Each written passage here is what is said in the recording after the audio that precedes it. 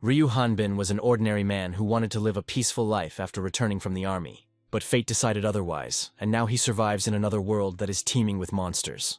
It was like a game where every time he killed a monster, Ryu Hanbin's level would increase. But when he reached level 5, due to a game error, his level dropped back to level 1 every time. Killing day after day, Ryu Hanbin's survival rate in Zelhalatness was less than 5%. Counting each day, he realized that it had already been 10 years since he had been in this isolated world.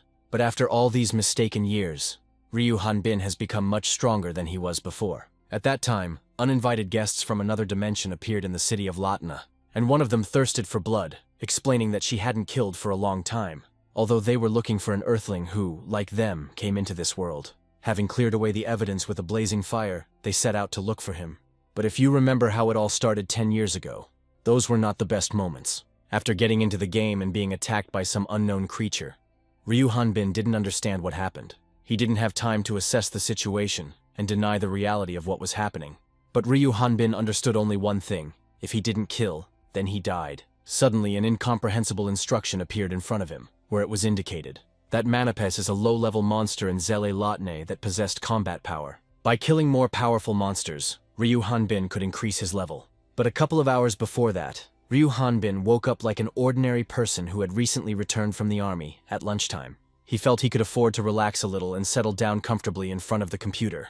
Having chosen the game, something began to happen, where the virtual game became reality. Finding himself in some dimension, Ryu Hanbin noticed more people and heard from the outside that all the players had been accepted.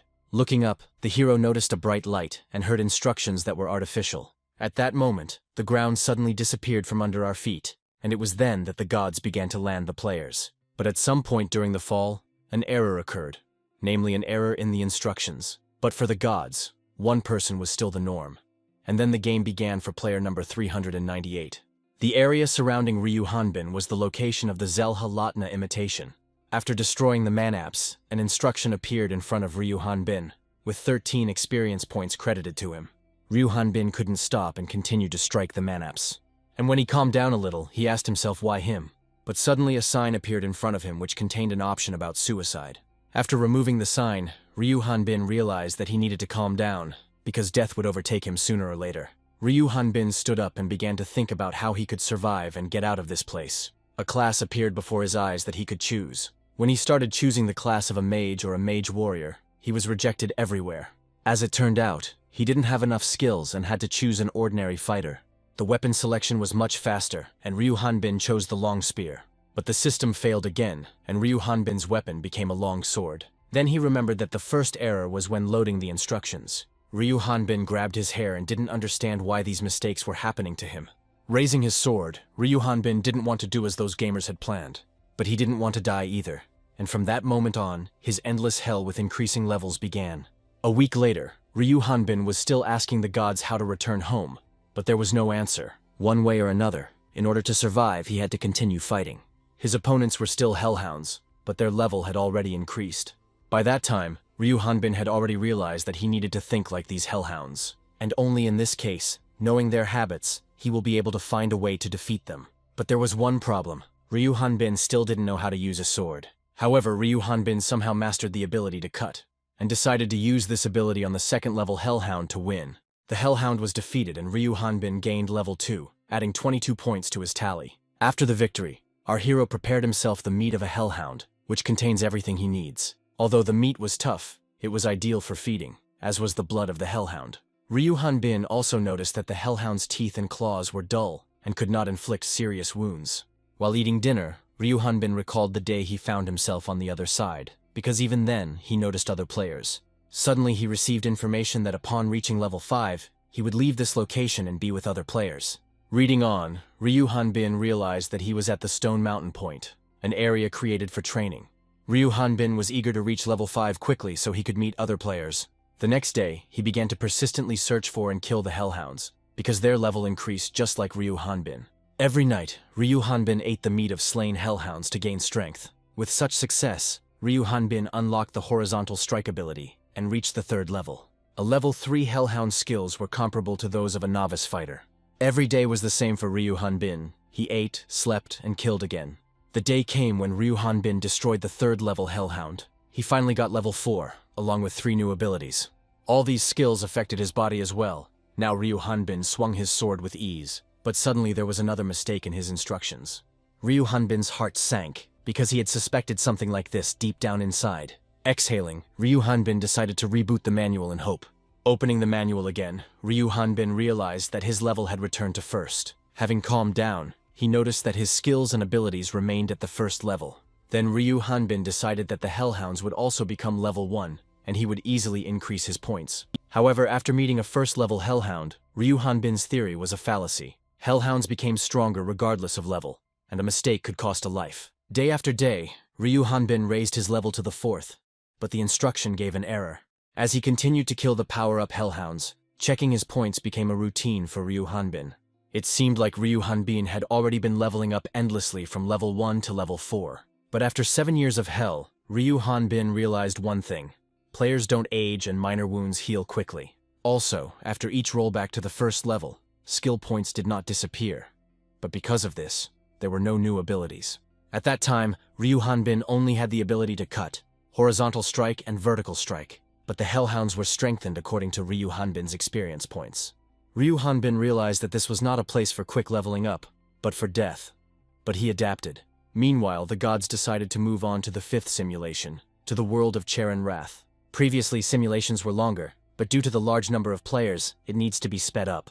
Opening the box with the previous simulation, the god noticed some other one lying around and looked at it. Looking at the simulation, God assumed that there must have been a mistake if she was left in the box. Ryu Hanbin woke up and opened his eyes to find himself in his room.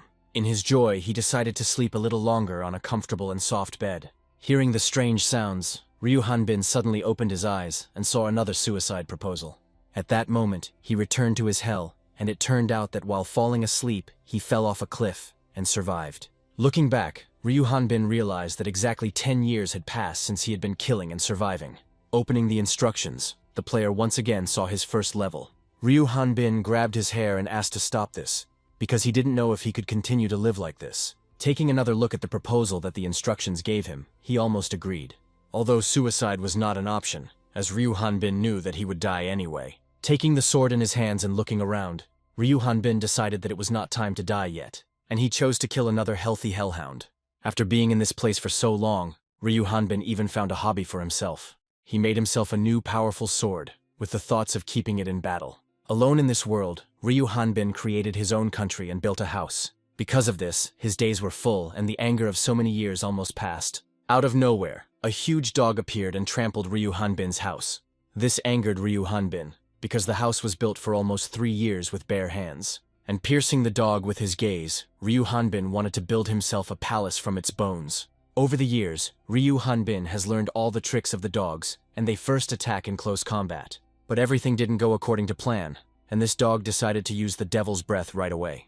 This attack has a huge area of effect and is impossible to dodge. However, Ryu Hanbin knew that if he concentrated, the attack could be withstood. The dog was desperate and began to use magic in the form of lightning, fire, light. All these magics are very fast and painful for our hero. So Ryu Hanbin used the ground to defend himself. And then he decided it was time to wrap up these toys. But his sword skills were still not enough.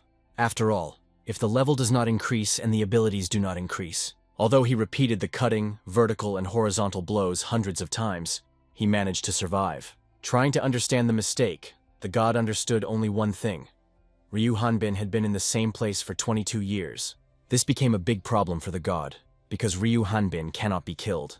After looking at his simulation again, God found one way to solve it. Eating dog meat as usual, Ryu Hanbin reached the 4th level. But his thoughts were about normal food and meeting at least some person. He was also interested in how long he would remain in this place if he survived. After thinking like this, Ryu Hanbin decided to think only positively, and then he would be able to go out. Suddenly, a loud sound was heard, and looking up at the sky, Ryu Hanbin noticed a strange phenomenon. God, having struck the simulation of Ryu Hanbin, decided to immediately transfer him to the continent of Ratha. After all, then God will be able to destroy all records of Ryu Hanbin, and he will die faster. At the moment the player moved, a huge lightning bolt struck the forests of the continent. One of the monsters sleeping in the cave realized that uninvited guests had arrived. Looking at the new world, Ryu Hanbin couldn't believe his eyes. He doesn't even remember from what moment he began to accept that hellish place as a given. Ryu Hanbin didn't understand why he had suddenly moved here, and why. The northern part of the Ratha continent in the kingdom of Grelit had to rejoice at such an event. Looking at the instructions, Ryu Hanbin noticed the 5th level, but remembered that one gets to Rathu after the 20th. The hero was also interested in a new tab. Opening it, Ryu Hanbin was surprised. The last mission was written in it, namely, the destruction of one of the 6 goddesses, and for this, he will be able to return to Earth. But all his pleasure was interrupted by a loud roar and a huge shadow on the top of the mountain. Looking closely, Ryu Hanbin realized that he was seeing such a monster for the first time, and that it was most likely a dragon. The monster asked the demon from another world how he dared to enter his forest. Ryu Hanbin realized that things were not going well and reached out for his sword. But realizing that he was not behind him, he looked back and noticed him sticking out in the river. The monster did not wait and struck first with his fiery flame.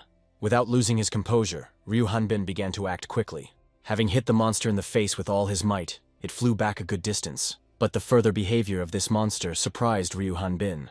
Ether, that was the dragon's name, told his story about how he was the pride of all the knights in the kingdom.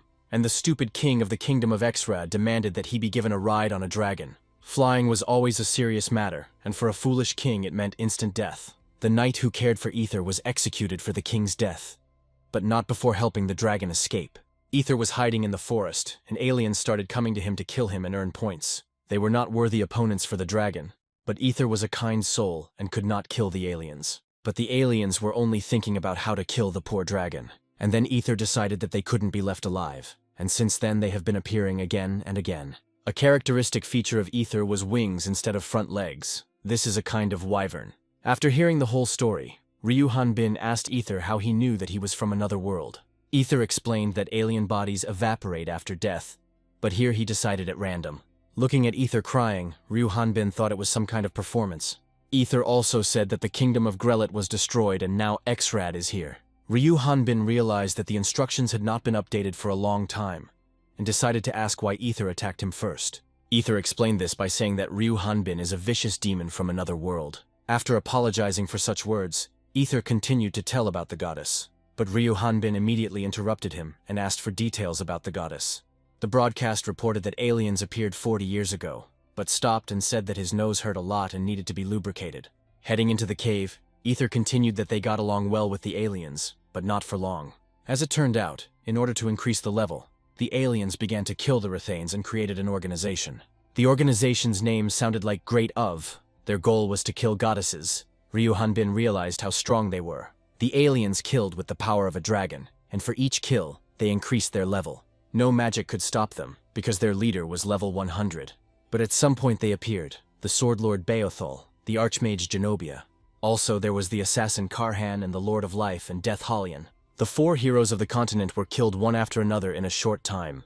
And after that, the responsibility fell on the shoulders of the 6 goddesses. And earthlings are considered accomplices of demons, Efer said. Ryu Hanbin didn't like this, because he spent so many years among the stones to be considered an enemy. Are the goddesses really that afraid of aliens? Thought Ryu Hanbin. But to return home, Ryu Hanbin was ready to make any sacrifice. After thinking about it, Ryu Hanbin realized that there was a problem right away, because no one should know who he was. Ether got scared and offered his help to Ryu Hanbin. A couple of days later, Ether showed an area where towering fortress walls could be seen from the forest. He said that behind them is the city of Onpros, which is known for its huge population. But the forests nearby and the vast plains of the Ipyong Valley were full of dungeons and monsters. Hunters also risked their lives to get rich, and the Onpros Hunters Guild still exists. And whoever crosses the threshold of the guild is a hunter, or wants to become one. Or perhaps he is an alien from another world. When Ryu Hanbin entered the guild, everyone started staring at him. The administrator quickly pushed the hunter away and began to greet the new hunter. Ryu Hanbin greeted her, and told her that he wanted to become a hunter. A couple of days before joining the guild, Ether glanced at Ryu Hanbin and assessed his appearance. Hearing from Ether that Ryu Hanbin's appearance did not resemble that of an alien, he was delighted. Ether agreed to help, but asked only one thing, that he not ask unnecessary questions. Having picked up clothes for Ryu Hanbin, the hero immediately began to change and stripped naked. Ether saw this and closed his eyes. Ryu Hanbin did not understand Ether's embarrassment, since he himself was naked. When Ryu Hanbin was ready, Ether told him that he couldn't take his clothes off anywhere. Ryu Hanbin agreed with this and asked Ether to tell him how to meet the goddesses. As it turned out, only a few could meet them, and first they needed to receive a blessing. And since the demon Omplus is strong, The blessing can be obtained by becoming a hunter and killing all the monsters created by demons. Then Ryu Hanbin confirmed it, because that's what the instructions said. Ether didn't understand what he was talking about. And then Ryu Hanbin realized that only he could see the instructions, and explained to Ether that it was a kind of manual. Ryu Hanbin added that in his case, bugs constantly occur. Hearing this word, Ether was perplexed. Ether warned Ryu Hanbin not to act like a foreigner and corrected his image. The girl clarified with Mr. Eric Haroon that he was born in Gombel in the northern part of the kingdom. After filling out all the documents, the administrator once again welcomed Eric to the Onpros Hunters Guild. Ryu Hanbin was glad that an important stage had been passed, and all of Ether's hints had worked. The girl also warned that they would send a request to the previous guild for all of the master's data. Ryu Hanbin immediately answered no, and the girl asked suspiciously if the gentleman was not a member of any guild. All the other hunters tensed up and began to wonder if this guy was an alien. Looking around, Ryu Hanbin noticed the rest of the group's concerns, and didn't understand where he had gone wrong. The girl asked Eric Haroon to extend her hand, but he was thinking that he was not going to engage in battle. The administrator explained that according to the guild standard, they would test the guest's skills, and for this you just need to touch the verification stone. Ryu Hanbin decided that they wanted to check if he was an alien, but if he was exposed, he would not see the goddesses. And if the hero decides to run away, then this will automatically mean confession. But Ryu Hanbin decided, come what may, and touched the stone. After a couple of seconds, the stone showed that Ryu Hanbin was a level 5 fighter. Seeing this, all the other hunters began to laugh, because they suspected him of being an alien. Even the administrator couldn't hold back her laughter and apologized to the guest for this. Having calmed down, the girl explained that aliens usually come from remote villages. After joining the guild, it was necessary to pay a fee of 300 X's. Ryu Hanbin began to take out the contribution money from his elegant handbag. But this money was lent to him by Ether, who barely saved it up. Ryu Hanbin promised to return it over time. They say that aliens have more money than they can handle, but this one is giving away his last money, the hunters noticed. After paying, Ryu Hanbin received the badge, and if he loses it, he will have to pay a penalty. Ryu Hanbin was thinking that now he needed to prove himself as a hunter, and then the girl offered him an application. Hearing this, Ryu Hanbin immediately asked about the dungeon task, but was interrupted. The young man suggested that Ryu Hanbin abandon this idea, with his 5th level. The girl approached Mr.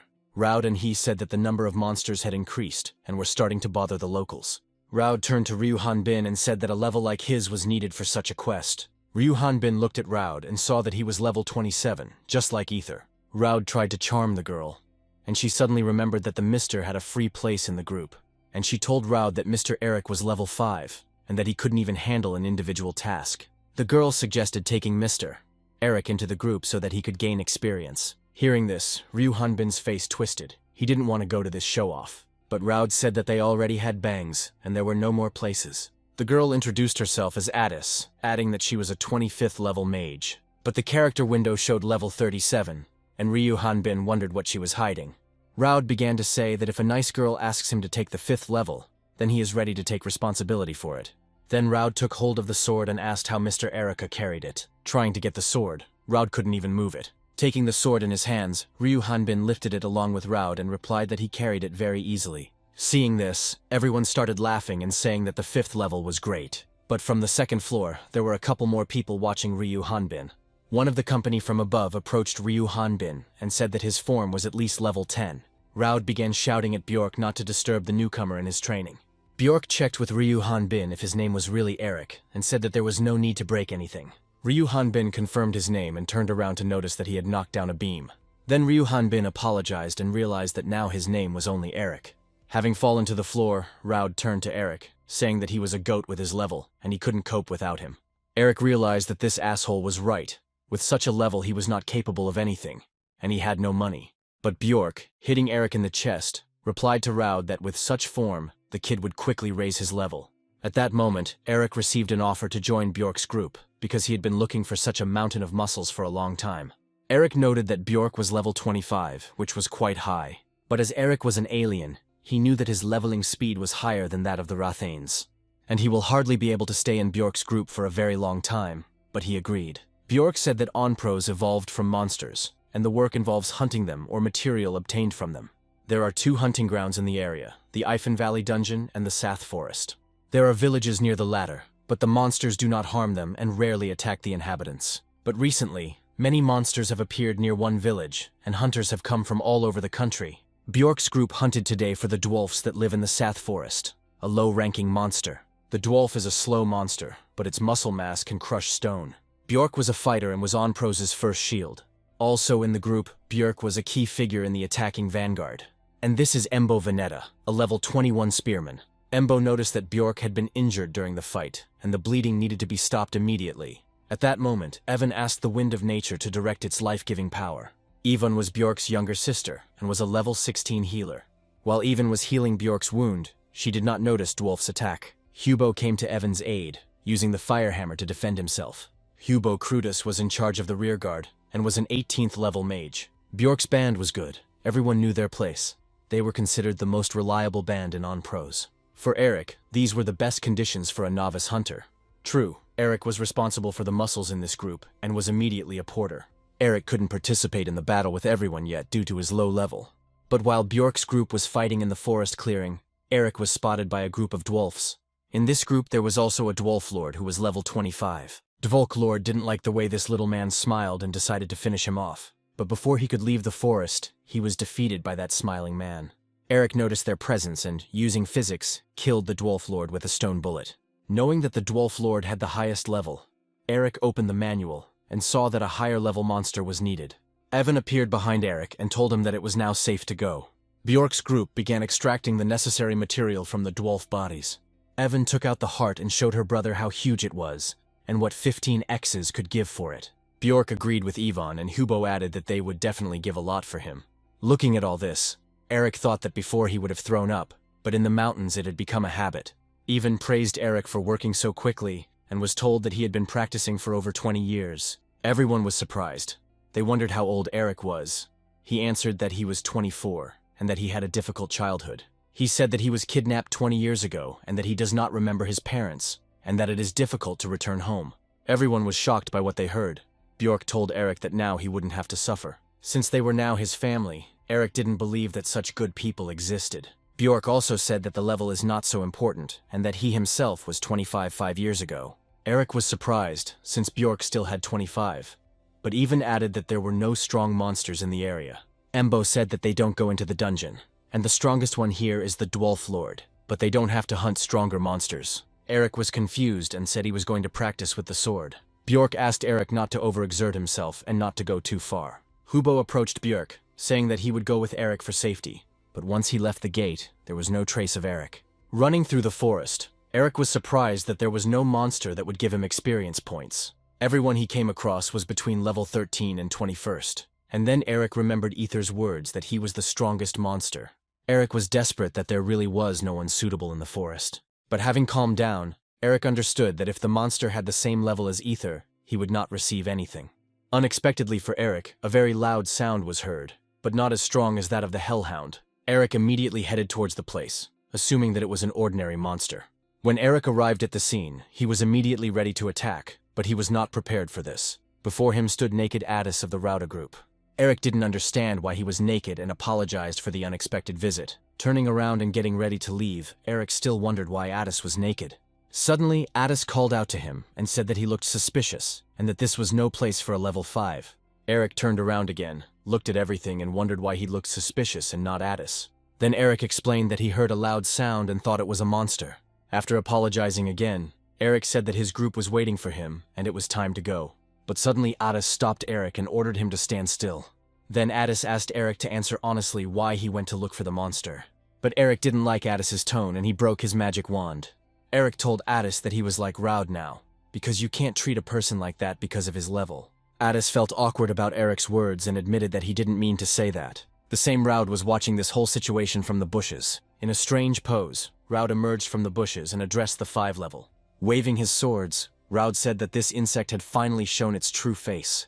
Eric didn't understand at all what this crazy Raud was talking about, and Addis asked to let go of his hand. Raud asked Eric how he could not be ashamed to defile the lady from his group. After this, Eric did not understand anything at all, but Addis said that it would be better to avoid this misunderstanding. Addis told Eric that this stance is a special technique of Raud, and it must always be taken for combat. Raud turned once more to the one standing before the 2 naked blades. Eric looked at Raud and asked Addis to get dressed. Raud was angry and was preparing to show what the difference in levels meant. Attacking Eric, Raud decided to use a decapitation combo, but Eric didn't want the whole situation to take a bad turn, and asked for forgiveness in advance. Bjork reassured Eric that it was not his fault, but Addis's, but Eric could not forgive himself. After leaving the house, Even allowed Eric to come inside. Bjork hugged her sister and supported her, saying that she did the best she could. When he went inside, Eric was surprised. All the men who were nearby were silent. Raud alone was responsible for the incident, Eric thought. In the morning, Addis and Raud left for the city. But Eric didn't understand why Addis hid the fact that he was a man. 3 months have passed since then, and all this time Eric has been with his group. While setting up camp, Bjork reported that Raud was single-handedly killing monsters in the dungeon. Embo added that such a trip by Raud with his level was tantamount to suicide. Eric asked if his level was really that low. As it turns out, it is suitable for local monsters, since there are no high-level ones here. But in the dungeon, the monsters were created by the demon Omplus, and some are level 30 from birth. Eric wondered how he could get into the dungeon to find out if level 30 was enough for him. But aliens were also a danger, Bjork said. And when Eric heard about them, he reacted very negatively. Eric asked Bjork why Raud went there, and it turned out that there was an artifact there that could cure all diseases. Bjork clarified that things that have magical powers are called artifacts, and they have many abilities. And according to rumors, there is one who can heal any wound, and he is the one Raud needs. When everyone went to bed, Eric felt like there might be one among the artifacts that would take him home. After some time, Eric was already walking through the forest and realized that there were no monsters of his strength here. Then he remembered that Ether lived somewhere here, and perhaps he could know something. Walking past the trees, Eric could not remember where exactly Ether's house was. But suddenly a monster appeared in front of him, which he had not noticed here before. This monster's level was 31, and its race was that Kiro. His body is covered in chitin, and attacks with cold weapons are useless for him. His only weakness is magic. Eric didn't understand what the monster from the dungeon was doing here. It wasn't good for him. But for the monsters, this man was just a piece of meat, and besides, Eric understood their speech. The monsters began to think that it was a magician, but seeing the useless sword in his hands, they calmed down. Eric began to kill the monsters, but they shouted at him that his knife was useless. But unexpectedly for the entire pack of monsters, Eric was able to kill their brothers. One of the monsters suggested that it was magic in the form of a knife, but a smarter monster reported that their dead brothers were fools. In panic, the monster began to scream that the knife would not penetrate their shell, and they would eat the one with the knife. Grabbing the monster by the horn, Eric asked who we were, since everyone else had fled. Running away as fast as possible, the monster told himself that it was dangerous outside the dungeon. But unexpectedly for the monster, Eric appeared nearby, asking where he was in such a hurry. Having managed to get under the tree root, the monster began to dig something, but Eric did not abandon him. Having torn the tree out by the roots, Eric informed the monster that he had found it. But suddenly I noticed something more interesting than just a monster. The air was thick with magic, and this place was the dungeon of the Ethan Valley. Eric realized that he was very lucky, and found the leading portal to the dungeon. When Eric asked the monster who opened the portal, he heard in response that they did not possess magic. Then Eric warned the monster that if he answered, he would let him go. But since the monster refused, Eric was forced to kill him. Then the monster stopped Eric, saying that no one could come back in because of his order. Eric was already diving into the portal, and he had no idea who the monster was talking about. Having warned the monster that he had supposedly seen nothing, Eric went down into the dungeon. As he began to bury the portal, the monster repeated that he had seen nothing. Meanwhile, there was a battle with monsters in the dungeon, and Cyan asked Alice to hold out a little longer. Cyan began to quickly get out of the monster's claws to help Alice. Having realized that the monsters were not affected by the axe and attacks, the only option left was magic. But at that moment the monster pierced Alice's leg, and she screamed in terrible pain. Gathering her strength, Alice cast a spell to strike the enemy. The spell was so powerful that it also affected Cyan, and one eye could see it dimly. Keeping his distance from the monsters, Cyan called out to Ranar to heal him. But when Cyan turned around, he saw something terrible. How the monster was killing Ranar. Another monster was already attacking the wounded Alice, but she only managed to dodge. Looking at the whole situation, Cyan realized that they needed help. Unexpectedly for them, someone flew past them like a bullet and killed the monsters. Cyan knew that the Thethero had a gap on its neck covered with a chitinous plate, but it was very difficult to hit. And in order for that there to lower its claws, you first need to hit the monster in the groin and then cut off its head. It turned out to be the warrior mage Raud, who practices fighting with 2 swords. It turned out that Cyan knew Raud, and that he had gone down into the dungeon alone several months ago. It sounded nice, but 70 days ago, Raud accidentally got here, and since then he has not been able to get out. Raud remembers how he drank booze in the guild, and when he sobered up he realized that he was in a dungeon. Qian admired Raud for going alone, and for Raud it was a chance to get out of this place. Alice told Raud that he was rumored to be looking for a healing artifact, but Raud had never heard of such a thing. Noticing that Alice was injured, Raud took out a top-level potion and began to help her, and Cyan knew how difficult it was to find. Alice asked Raud not to do this, even though she was a girl, because the medicine was so expensive. Raud knew it would be more difficult to get out with the wounded man, and said that the medicine was useless for his wounds. After praising Alice for her efforts in battle, Raud said that with such a wound it was impossible to continue the cleansing. Hearing this, Alice did not believe that having come so far they would have to give up halfway. Raud wanted to get out as quickly as possible, because with his colon inflammation he wouldn't last long. Suddenly the entire dungeon seemed to shudder and start making noise. Qian suggested that it was an earthquake, but Alice told him that they don't happen here. Raud took a stance and ordered Alice and Qian to hide in the side passages. When Alice started saying that he couldn't do it alone, Raud shouted as loud as he could, "Faster!" Then Qian, without thinking twice, grabbed Alice in his arms and ran into the passage, explaining to Alice that they would be like extra ballast to him. Seeing this picture, Raud did not expect that the boy would run away with the girl. Raud didn't expect there to be so many monsters, and quickly ran away from there. But the monsters were more afraid than Raud and ran away with the words "danger." Looking at this, Raud was at a loss to understand what could have frightened them so much. In another part of the dungeon, there was a completely different picture. While killing monsters, Eric's expectations were not met, as he had few points. Also, because of the narrow passage, he couldn't swing properly. The level 40 Thather king ordered his idiots to flee, but they remained. This gave the king more faith and he was ready for the arrival of this monster.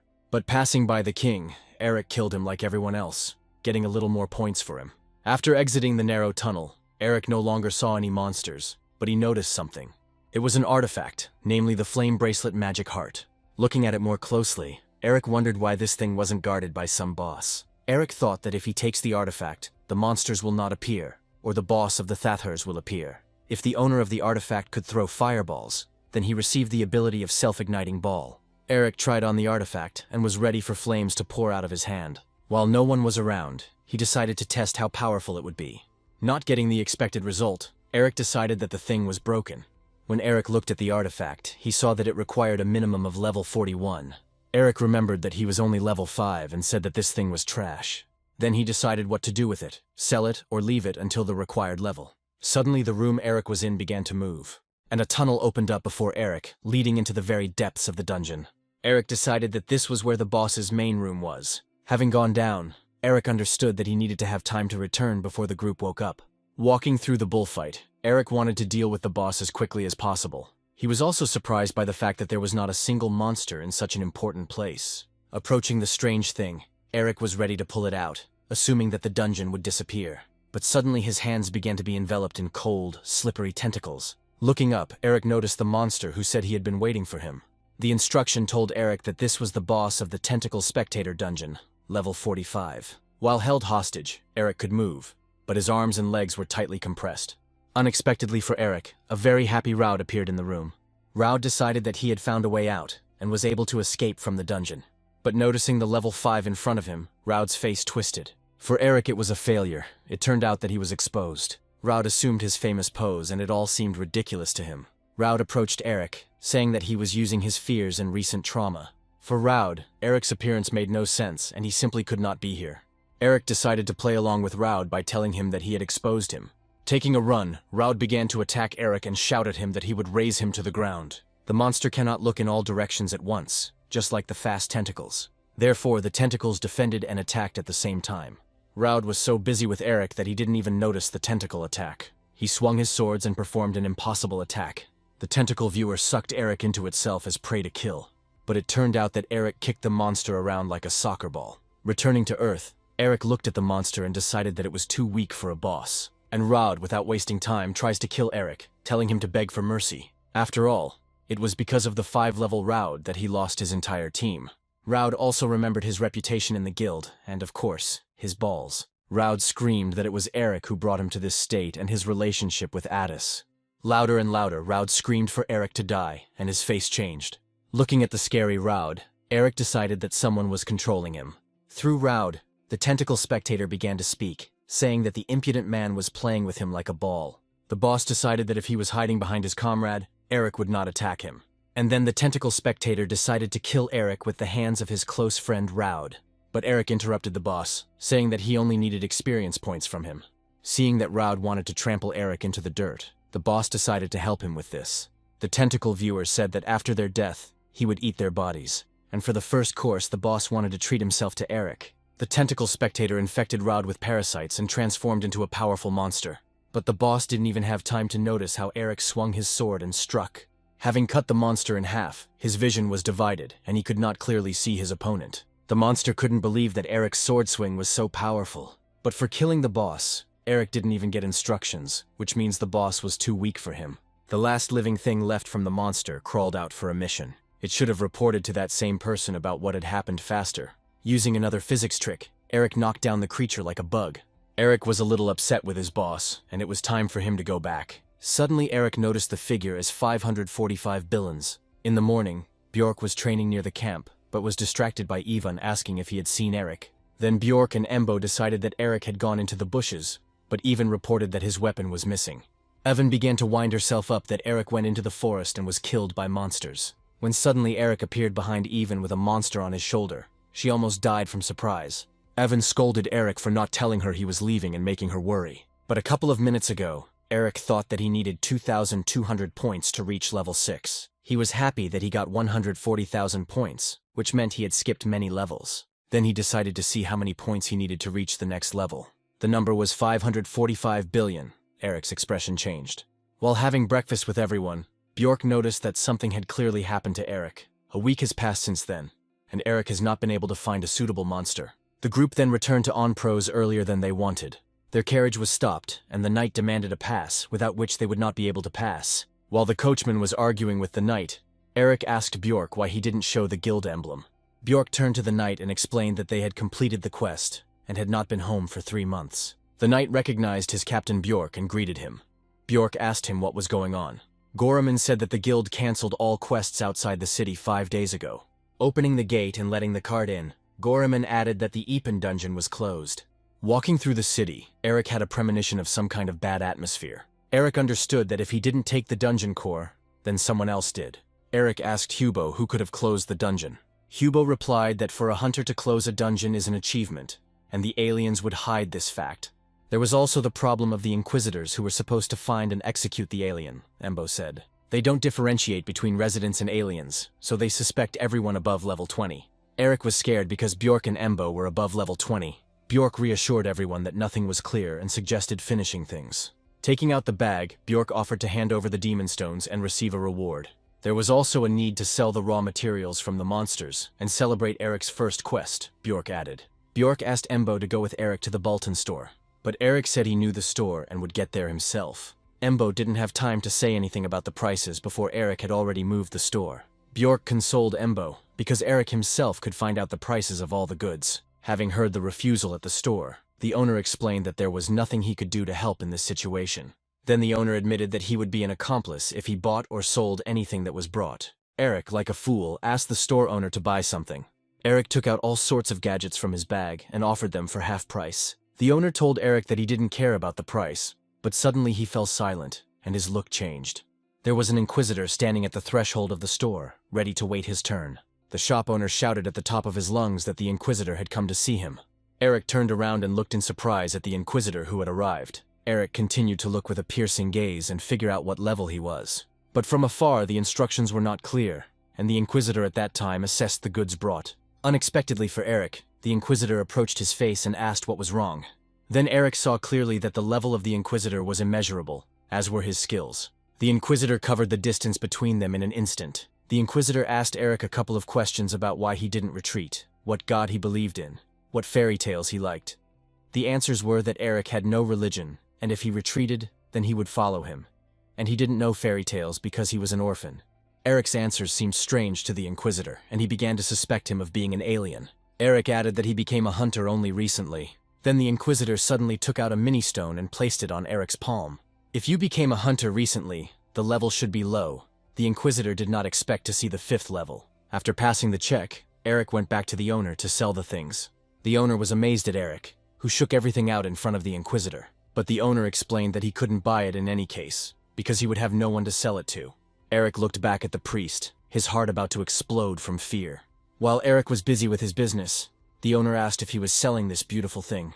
Continuing to look around, Eric rather wanted to take the artifact from the seller's hands. But accidentally hitting the owner's hand, the artifact jumped out and fell at the Inquisitor's feet. Picking up the artifact, the Inquisitor was interested in the explanation. How could a level 5 hunter have an artifact? The store owner immediately ran away, and Eric thought he would deny everything. The Inquisitor assumed that the level 5 would not go into the dungeon. And then, approaching Eric and giving him the artifact, the priest told him to take care of this thing. The priest leaned over and decided to tell the story to the novice hunter. About 15 years ago, a married couple lived in a village. The husband was a veteran hunter. He was not the leader of the group, but people were drawn to him and, as usual, his group completed the quest. One day he was scared by a helpless-looking monster. The group members did not understand why the strongest one behaved like that. Having started to give it to the hunter, he shouted to them that this monster was higher than level 800. They didn't believe him at first, and then he confessed that he was an alien and saw everyone's level. During this time, the monster woke up and noticed the group. The man was left to fight alone to buy time for the others. Stopping, the priest asked Eric who he thought died in the end. But Eric asked the Inquisitor a counter-question, whether it was the alien who revealed himself. The leader of the group was released after his confession, but the members of the group died as accomplices to the crime. The miraculously surviving Earthling returned home, however. The villagers found out about the rumors and burned down his house, leaving no one to greet him. Then the man destroyed all the inhabitants and fled. The result is that anyone connected to an alien is doomed. But what sin could a 5 level 1 have? Eric asked why he was told this story, and the priest replied that using a newbie in sales was a common practice. The Inquisitor promised that he would protect Eric as best he could. And after these words, the Inquisitor asked which group Eric belonged to. After such a question, Eric already swung and wanted to hit the Inquisitor with all his might. Suddenly, out of nowhere, Addis appeared, apologizing to the Inquisitor. Addis assumed that the priest had misunderstood and decided to intervene in the conversation. Eric turned to Addis and said that it was very dangerous. Suddenly, Addis started yelling at Eric that he was useless and couldn't handle a simple task. Addis continued to shout and say that it was his fault for entrusting the artifact to Eric. Pointing her finger at Eric, Addis ordered him to sit in that position. Having sat Eric down, Addis turned to the priest and introduced himself as Addis Bannister. Handing the medallion to the priest, Addis added that he was the 37th head of the Bannister family. The priest remembered that this family was dragon hunters, but according to rumors, they had lost their place.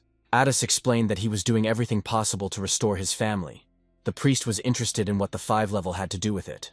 To this question, Addis had an answer that he hired him a couple of days ago, and Eric was still a bit stupid. After all, Addis ordered Eric to sell the artifact for research. The priest liked that Addis was taking part in magical research. Then Eric decided to live up to Addis's story and approached him as a master.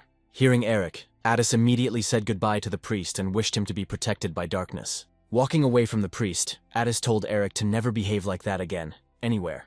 Eric asked if it was suspicious for Addis that he had an artifact. But Addis replied that Eric had not said a word about what had happened in the forest, and had not asked any unnecessary questions. Continuing to talk, Eric began to take out the artifact, and the Inquisitor noticed this. Then he stopped them again and asked what the ability of the artifact was. At the same time, Eric said that it was a fireball, and Addis was electric. And then they realized that they had missed the mark 100%. The Inquisitor apologized and ordered Eric and Addis to remain where they were. On the first day in the group, Eric encountered low-level monsters, and this upset him. After all, he finally got out of the Rocky Mountains, but in the end there is garbage here. Eric got more points from the Hellhounds than from this level. That evening, sitting at the table, Bjork offered Eric a welcome dish, the taste of which he could not vouch for. After hearing Bjork's words, Embo asked him not to talk nonsense about her cooking. Embo, having reported the food to Eric, added that their group did not need those who were picky about the side dishes. Hubo teased Eric and asked him how long he would last with them. But looking at Embo's side dish, Eric thought it shouldn't be any worse than hellhound meat. Eric couldn't remember the last time he ate anything other than meat or the last time he used cutlery. After a couple of minutes of eating the entire side dish, Eric asked for more. The group was surprised by what they heard, because they just wanted to make fun of Eric. When the priest began to use his powers, a strong wind arose. Eric asked Addis if the wind was caused by magic, but barely staying on his feet, Addis did not feel the flow of mana. And Addis assumed that the priest was a high-level spiritual magician, because the wind healed. Hearing this suggestion, Eric understood that the battle with the spiritual mage would not be easy, and if Eric fights the Inquisitor at full strength, he will learn the true nature. The priest warned the boys that even with their legs and arms torn off, they would not die as long as they were inside. The priest also planned for Eric and Addis to follow him on their feet. "Are you looking for the one who closed the dungeon?" Eric asked the priest in a serious tone, and he suggested that he himself would find that person, and in exchange the priest would not touch anyone, to which the priest agreed. Coming closer to the priest, Eric said seriously that he was the one who closed the dungeon. But at that moment, the city gates opened, and a man stood on a cart shouting that the hero had returned. It turned out to be Raud, along with Alice and Tian, who did not believe that Raud alone was able to close the dungeon. Raud said that he defeated the boss unconsciously, and when he woke up, he took the core and successfully closed the dungeon. Tian was glad that Raud saved them, but Raud did not believe that he was able to get out, and Alice was ashamed of what was happening. Raud understood that the legend about him would begin right now, in front of everyone. But the legend did not last long. The Inquisitors immediately calmed Raud. Watching as Raud was taken away, Eric didn't even know that it was Raud who closed the dungeon. Eric thought that Raud had turned into a monster, and Addis couldn't believe this fact either. The priest apologized to Eric and Addis on behalf of the Church of Darkness, and Addis wondered what would happen to Raud. Raud's case will be investigated, but while she is in prison, if everything is confirmed, he will be released, the priest replied. Addis was delighted with such an answer, and Eric would have been satisfied with simply locking him up. When the priest got into the carriage, Addis told Eric that the machine was powered by demonic stones. But suddenly the priest called Eric to him and said that because of him, Eric was unable to sell the things. And he began to write out a promissory note. The priest warned that Eric would not be able to cash it and let Bjork do it. The obligation required a signature, and Eric's mother taught him that one should not sign without thinking. The priest wrote out too much money and Eric could not refuse it, and quickly signed all the documents. Having paid the debt, the priest said goodbye to Eric. Addis was very glad that no one was hurt in this situation. But Eric was confused and asked Addis for a favor. Bjork's group returned to the empty Onpro's hunting guild. As it turned out, the girl did not know that Bjork's team had not been in touch. But Bjork consoled the girl, because it was not her fault that the guild master ran away. Evan asked Embo if she was able to sell the demon stones. Embo laid 5 silver coins on the table and said that was all. Evan and Hubo didn't expect this, but Embo explained that it was the guild's remaining money. As it turned out, the guildmaster ran away taking all the money, and for this act, Embo is ready to grind him into dust. Suddenly, a happy Björk appeared with a beer, but Embo scolded him since they had no money and he drank. Björk decided to recall the events of 20 years ago, when he stubbornly defended the girl. And it didn't matter to him whether there was a guild or not, because nothing had changed in his heart since the day they met. Embo became embarrassed, and joked to Björk that this was why she was still single. But Björk and Embo's conversation was interrupted by Hubo, who informed them that he had found some food left. Hubo suggested throwing a welcoming party for Eric, but suddenly a coin kept flying into the food. Embo suggested to Björk that they discuss everything after Eric's party in private. Everyone began to prepare hard for Eric's party. But when the door to the guild opened, Björk and the whole group were surprised why him. Adis stood at the threshold of the guild with Eric's bag on his shoulders. Having fallen to the floor, the bag literally crushed Atisa. He could barely ask for help. When Addis was helped, he couldn't believe how easily Eric carried her. Björk asked Addis what happened and why he brought the bag, even said that there were no materials. Björk was afraid to hear from Addis that something had happened to Eric, but Addis said that he had simply asked him. Suddenly, Embo called Björk and asked him to look at what she had discovered. Embo showed a bag of money. Then Hubo looked at all the bags that contained money. 10 bags were taken out of the bag, and each of them contained 1,000 X's. Björk knew that even if Eric had sold everything, there was much more in the bag. Addis remembered that Eric had asked him to pass on something else, and he took out from his inside pocket the badge that Eric had received when he joined the guild. Björk, looking at the token, asked Addis if Eric had given a reason for leaving. Addis apologized and replied that unfortunately no, but Eric was very afraid of something. On the day Eric signed the pledge, the priest asked him if he knew such a thing. The priest took out a medallion on which was written Great Land. Eric was surprised, because he thought that the 4 heroes were destroyed 20 years ago. But Eric replied that he had never seen it, and the priest asked again if he was sure of the answer. Although the priest understood that with Eric's level, he really shouldn't know about such a thing. But the priest warned that if someone is 5 level, for example, he will be an alien. Although it is most likely impossible, it will randomly recognize this thing. The priest would like that man to remember the story he told. Remembering that day and those words, Eric broke someone's cart out of anger. Looking back, I noticed the owners of the broken cart who were unhappy. Hubo didn't understand how Eric could leave so suddenly and without talking. Embo asked Hubo what Eric was supposed to tell them. Looking at Embo, Hubo replied that they would try to dissuade him. Bjork explained to everyone that the hunters were putting their lives on the line, and they couldn't force anyone. When Addis was about to leave the guild, Bjork stopped him. And Addis asked that if he suddenly met Eric, to convey that they would be glad to have him back. Addis smiled and promised to fulfill Bjork's request. Meanwhile, a full bucket of ice water was poured over Eric's head. When Eric opened his eyes, he noticed a man who told his boss that he had woken up. The boss was delighted by this news, and came closer, ordering his subordinate to leave. The thug turned to Eric and said that he had never seen him there before and accused him of breaking the arms and legs of his guys. Behind the boss stood the same crippled guys who said that he also broke their cart. Eric apologized for the cart and explained that the boys had broken his limbs when they tried to hit him. The guys confirmed this and added that the human body cannot be like stone and accused Eric of using magic. Then Eric suggested that the boss hit him, and if not, then the idiots were right when they said that their boss was a coward. Hearing this, the boss was furious, and the guys behind him unanimously said that it was a lie, but Eric insisted and told his boss that they were lying. This lit the fire inside the thug even more, and he hit Eric with all his might, but the same thing happened to the boss's hand as to those guys' limbs. A crowd gathered and began to guess who this asshole was, a magician, a witcher, or a swordsman magician. Eric wanted to leave already, but seeing this crowd he understood that there would be no point in such a big fight. Suddenly an old man came out of the crowd and said that because of the noise, he thought that monsters had attacked. Looking at Eric, the old man asked why there was such a fuss over a simple little dog. Eric immediately answered the old man that he was nobody to call him that, not even knowing how much Eric hated dogs. And then Eric asked the old man if he knew why the dogs hated him too. The old man smiled and assumed that with such a nasty character, the guy was clearly from the Rocky Mountains. Turning around and getting ready to leave, the old man ordered the boy to be released. Explaining that he could turn everyone into mincemeat, Eric jumped up and asked the old man who he was. Eric continued asking the old man how he knew about the Rocky Mountains. Turning around, the old man offered Eric to work for him, and then he would find out the answers to his questions. 6 months after the dungeon was closed, the city of Onpros has changed. The thug and his boys robbed another miserable house. The mother and child were scared. They didn't understand why this was happening to them. The brute promised them that everything would be finished today, but the head of the family ran behind him with a sword. The man began to swing his sword and called the thug and his partners names. The man promised to kill them if they touched his family. The brute began to get irritated by this and ordered a hammer to be brought. When the man saw this machine, he realized that it was not a hammer, but simply a stone on an iron spear. With the blade of his sword placed against Eric's chest, the man was ready to fight. In all seriousness, Eric asked the man to step aside. As Eric walked further, the man noticed the curved end of the sword, and it dawned on him that this was definitely not a person. With one blow, Eric wiped the house where the family lived off the ground.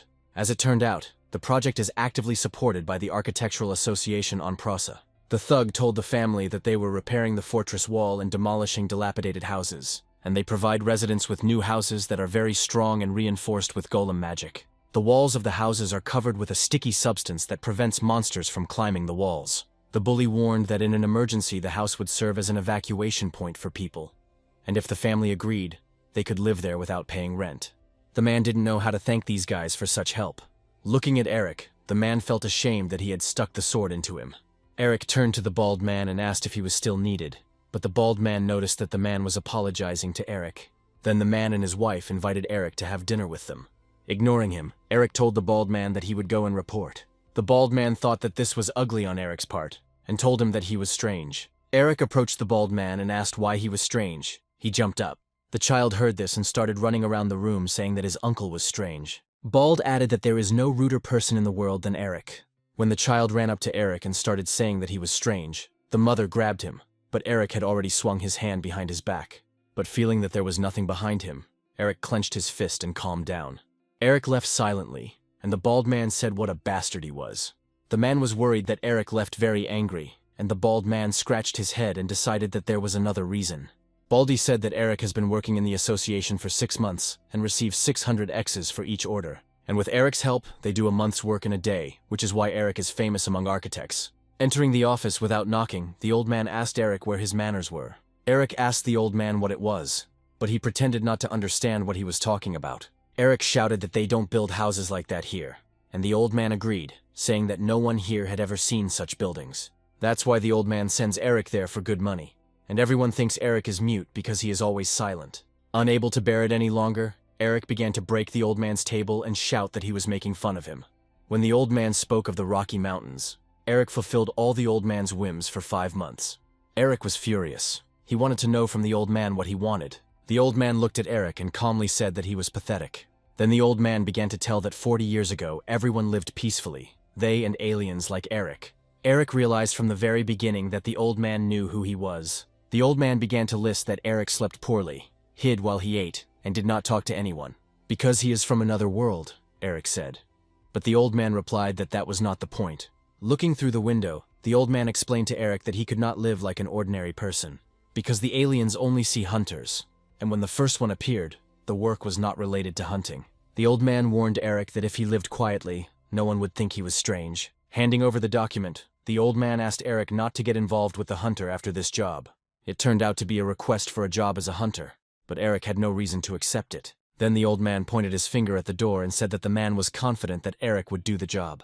Eric turned around and waited for the person who was supposed to enter the office. Eric expected to see anyone, but certainly not Addis. Addis was glad to see Eric and that he was doing well. Eric didn't understand how they found him, because he was hiding his face. But the old man said that a piece of rag couldn't hide such a mountain. The old man asked Eric not to panic, as he would make sure that he was not disturbed again. Eric was counting on the old man, but in his heart he felt sorry for Addis. Addis was glad to find Eric. He began to introduce himself to the old man, but then put the formalities aside. The old man wearing glasses admitted that he knew about Eric's past, and he announced that Eric was now working for an architectural association and that he was now their family. The old man decided that Addis looked down on their association and would not bring Eric back as he wanted. But Addis asked not for the guild, but for himself. Then the old man asked what relation Eric had to Addis. Then Addis began to tell their story, that in the beginning they were on different teams, and one member of Addis's team was spying on him, and Eric protected him. Addis added that at that moment he was undressed, and everything immediately became clear to the old man. The old man called Eric an asshole, and Eric began to say that the old man had misunderstood everything. Addis also added that Eric asked to deliver his check for 1 million X's to the guild and quit his career as a hunter. The old man got tired of all this, and threw Eric out of his office as quickly as possible. Then the old man added that Eric should not return until he had solved all his problems. Eric didn't like that Addis missed a lot of details, but it was good that he didn't remember about the Inquisitor.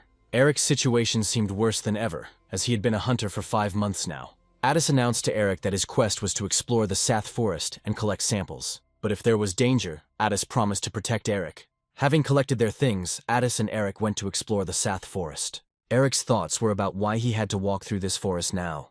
Looking at Addis, Eric did not understand why, after 5 months, he decided to come for him. Eric remembered the old man's words that everything would be fine if he didn't behave suspiciously. In the forest, they met Kellogg, a level 2 monster who looked very cute. Eric asked Addis to stop and gave his hand to the monster, thinking that he liked him.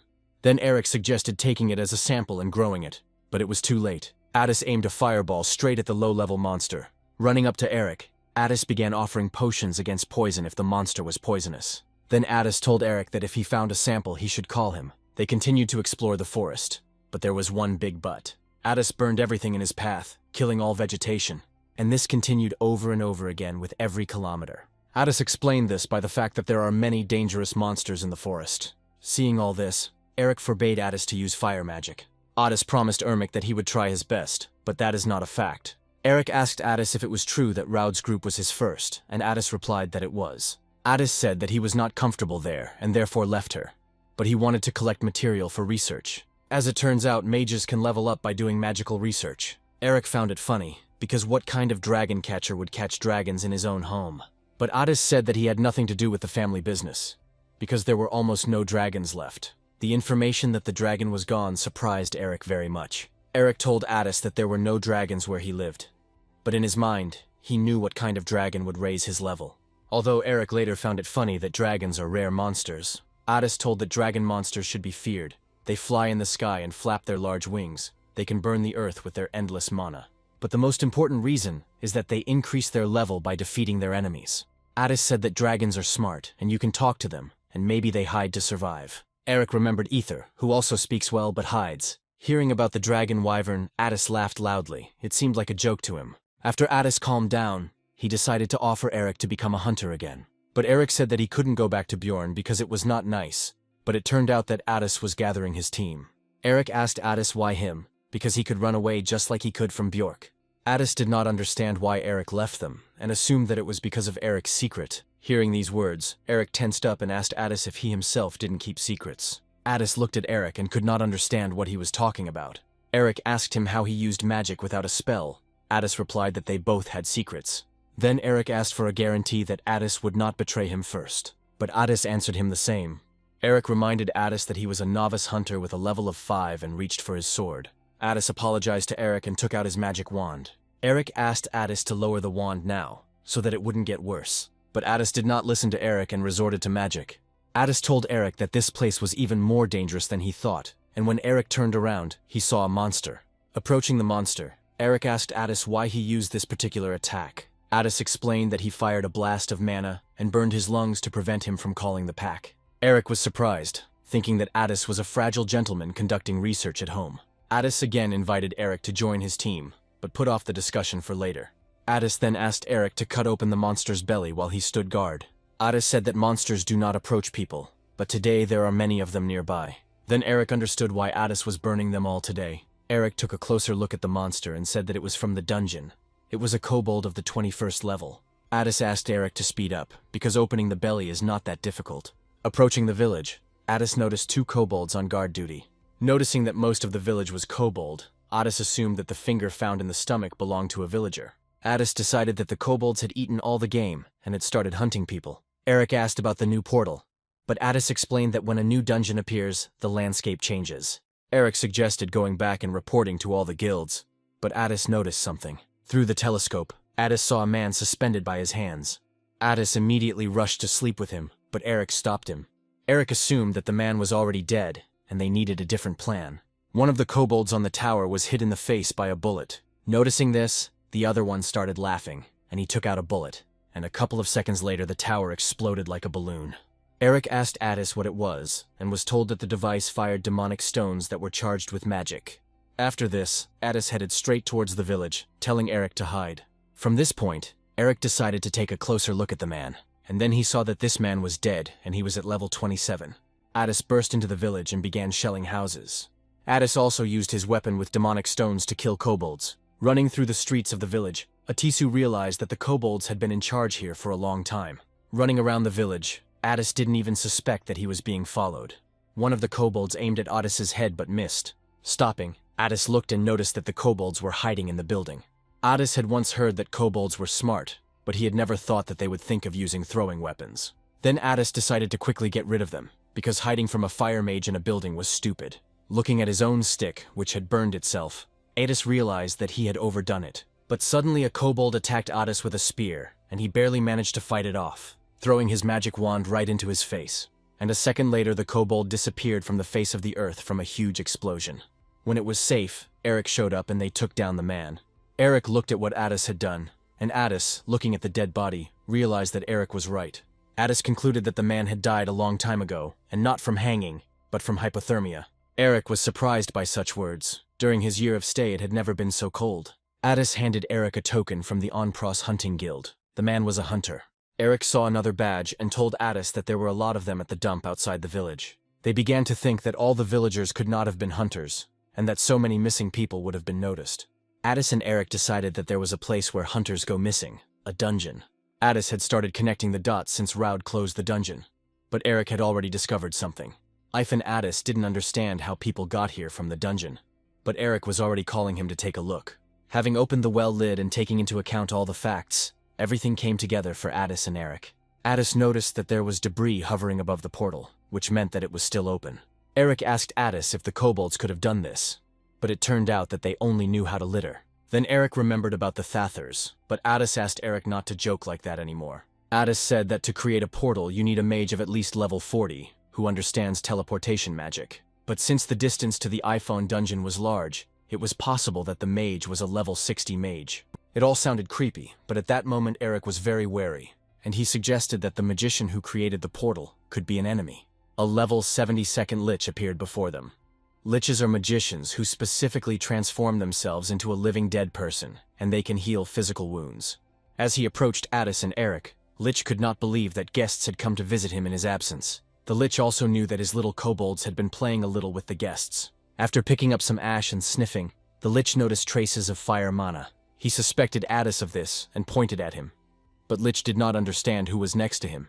Eric asked Addis what was wrong with him, and it turned out that having become dead, the Lich had lost all 5 senses, and now he could only feel the energy flows of mana, which meant he felt Addis, but not Eric. When Addis asked Eric if he could escape, he was distracted by him. And at that moment, an icy blade flew from the Lich into Eric's face. Having stuck someone's eye into his socket, Lich saw them and said that it was impolite to ignore questions. But the Lich missed, and Eric asked Addis not to worry about him, but to keep an eye on the Lich.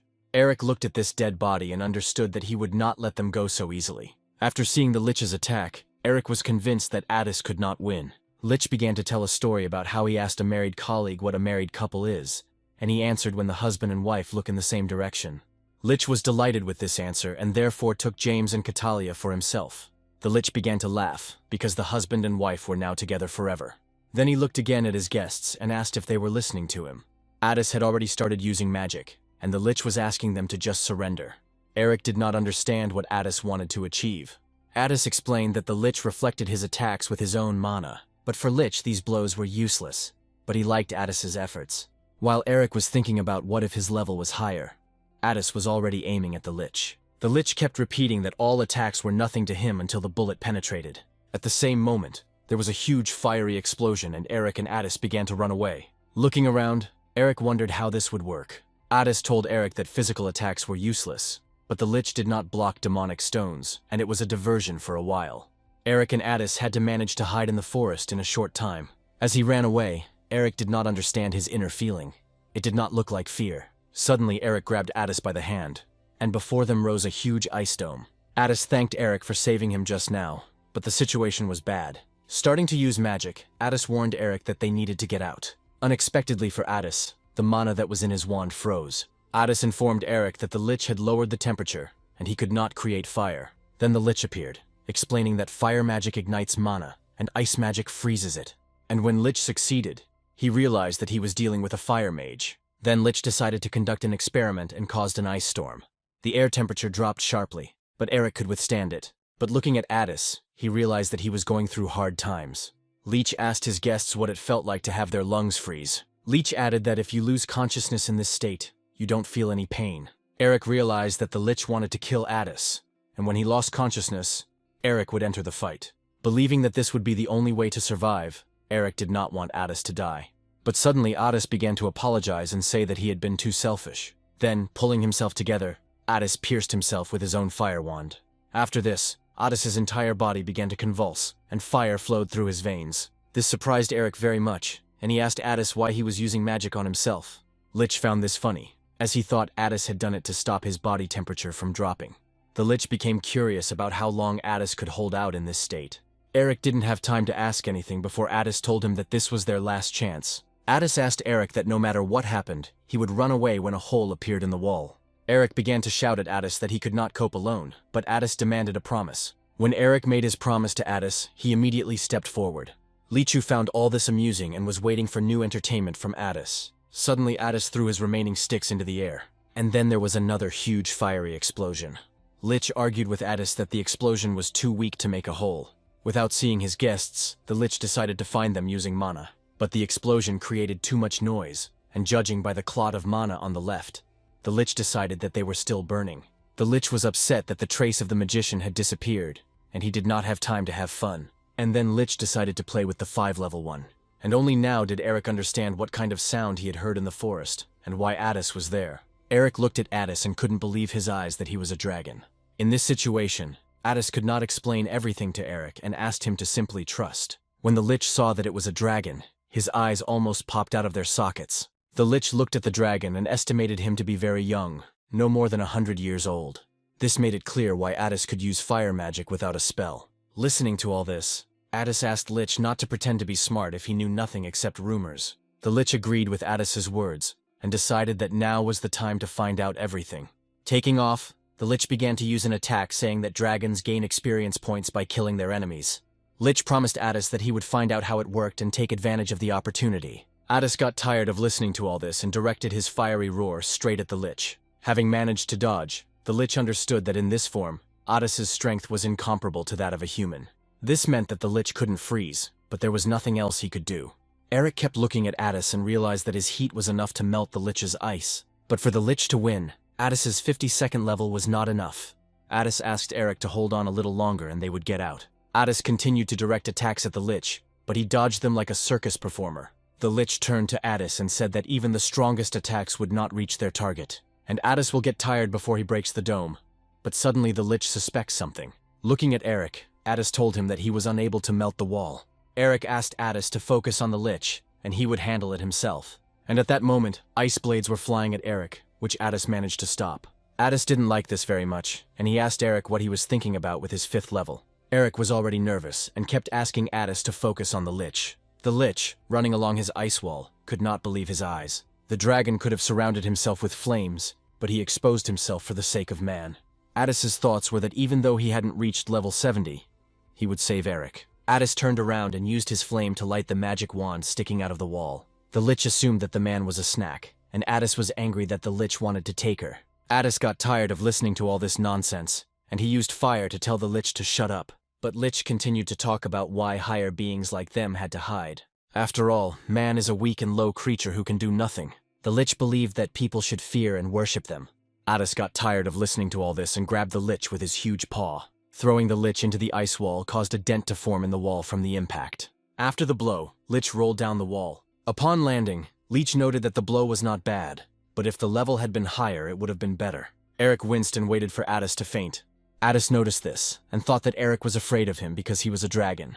Eric told Addis that he had seen monsters much bigger than him, and that Addis was a toy compared to them. By that time, Addis's magic wand was burning out, and something was supposed to happen in a few minutes. Addis informed Eric that his time was up, and it was time to fulfill the promise he had made to Eric. Eric didn't have time to ask Addis what he was talking about when suddenly a wall exploded behind Eric. The explosion was so powerful that even neighboring villages could notice it. Seeing this, Lich did not expect that Addis would explode the ice wall from the inside. Addis ordered Eric to run until the wall was restored. But Eric did not understand how Addis would be left alone. Addis then informed Eric that he must stop the Lich by any means necessary. While running away, Eric looked at Addis, and in his head there were terrible thoughts that Addis would fight to the death while he was running away. Then Eric thought that he could escape and come up with a plan to help Addis. The Lich was shocked that the dragon would do such a thing to allow the man to escape. But upon exiting the ice dome, Eric was faced with an ice apocalypse. After waiting for Eric to run outside the dome, the Lich activated his ice blades. Looking up, Eric just started to wonder where it all went wrong. Covering his head, Eric thought he could stop the Lich himself. Or maybe Eric should have told Addis the Lich's level, and everything would have been different. Covering himself with his bare hands, Eric noticed a large amount of blood, but felt no pain. Addis noticed the ice blades and quickly covered Eric with his body to save him. Seeing such an act from the dragon, the Lich told him that this was already ridiculous for a monster. Addis fell and Eric immediately rushed to his head. Eric shook Addis a little and asked him how he felt. Opening his eyes, Addis was glad that Eric was alive and told him not to worry, as dragons were resilient. Eric replied that only his ass was resilient, and looking at Addis he wondered how long he could hold out. As the ice arrows melted, Eric looked down and noticed streams of Addis blood. If Eric waits for Addis to pass out, will he be alive by the time Eric finishes the battle? Eric thought about the potion, but it simply wouldn't be enough to treat such a large body. Having gained some strength, Addis began to apologize to Eric for promising to protect him. The Lich began to fly up to them, saying that the little dragon loves people. The Lich asked Addis if he really believed that the strong should protect the weak. Without waiting for an answer, Lich explained that it was an illusion created by weaklings. To attack, Lich chose the giant's punishing ice sword. Looking at Eric, he was not sure that if he let go, he would remain silent. The Lich offered Addis to kill the man, and if he did this, the monsters would accept him. Addis replied to Lich that he was right in that people saw them as nothing but monsters. Having gained strength, Addis began to stand up and say that he would rather die than give up his humanity and become like the Lich. Hearing such an answer, Lich was not surprised and wished him a good death. Eric looked at the giant's approaching sword and told Addis that his life was indeed hard. Addis also looked at the sword and confirmed that the life of an ordinary person is not so easy. But while Addis was watching the whole picture, Eric was already preparing to jump. Jumping up and approaching the giant's sword, Eric dreamed of living like an ordinary person. Addis watched in great surprise as Eric took off. The Lich didn't care what kind of magic Eric used to fly. The result was the same. Eric was determined to destroy and used his professional horizontal strike. With one blow, Eric cut the giant's ice sword in half. And besides, the entire ice dome was destroyed and scattered to distant areas. When Eric landed, he realized he had swung too hard, and Addis was in shock. Addis watched and thought as Eric, with one swing, crushed the domes and the Lich, who was not even saved by the dragon's blow. Surprised, Addis asked Eric how he had deceived the measuring stone, since he himself had seen its 5th level. Eric smiled and asked Addis not to be offended, since they both hid their identities. Addis still didn't understand how Eric was hiding his identity, while Lich was lying on the ground at that time. But the Lich did not give up until the last and used hellish bonds. But for Eric, this was the last straw. The Lich said that tentacles suck out the life force of their victims and do not let go until they die. But this also applied to the one who called them. Eric didn't expect the Lich to be able to move anymore, since he had crushed his entire upper body. The Lich told Eric that if he didn't want to die a painful death, he had to confess. In an instant, Eric tore apart the tentacles that were holding his body. The Lich was shocked that the 5th level tore apart the tentacles with his bare hands. Eric stood in front of the Lich and asked him how he knew about his level and Addis. After cutting off the Lich's head, Eric thought that he couldn't die a second time. After all, it was at that moment that Eric defeated two, death and fear. Addis watched Eric and was surprised at how strong he was. After all, Eric destroyed the tentacles with one blow to the ground. Eric was sure that he had broken the Lich's bones, but he had already managed to patch himself up. The Lich was furious. He did not understand who was in front of him, whether he was a human at all. Eric looked at Lich and told him that one person, when they first met, assumed that he was level 5. So Eric had two options. The Lich is a fortune teller, or he is from another world. Hearing these options, Lich began to fly away from Eric and Addis as quickly as possible. As he flew away, Lich realized that he had underestimated Eric, because he had guessed that he was from another world. But while Lich was flying and discussing this topic, Eric overtook him and decided to stop. Having fallen to the ground, Lich had no idea how he could break away from Eric. Eric, catching up with Lich, shouted to him that it was for people like him that normal people suffered. The Lich asked Eric not to make him laugh and decided to use the ice doll to attack. All of the Lich's attacks were useless. Eric easily dealt with the ice doll and reached the Lich. Addis watched everything from afar and realized that Eric's strength was incomparable to that of an ordinary person. But Addis knew that such swordplay was impossible for a human, which meant that Eric was using aura. The Lich, looking at Eric, told him that if he doesn't use the aura, it means he wants to hand him over to the Inquisitor. Eric shouted at Lich that he didn't understand what they were talking about and threw stone pellets at him. From afar, Addis's voice could be heard shouting at Eriu to use his aura. After all, the Lich's body consisted of mana, and if Eric interrupted the flow of mana with his aura, he would kill him.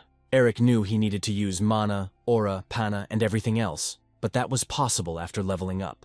Eric continued to prove to Addis that he was only level 5. The Lich heard this, and realized that Eric could not use the aura, and this was a chance. The Lich launched icy blades at his opponent, but Eric blocked the blow with one swing. Continuing to attack, Lich told Eric that his attacks without aura were useless. But for Addis, the Lich's attack could work 100%. Addis shouted at Eric not to worry about him. Eric was already near Addis at this moment, and protected him from the ice blades. The Lich looked at this wonderful couple and plotted his insidious plan. In his head, the Lich decided that Eric could not attack mana itself, and so the Lich will compress the mana and release it into Eric and Addis. It was a huge and powerful force that could kill in a second. But even here, Eric was able to surprise, breaking through the ground with just his strength. Looking at this, Addis understood that this wall of earth would not last long. Addis asked Eric to step aside, explaining that he would not kill the Lich without an aura. But Eric noticed that the Lich's skull began to look dirtier than the first time. And then Eric decided to go and take a closer look at the Lich. Eric advanced his earthen shield with every step he took, cutting through the mana. And having reached the Lich, Eric grabbed him by the bones of the cervical spine. Looking closer, Eric didn't remember seeing cracks on the skull before. This meant that the Lich would not be able to regenerate if Eric crushed him. Somehow, the Lich managed to slip away from Eric's grasp, telling him not to joke with him. After all, the Lich has countless high-level monsters to his credit. But Lich had no chance to escape. Eric managed to catch his bony legs. Holding the Lich's leg bones in his hands, Eric approached him with a terrible idea. Eric came up with a simple way to destroy it by grinding the Lich's bones into powder. At dawn, when everything was over, Eric took out the potion and began to save Addis. Addis, while in a pool of blood, returned to his human form. Eric asked Addis why he was always naked, and heard in response that all clothes were torn during the transformation.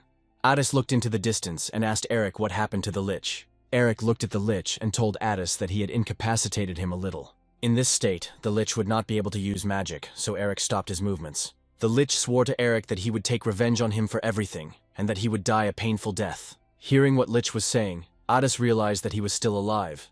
Eric explained that the upper part was stronger.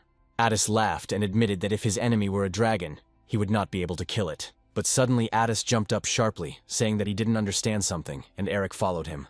Addis walked up to the Lich, who was pinned to the ground by Eric's sword. Grabbing the remains of his leg, Addis began to distill mana.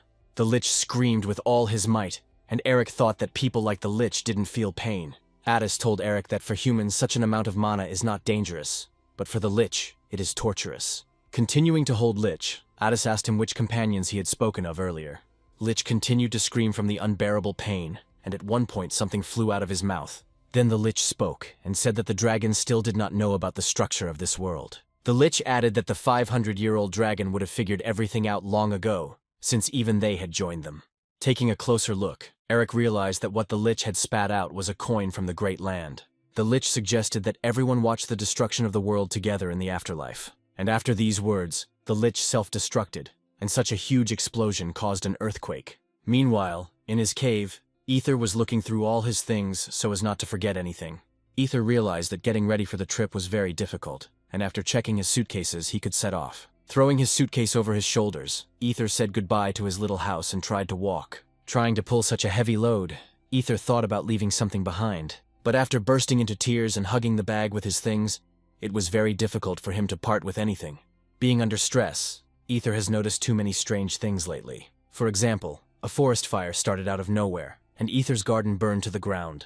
Then, turning off the light before going to bed, a huge piece of ice appeared out of nowhere. And after all this, a terrible earthquake occurred, as if the continent had split apart. Taking out a mirror and looking closely, Ether noticed that his scales had become dull. Suddenly, Ether decided that this was God's punishment for helping that alien. Ether began to cry again, when suddenly someone's shadow appeared at the entrance to the cave. Ether immediately turned around, feeling someone's gaze on him, but didn't notice anything. Continuing to look at the exit, Ether said to himself that it was time to leave, when suddenly someone asked him about the talking dragon. Ether's gaze immediately switched, and he thought about how this man came so close and noticed how he spoke. The stranger asked Ether not to be afraid, because he was looking for a friend and, hearing someone's voice, looked in. Ether told the traveler that he had not seen people for a year, and no one lived nearby. Looking at the man suspiciously, Ether could do nothing to help him. But the stranger insisted that Ether had to see his skeleton friend. Looking around the area, Lacey assumed that there was a bomb in the place where she fell. But Lacey asked Richard what the instructions said. While exploring the ground, Richard noticed traces of mana, and decided that magic had been used a week ago. All evidence pointed to Shinhan Chung's suicide, Richard Lacey said. Hearing this statement, Lacey asked Richard if he really didn't turn into a lich because he didn't want to die. While Lacey was thinking, Alejandro snuck up on her and asked her what she was doing there. A frightened Lacey reminded Alejandro that she had warned him to stay away from her. Alejandro laughed at the stupid, scared Lecia. Richard noticed that a fight was brewing between Lecia and Alejandro and asked them to stop. Richard informed Alejandro that Shinhan Zhong had died during the battle at this location. After asking for at least a modicum of respect to be maintained, Richard continued to say that due to the explosion, nothing remained of the enemy. Alejandro found it strange that the enemy would cause a level 72 lich to self-destruct. They became curious as to why the lich exploded right here, since the place where he fought was 2 kilometers away.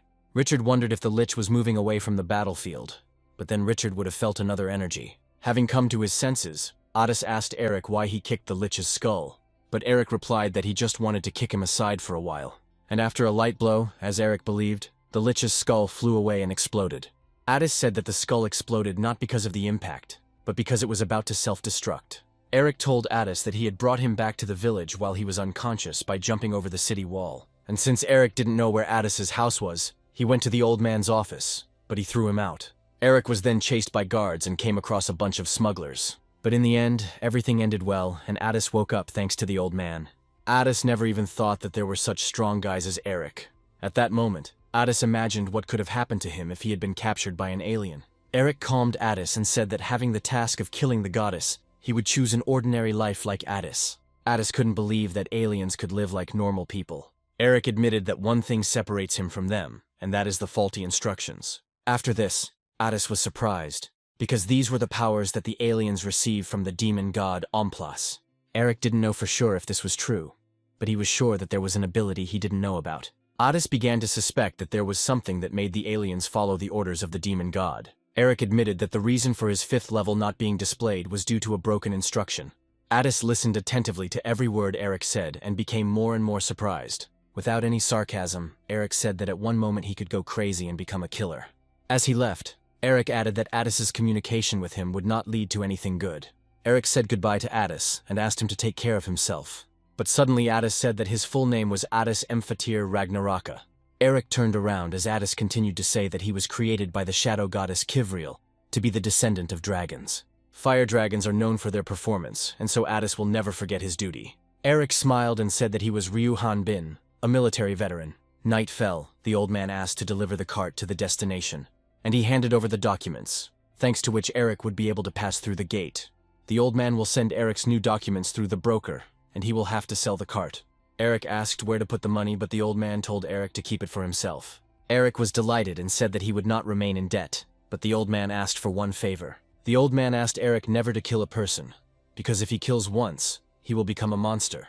Eric listened to the old man and understood everything, promising that he would return someday. The old man looked at the starry sky and asked the goddess to protect them. Meanwhile, Richard continued to investigate, feeling the magic become weaker. Ether was captured, and being present at all this, he thought why the Great Earth had captured him.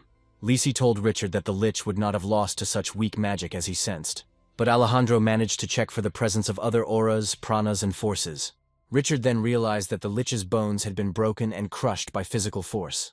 And this meant that there were some beings that were superior to the Lich in physical strength. Opening the instructions, Richard suggested that it might be a dragon that had lived for 500 years. Richard ordered the dragon's blood to be used on Earth to find another. On the way, Eric's cartwheel broke and he began to fix it. While Eric was doing the repairs, the bandits were watching him and preparing for an attack. The gang boss ordered his comrades to take up arms and attack.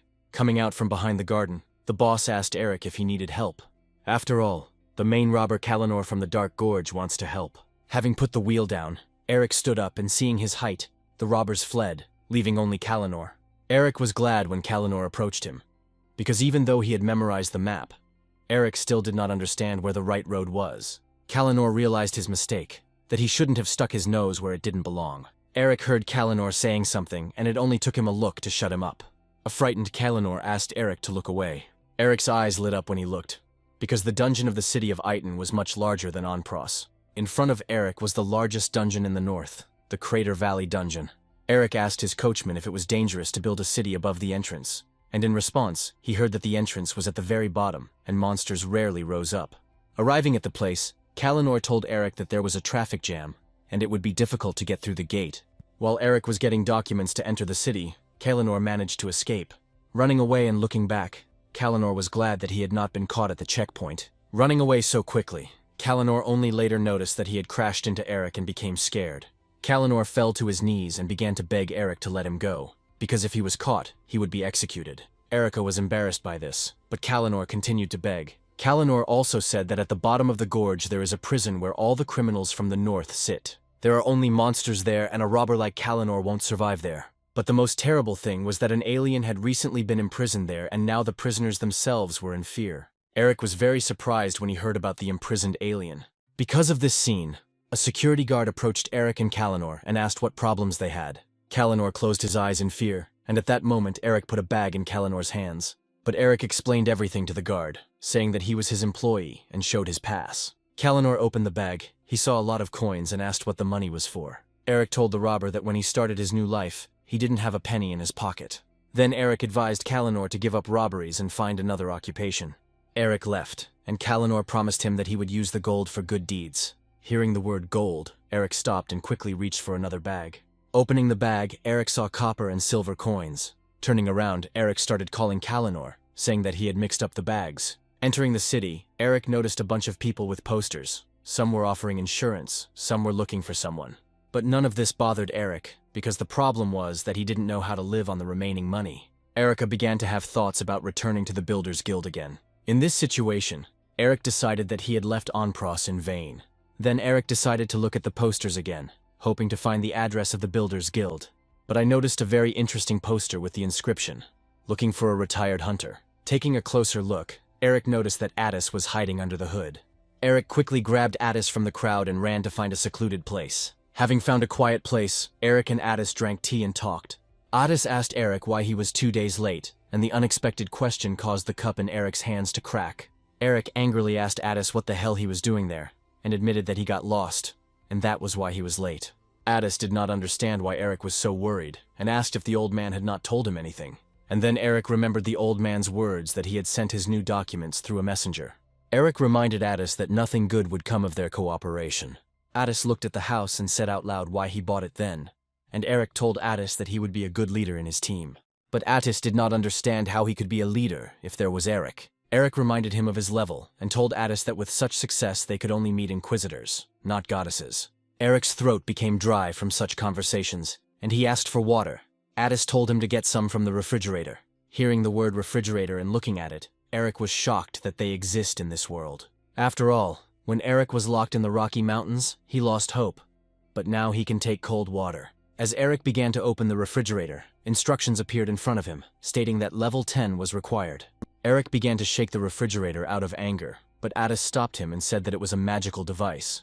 Eric was dejected, and Addis was thoughtful, because all these basics were invented by the demon god Ormflaus when he created the dungeon.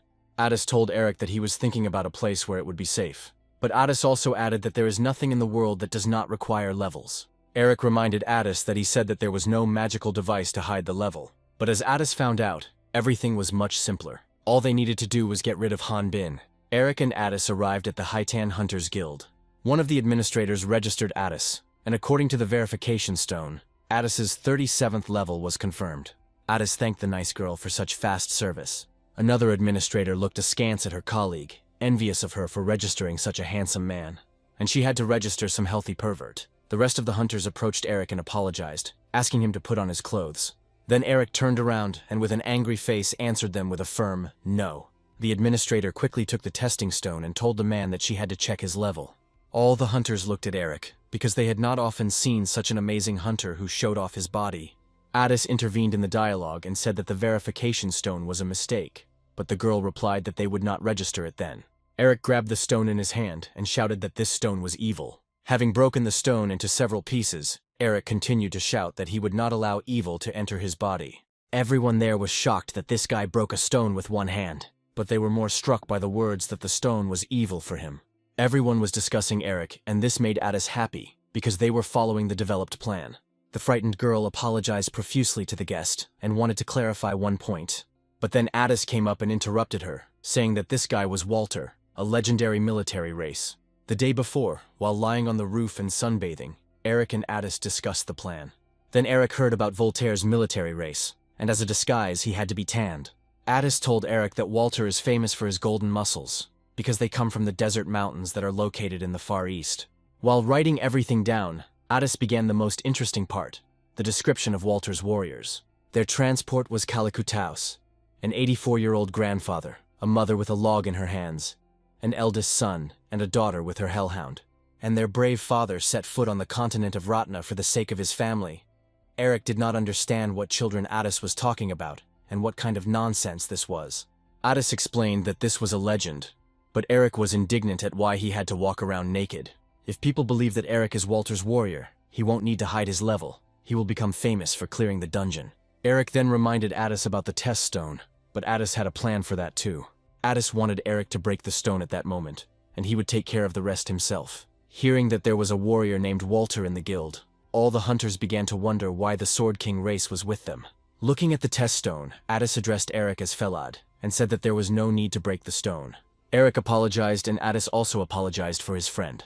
Addis explained to the girls that the Walters were forbidden from dealing with artifacts such as the inspection stone, but the girl reminded him that Mr. Addis would not be able to work in the same team with his friend without his registration. Then Addis suggested registering Eric not as a hunter, but as a security guard, showing his badge. Noticing this, Eric did not understand why he was pretending to be someone else. But he remembered that because of Walter, his level was not measured. The girl asked Mr. Addis Bannister for documents, but unfortunately Addis forgot them. That's what he told the girl. Addis, looking at the girl with a sexy gaze, suggested that they keep all this a secret. The girl seemed to be struck by the shock and quickly began to register, while the second one offered to have coffee together. Eric didn't understand why Addis was so popular, and he should have known that his body wouldn't attract girls. But suddenly a crowd of hunters pounced on Eric with a bunch of offers for him to join their teams. Also, everyone wanted to touch Eric's muscles, go into the dungeon with him, and so on. But Eric didn't want that. Richard went down to the dungeon where the prison was located, because Alejandro and Lesia were waiting for him. Richard asked Alejandro if he had caught many Ratni, but in response, he heard that Alejandro had simply given them shelter. Alejandro said that hunters are more useful, but they accept Ratni rogues who follow orders well. Lacey realized that in the place provided as their alliance with the great dragons, Alejandro did nothing. Richard reminded that every dragon over 500 years old had joined them, but apparently there was a traitor among them. But Alejandro clarified that in human form, he would only be able to live in cities with underground spaces. Lacey pulled out a vial of dried dragon blood and reminded them that they wouldn't be able to use the search spell. Alejandro was angry about this, and told Lesia that it was not because of him that they could not find the dragon that killed the Lich. Richard asked Alejandro why he had collected them. Then the curtain opened in front of them, and there was a bare, illuminated stage. Alejandro said that he was a former hunter, who was captured because killing monsters did not bring him pleasure, and he began to kill the women hunters, and also killed about 25 hunters. This guy addressed Alejandro as a boss, asking if he would let him go for completing the task. Lacey noticed only fatigue in the guy, and Alejandro asked to look at her again. And then Lacey noticed an artificial guide on the guy's neck. Lacey was in shock, as she believed that no one survived the implantation. Richard asked Alejandro about the side effects of the implant, and Alejandro replied that they minimized them and increased efficiency. Ether stood behind the scenes and cried, realizing that this was an ordinary sacrifice. But the girl who stood next to him, and onto whom Ether's tears were dripping, said that it was not his fault. After these words, a girl with 2 swords in her hands came out onto the stage to the guy. The satisfied guy told his boss that he had exquisite taste and wanted to kill her faster. Alejandro warned the boy that he would give him more time to play, because they were celebrating his release. Alejandro waved his hand and announced the start of the game. Taking out the knife, the guy admitted to the girl that at first he was worried about using the instructions. But using it more and more often, he began to like it. At the time of the game, his level was 37. The guy looked at the girl and noticed that she was level 34 and told her that she could ask for mercy. But the girl answered the arrogant guy that she was not going to ask for anything. Hearing these words, the guy became happy and began to attack the girl. Meanwhile, Ether was behind the scenes, crying, thinking that he had been frightened by aliens, although he remembered the times when he defended the kingdom of Ace. Having plucked up his courage, Ether decided that he would wait until the aliens were distracted, save the girl, and escape. Opening the door slightly, Ether noticed that the battle was in full swing. The guy got tired of the girl's dancing and he suggested that she start acting already. The girl couldn't refuse, but decided to give the guy a little time to enjoy his new hairstyle. He didn't even have time to notice how the girl cut his hair. Lacey, looking at all this, said that the difference of 5 levels does not matter. Richard looked at the girl and said that her rival was only good for experiments. The guy was very touched that the blind girl ruined his hairstyle and he began to mutate. Alejandro noticed this and asked the guy to calm down a little, since he had already gone too far. But the guy could no longer control himself. He was ready to tear the little girl to pieces.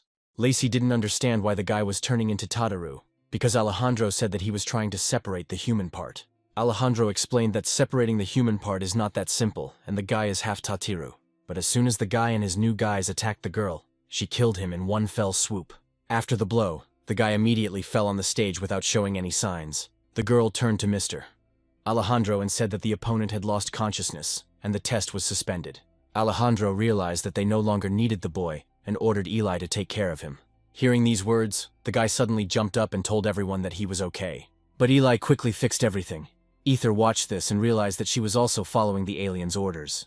Having cut off the head of the Tatir, Eli reported that the order had been carried out. Richard learned that Eli was blind, and did not understand why she did not use her abilities as a mage and swordsman.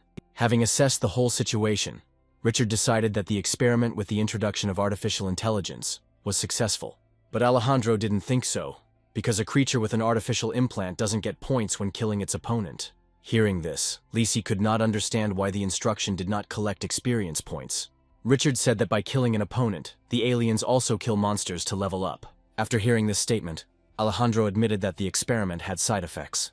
But Richard reminded Alejandro that in their case with the dragon, it was different. Throwing the medallion to Alejandro, Richard added that if there is a traitor among the dragons, then that changes things. Richard said that the lady gave them this medallion in case of killing the dragon.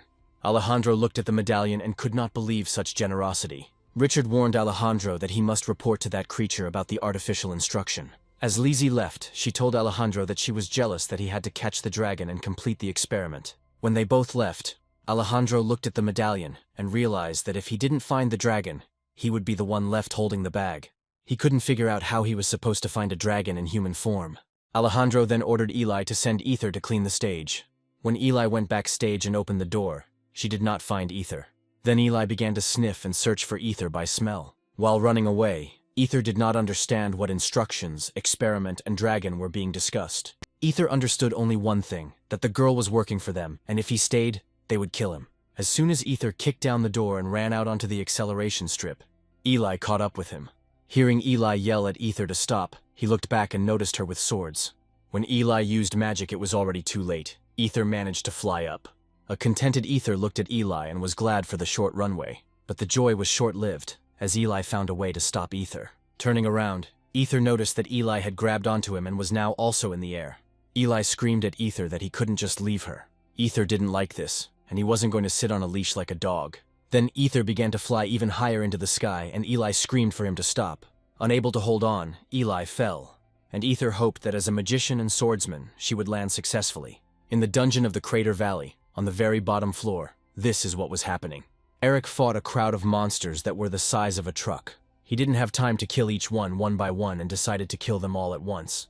Eric used his favorite trick where you hold the weapon above yourself and run under the monsters. Although the technique is weak for killing, it will hold off the monsters for a while. Then Eric shouted loudly that the table was set. And at that moment, a huge stream of fire was directed at the monsters. After the monsters rolled up, burning life force began to come out of them. Addis apologized to Eric for taking his loot. Eric told Addis that he was worried about his level, and Addis began to explain that things were not that simple. Level reflects the ability to control characteristics, and leveling up will be as difficult as replacing a skeleton. Addis said that they, like dragons, can take away the life force of an enemy and absorb it into the dragon core, but this power can be unstable and often lives its own life. If the dragons wanted to level up, they would have to deal with this unstable life force. Eric was becoming more and more surprised. And in the end, Addis said that if they absorb more than they can, they will die because of the explosive life form. After listening to everything, Eric realized that dragons have a limit on consumption. Eric began to calculate how many more levels Addis could raise, and suddenly he became interested in how old Addis was. Addis replied that he would be 150 this year, and that at that age dragons were considered teenagers. In general, a dragon can live for more than 1,000 years, so Eric became interested in what level they could reach. But Addis couldn't tell since there was no way to confirm a dragon's level. Addis added that there are no opponents for them to hunt to level up. And as it turns out, the old dragon requires an incredible amount of life force to develop. Addis knew that great dragons were waiting for great power, and constantly absorbing small power was useless for them. Eric understood them, because by killing monsters of level 25, he did not receive anything. Only by killing above level 50, he could receive something. Addis explained that dragons believe in gathering a large amount of life force in one place. Dragons call this place the Well of Life Force, and people call it the Dragon's Nest. Eric immediately asked if he could go there to level up, but Addis asked Eric to stop dreaming, because without the core he would not succeed. The energy of that force will tear the body apart and force it to regenerate, creating a vicious circle. Ether fell into that very well of life force, and servants came running to help Eli. They asked Eli to go back inside and then noticed Ether in the sky. The servants decided that if he was not tied up, then he was of no use. But Eli did not like this. But knowing Alejandro, she agreed and went inside with the servants. Suddenly, Ether found himself in a place that was incomprehensible to him. He didn't even understand what had happened. Someone appeared behind Ether and called out to him. Ether immediately remembered this voice and couldn't believe it. Holding a small wyvern in his hands, one of the soldiers asked the captain what he would name it. The captain didn't think long and named him Ether, and the little dragon immediately warmed up on the captain's shoulder. Smacking his lips in his sleep, the captain thought that the little dragon liked his new name, Ether. Ether turned around and saw Captain Baldy, who said that he was now the captain of the Sky Dragon Knights. Tears welled up in Ether's eyes. He couldn't believe what was happening. The captain asked Ether why he was crying, because his Ether had never cried before. Then Ether covered himself with his wing and said that he just had a speck of dust in his eye. Ether noticed the crown and remembered that for failing to protect the king during the flight, a squadron of knights, including their captain, were executed. Although Ether knew perfectly well that the captain had done nothing wrong, the captain turned to Ether, saying that he was a smart boy but still suspicious of others. Looking into Ether's eyes, the captain said that sometimes you need to trust people, and if a speck of dust gets into your eye again, You need someone to pull it out and wipe away your tears. At that moment, something was pulling Ether back. It was Eli who came back and pulled Ether out of that place. Eli approached Ether and began to stroke him, telling him to wake up. Ether opened his eyes and in a weak voice asked Eli why her. Eli told Ether that he had received a huge amount of life force, and that his own power was in the house. Turning around, Eli asked her aunt to bring a potion to heal Ether's wounds. But in front of Eli is Alejandro's table, who says that it's not worth wasting the potion on this. Alejandro didn't think Ether would try to escape and asked Eli to leave him, explaining to her that even dragons can't cope with that amount of life force, and that Wyvern doesn't stand a chance. Alejandro didn't want to waste the potion to save the Wyvern and ordered Eli to just leave him. Then Eli introduced herself to Ether and asked him to close his eyes. Eli began telling Ether to imagine a vessel filled with water, and he had to form the water into marble balls. Ether closed his eyes, and Eli continued to say that he was no longer in pain, and Ether felt as usual. Eli praised Ether and asked him to continue, and she took out her sword. Blood began to drip from the sword, and Eli turned to Alejandro and asked if he would give her the potion now. Alejandro turned and looked at Eli. Blood dripped from Eli's hand, and she waited for Alejandro to answer if it was worthy of the potion. The maid was shocked. She asked Miss Eli to stop and looked at the master with helpless eyes. Alejandro was unhappy with Eli's actions, and warned that this was the first and last time. Eli thanked Mr. Alejandro, and the maid ran to stop the bleeding. Ether found himself in Eli's room and asked her what she was up to. Eli calmly watered the flower and asked Ether if he grew plants. After this question, the Ether immediately changed, and answered that he had a small garden. But suddenly Ether decided that Eli wanted to eat him. Eli explained that due to her blindness, she sees the world through artificial instructions, but she can clearly see mana. And since Ether had absorbed a huge amount of life energy, they were somewhat similar to Eli. Eli said that most people who have the instructions will believe that Ether is lucky. After all, the life force that flowed in the Ether made Eli think that he had a dragon core. Eli knew that wyverns were a race of dragons, and Ether was also very smart.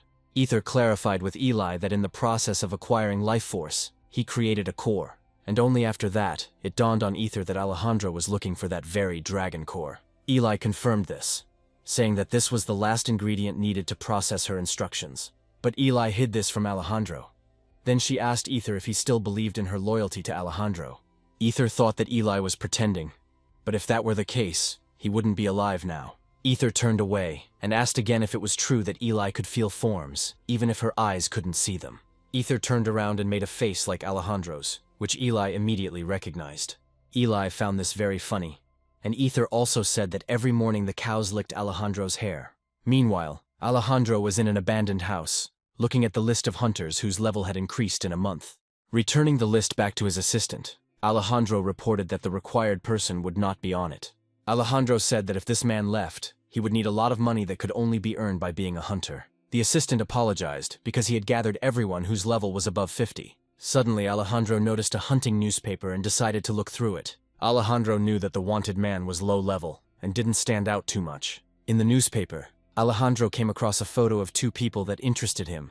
Inside the crater dungeon, there was a battle between hunters and monsters. Brad turned to Martin and said that he was starting to lose his grip. But Martin was willing to bet that he would finish the fight first. Brad used his best attack to destroy the monster and win. Even though Brad won, Martin reminded him that he had killed more monsters. Brad corrected Martin and said that he had 10 more monsters and offered to heal. But the screams of girls were heard, and looking back, Bra and Martin noticed girls stuck to the web.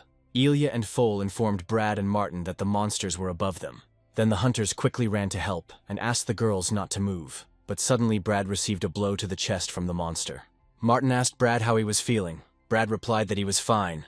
The tarantula warriors appeared before the hunters, and the boys understood that they would not be able to deal with them so easily. Brad knew they couldn't just run away, and unexpectedly for them, the monsters stopped, and it was as if winter had come to the dungeon. Noticing that the temperature had dropped sharply, Brad decided that the monsters were using magic. Coming closer to the monsters and taking a closer look, Martin informed Brad that they were dead. But the hunters were corrected, saying that the monsters simply lost consciousness. Brad and Martin turned around. In front of them stood the fire mage Attis and the warrior Walter. Attis suggested that the hunters free the girls, and in the meantime, they would deal with the monsters. Walking through the tunnels of the dungeon, Martin was very happy about such a meeting. Martin knew that Attis was a fire mage, but what was happening now did not look like fire. Attis said that after the battle with the ice mage, he learned something. Ilya and Foal became interested in the magician and told him that they were spiritualists, Martin also asked Walter's warrior if he wanted to join other teams. Eric immediately answered no. Eli asked why, since they knew the dungeon very well. Addis explained that his friend did not like to be distracted from training. The girls appreciated that Eric was training, but also suggested that he drink beer or have a cup of tea after the tests. But Eric remembered the plan that they needed witnesses for recognition. Addis said that the best way to improve people's opinions about them was through rumors and someone's imagination. They had to convince everyone that Eric was Walter's hero. This would also increase his chances of meeting the goddesses. But they still have to remain a bit mysterious, so they will only collaborate with teams once. Addis promised Eric that he would make him the most famous hunter. The girls decided that while Mr. Walter was at training, they could go for coffee with Sir Addis. While everyone was having an interesting conversation, Brad suddenly stood up in front of everyone and asked them not to joke with him. Brad explained that a hunter's job is to sacrifice his free time to fight monsters. Then Brad started yelling at Addis that he was a little prettier than him, but was an unskilled hunter. After these words, Eric stood in front of Brad. But Brad kept saying that Eric was only respected because he was Walter, although Brad didn't believe it.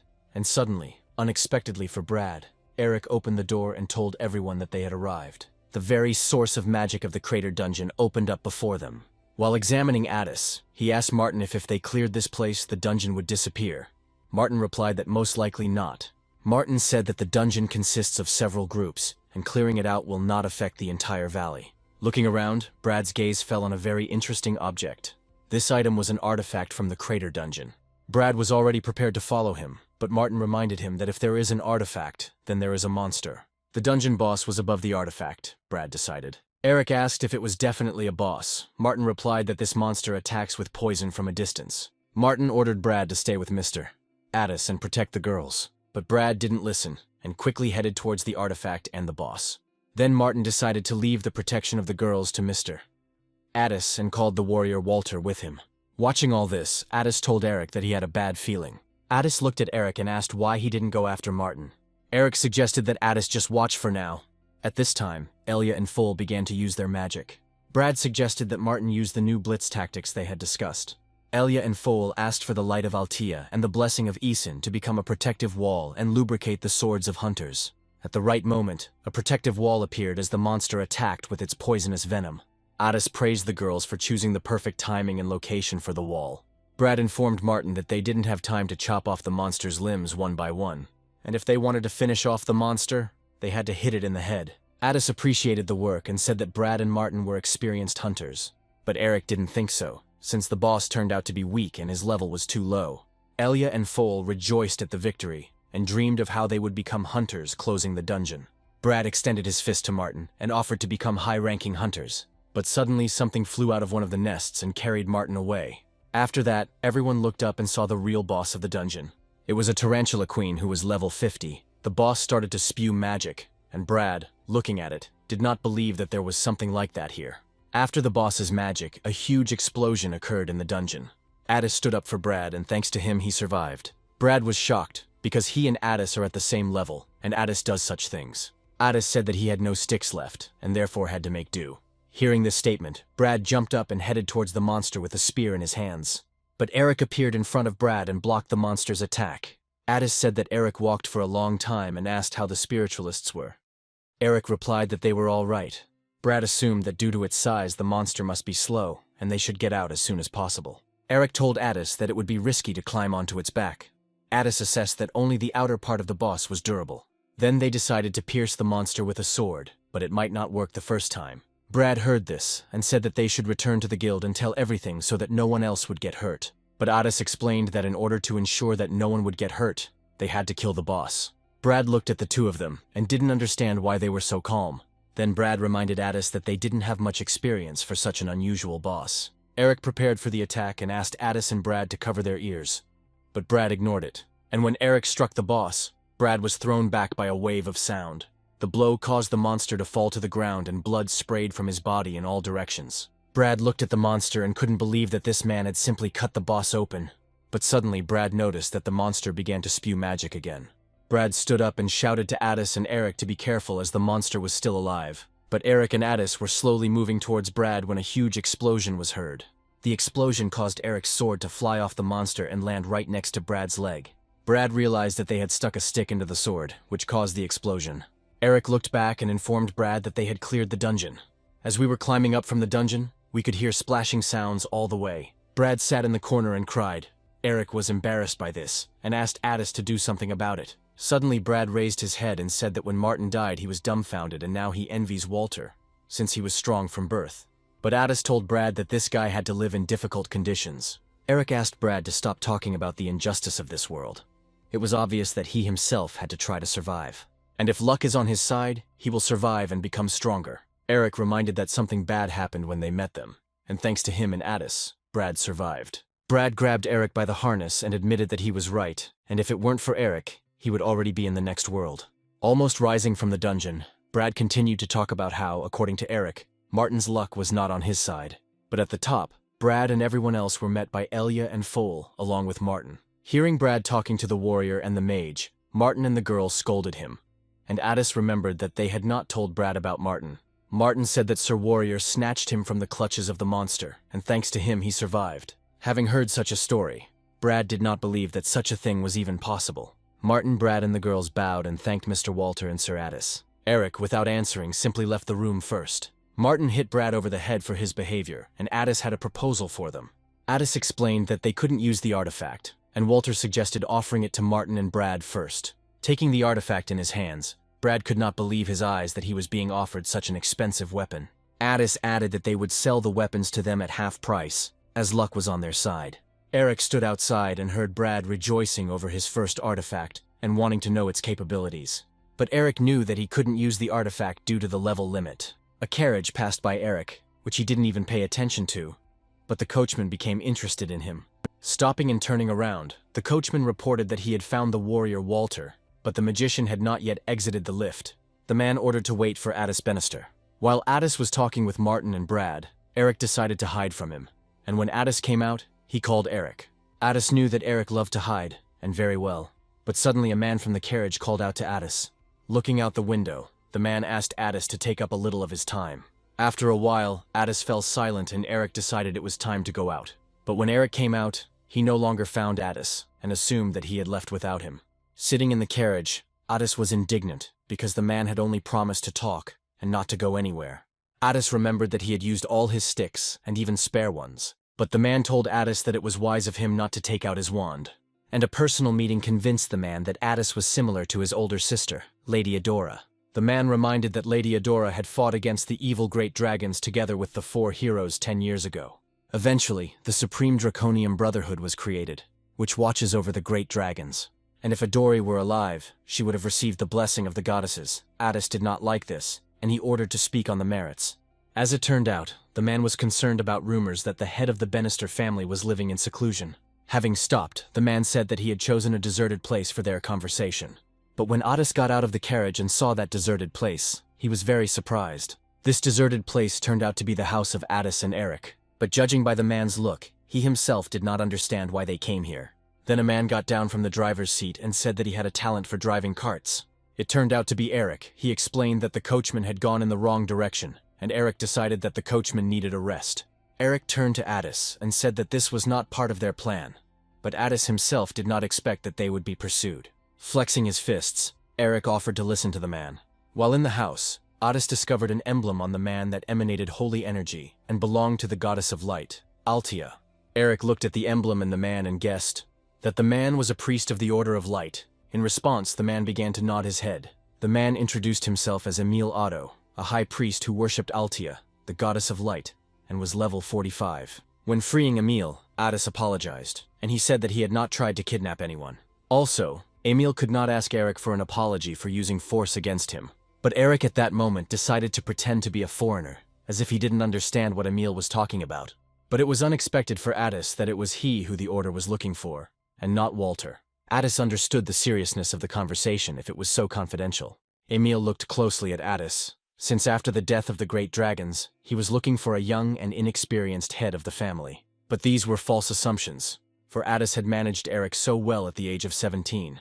Emil officially proposed cooperation with the Order of Light and asked to listen to him carefully. Handing over the photograph, Emil said he was studying a man named Alejandro in the refugee villages surrounding the Crater Valley. Addis and Eric had not heard of him before, and asked Emil if he really used the villages as a criminal base, Realizing the gravity of the situation, Emil decided to first tell about the refugee village.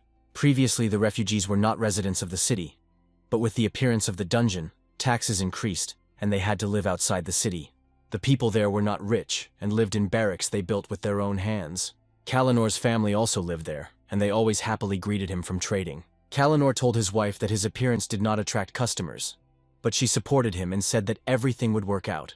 Also, Kalinor was looking for the person who helped him with money, and seeing a similar one, he recognized that it was Walter's warrior. Suddenly, one of the villagers ran very fast and shouted that he wanted Walter's warrior to come to their village. Hearing the screams, Kalinor ordered his wife to run to the center of the village and asked Joseph what was going on. Joseph managed to shout for everyone to run, as the monster was approaching.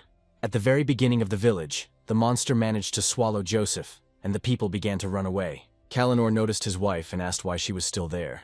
She said that she couldn't find the child. Perhaps the child was in the house, Kalinor told his wife, and help had already arrived for him. Kalinor asked his friend if Joseph had really gone to the monster nest without waiting for the Hunters Guild, but he replied that no one would accept their request anyway for such a small reward. But from the other doors of the house, Kalinor's daughter appeared, and not only he noticed her, but also the monster. Then the monster quickly turned to the girl and released its long tongue. Kalinor seemed to have fallen into the ground, because for ordinary people, monsters are more terrible than earthquakes and storms. Emil explained that the Order cannot interfere with the management of the territories, and therefore they cooperate with the hunters. Addis immediately agreed and was ready to start right now, but Eric stopped him. Eric asked Emil not to pretend that he was thinking about justice, because if he was, he would not have come to the dragon hunter. Emil lowered his head and admitted that their mission target was Alejandro's base. And then it dawned on Addis that their target was the dragon's nest, which should have been destroyed long ago. Addis explained that even if there was one left, it would have to be dealt with by the Order or Brotherhood itself. Emil agreed with Addis, but the Order could not accuse Alejandro of anything, and his actions were not criminal, and for the refugees, he was a hero. Hugging her savior, Kalinor's daughter cried because the monster died. Kalinor looked at all this and was shocked. He asked the stranger who she was. Eli informed everyone that all the inhabitants were safe, and that they themselves were from the dragon's nest. They came to help thanks to Alejandro, who sent them. A couple of days earlier, Alejandro called Eli to him and said that he wanted to send him and Ether to the refugee village. Alejandro wanted to provide a little help to the village, but all that was required was to kill the monsters wandering around. After the murder, the rest was left to Mr. Handy, who was glad of the opportunity, even though he had only recently joined. While Handy expressed his gratitude to Alejandro, Eli did not understand why they should support the refugees. Looking at Alejandro, Eli guessed that he was up to something. Then Alejandro ordered that Handy would keep an eye on Ether. Alejandro smiled and looked at Eli, reminding her that the last time Ether tried to escape. Until this moment, all actions in the name of justice had been secret. But now Alejandro decided differently. If refugees wish to resettle after hearing about the dragon's nest, they will be accepted after evaluation. Eli didn't understand why Alejandro was reducing the number of inhabitants of the nest. Since Eli and Ether had no choice, they destroyed the monsters around the village. When the monster was defeated, Eli sat on the ground and lowered her head. Ether was afraid that she was injured. But as it turned out, the slime from the monster stained all of Eli, and Ether offered to clean it. They flew to a quiet, peaceful place near a lake where Eli was able to wash herself. To dry Eli's hair, Ether gave her a quick ride. Eli thanked Ether for his concern, but she was worried that there might be monsters left in the forest. Ether told Eli that if she killed all the monsters, they would realize that there were people nearby. While combing his hair, Ether also asked Eli if she had ever used the sword without instructions. Eli replied that it had happened a couple of times. Ether saw Eli's movements many times when she used the instructions, but sometimes the pace was off. Eli said that magical fencing is quite precise, but she would like to learn the kind she saw as a child. Then Eli said that as a child she did not know about hunters, and every morning her mother combed her long hair. Her mother never showed her other side, and only later did Eli find out that her mother was a swordsman. Eli remembers that her mother's morning workouts were wonderful, and she thought she was a dancer. Every day started the same way, but that morning Eli's mother went hunting and never returned. And then a couple of days later, Alejandro came for Eli. Alejandro brought Eli to the dragon's nest and forcibly implanted the manual into her body. After this, Eli lost her sight, and every time she practices fencing she relies on guidance. This frightens Eli greatly, because ultimately she will simply become Alejandro's puppet. Ether was surprised, and suggested that they simply run away, jump on him, and they would fly far to the west, where no one would find them.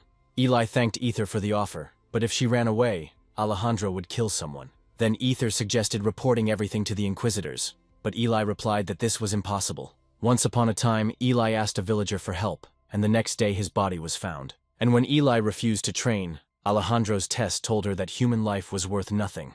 Alejandro can be gotten rid of by making the dragon's nest process the life force and become useless. But for this they needed the dragon core, which Ether had. Ether knew this, but still did not understand how to process life force. Eli asked Ether to calm down, because soon he himself would understand how to do it. Deciding to defuse the situation, Eli said that after Ether understands how and what to do, he will become a legend. Ether thought about it and decided that they needed to hurry, as another dragon might come. But Eli didn't understand what he was talking about.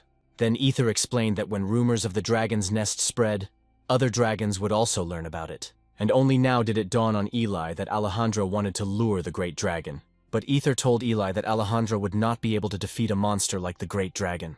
Eli had known Alejandro for a long time, and was sure that he knew how to extract the dragon core. The priest warned Addis that he would have to enter that place alone.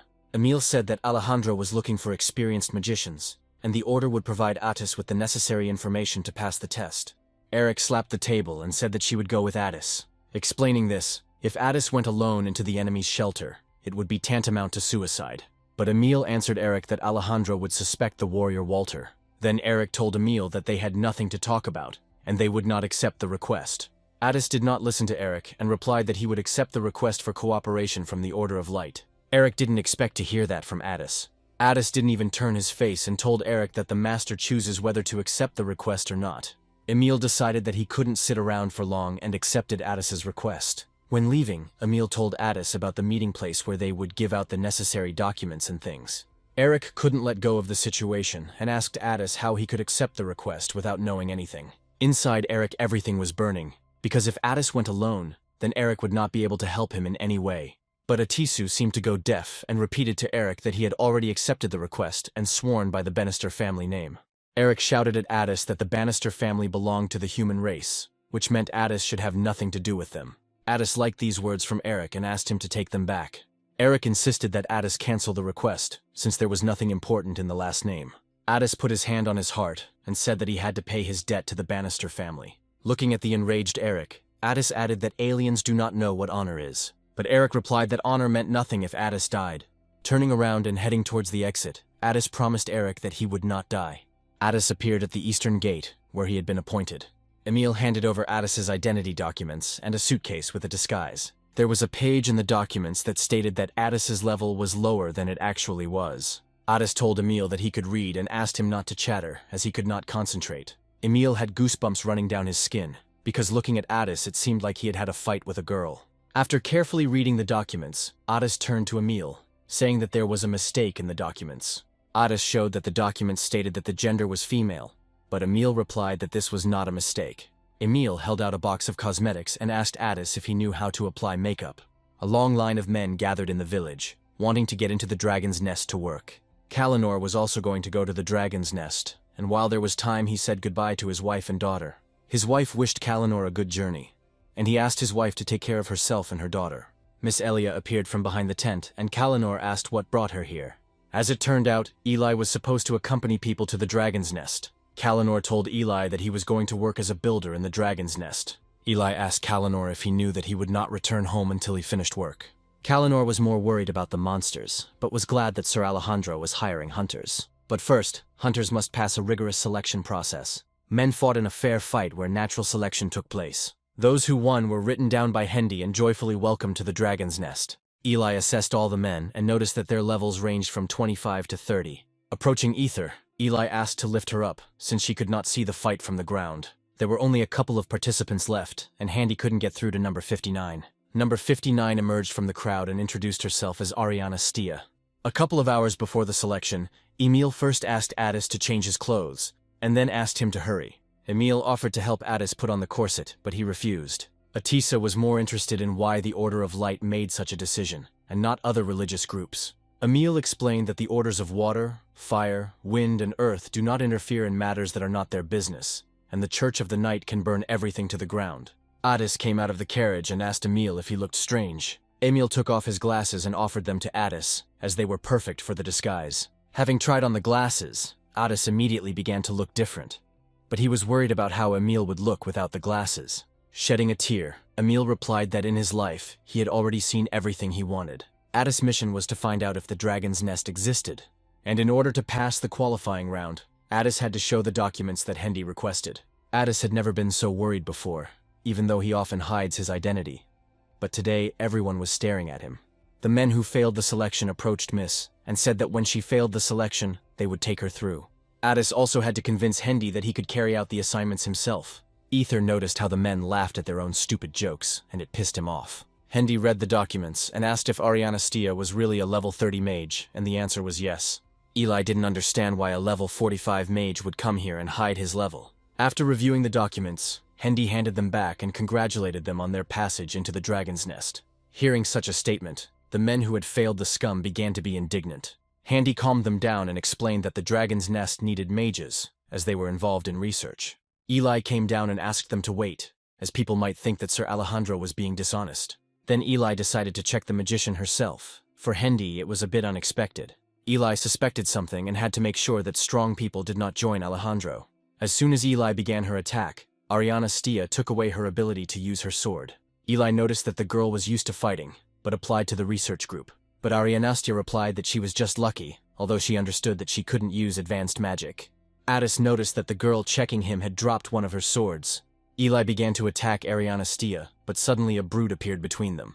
This big guy hit the ground with all his might and asked if he would pass if he killed two at once. The men recognized Polysfintus, the freak eater, rumored to have been released from the Crater Psychiatric Hospital. Polysfintus was level 45, and while looking for something tasty, he accidentally ended up in the village. Ariana Stia had a magic wand with fire in her hands, and she suggested postponing the test. Ariana Stia told Eli that Polysfintus relies only on the weight of his weapon when using it. But when Polysfintus came closer to Eli and Ariana Stia, they noticed that he himself was not a light feather.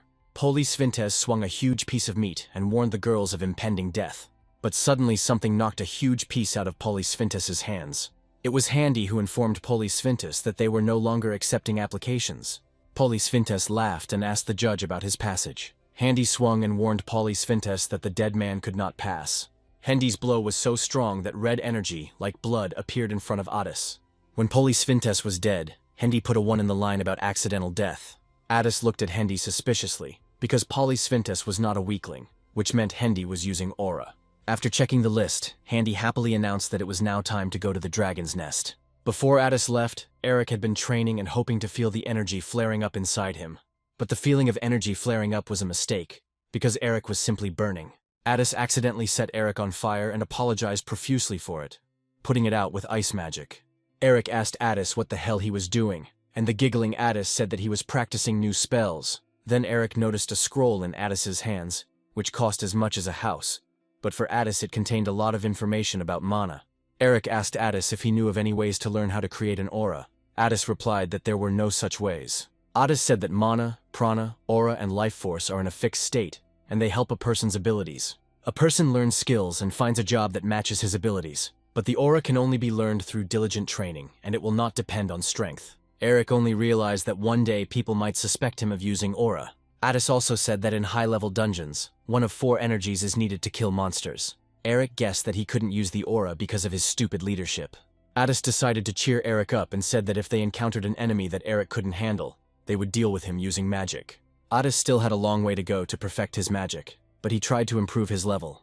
Eric grabbed his head remembering all this, and could not understand why Addis was so stubborn. Having calmed down, Eric hoped that in the dragon's nest, there were no people with the same high level as Addis. But while Hendy was congratulating Miss Stia on her passage, she headed towards the big guy. Touching Polysfintus, Stia addressed the judge that he was still alive and needed to be removed from the list. Apparently, Hendy underestimated the subcutaneous fat, and told Miss Stia that Polysfintus would die naturally. Then Miss Stia turned to the swordsman mage, saying that they didn't have time and asked for help.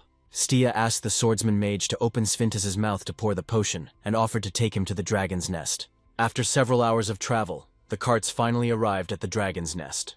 Ether was the one who was most pleased with the arrival, since he got to carry Polysfintus on his back. Addis looked around and thought that this place would look naturally formed, but it was not so. The pipes and devices indicated that everything in this place was built by man.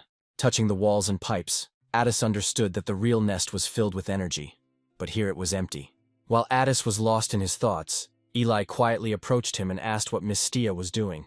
Miss Stia was scared, and Eli wondered what the girl was staring at. Then Eli decided to thank Stia for saving her life. Eli also added that saving the man's life was madness and asked Miss Stia to turn around. Turning around, Stia noticed the judge, but Eli said that he was currently acting as a judge. But in fact, he is the head of security at the Dragon's Nest. But Miss Stia said that she couldn't leave the man to die, so Eli replied that good people don't survive here. Eli said that people outside thought it was a hidden castle, but the place lacked water, food, and space. After that, Eli asked Stia if it looked like a dragon's nest, and Stia replied that it looked more like an isolated island. Eli also asked to note that rules and order are important things here, and stone walls are built every day. After hearing this, Miss Stia decided that she had no choice and directed fire towards Polysfintes. But Eli abruptly dropped Stia's hand and asked her to stop. Stia calmed Eli down and said that the sick needed warmth. Looking at her, Stia realized that people were important to Eli. Their conversation was interrupted by Handy, who noticed that Stia and Eli had already become close. But Eli immediately reported that she was simply explaining the local rules to the new girl. Then Handy asked Miss Stia to leave her sticks and follow him, as Sir Alejandro wanted to see her. Eli didn't expect Alejandro to want to meet Stia so quickly. Walking through the corridors, Addis realized that he had relaxed after entering here. Handy asked Stia what she thought after seeing this place, and she replied that it was a beautiful place, just like the rumors said. But suddenly Handy turned around and asked if this was a real dragon's nest. Taking out the amulet, Handy asked if Emil had said that there were spies here. Then Addis asked for proof. Having stopped, Handy told Addis that Emil had given him his glasses. This was enough for Addis, and he asked why Handy had asked to leave the sticks. Handy explained that Alejandro is a sword mage and is currently unarmed, but Handy can use aura if necessary. Handy also asked Addis not to do anything useless, like with the fat man. In the end, Handy added that Eli could easily become suspicious. Handy asked Addis to try to get more information about whether this nest was real or not. But when Handy opened the door to Alejandro's office, a pen charged with magic appeared before his eyes. Alejandro stuck the pen right into Handy's eye. Addis didn't understand what was happening. The last thing Handy could ask was why and for what reason Alejandro did this. And Alejandro answered Handy that a useful insect was better than a harmful one, but he still hated beetles. After these words, Alejandro's magic worked, and the entire corridor was filled with bright light. After taking the amulet, Alejandro admitted that he knew that the 50th level of the Order of Light had come to him. Alejandro's gaze shifted to Atis, wondering who this little lady was. If fear hadn't flown for so long that after the flight with Polysfintes he was in pain all over. Then Ether suggested that Eli fly to their room. He would definitely have enough strength to go there. But Ether noticed that Eli was holding her hand strangely, and asked what was wrong. Eli replied that she had a strange feeling. Eli told Ether that she usually feels something like an electric current on her hands. This allowed Eli to feel the person she was touching. But touching Stia was a different feeling. Eli climbed onto Ether and said that the feeling was familiar, but at the same time strange. And when Eli touched the Ether, she exclaimed, saying that the feeling was similar to when she touched the Ether. Ether looked at Eli and assumed that Stia was a dragon like him. But Ether was distracted by strange sounds, and seeing what was happening, he told Eli that they were late. In the building where Alejandro was, the windows were shining, and Addis was falling down the wall. Addis realized that he was trapped, and without magic wands he could not use magic properly. Alejandro followed Addis, and it became clear to him why the Order of Light was so interested in him, and in the authenticity of the nest. Alejandro reasoned that the Order of Light needed a reason to take action, so they sent experts. Alejandro asked Miss if this was true, and in response heard that after the murder of Hendy, everything became clear. This made Alejandro laugh, because it didn't matter to him, especially if there were no witnesses. Eli informed Ether that they were in trouble, but Ether didn't understand how Alejandro saw the dragon core. Eli reminded Ether that Alejandro was unable to do this, and that he had used the dragon's nest as bait. Eli also knew that Stia was a level 45 mage, and whether she was a dragon or not, Alejandro knew one way to find out. He needed to corner Stia before she died, and force her to transform into a dragon. Ether asked Eli what if Stia is not a dragon, and Eli replied that Alejandro doesn't care even if an ordinary person dies. Eli then decided that she had to kill Stia before she revealed her true identity. Addis's magic was weakening, but he needed to hold on somehow. He asked Alejandro why he created the nest.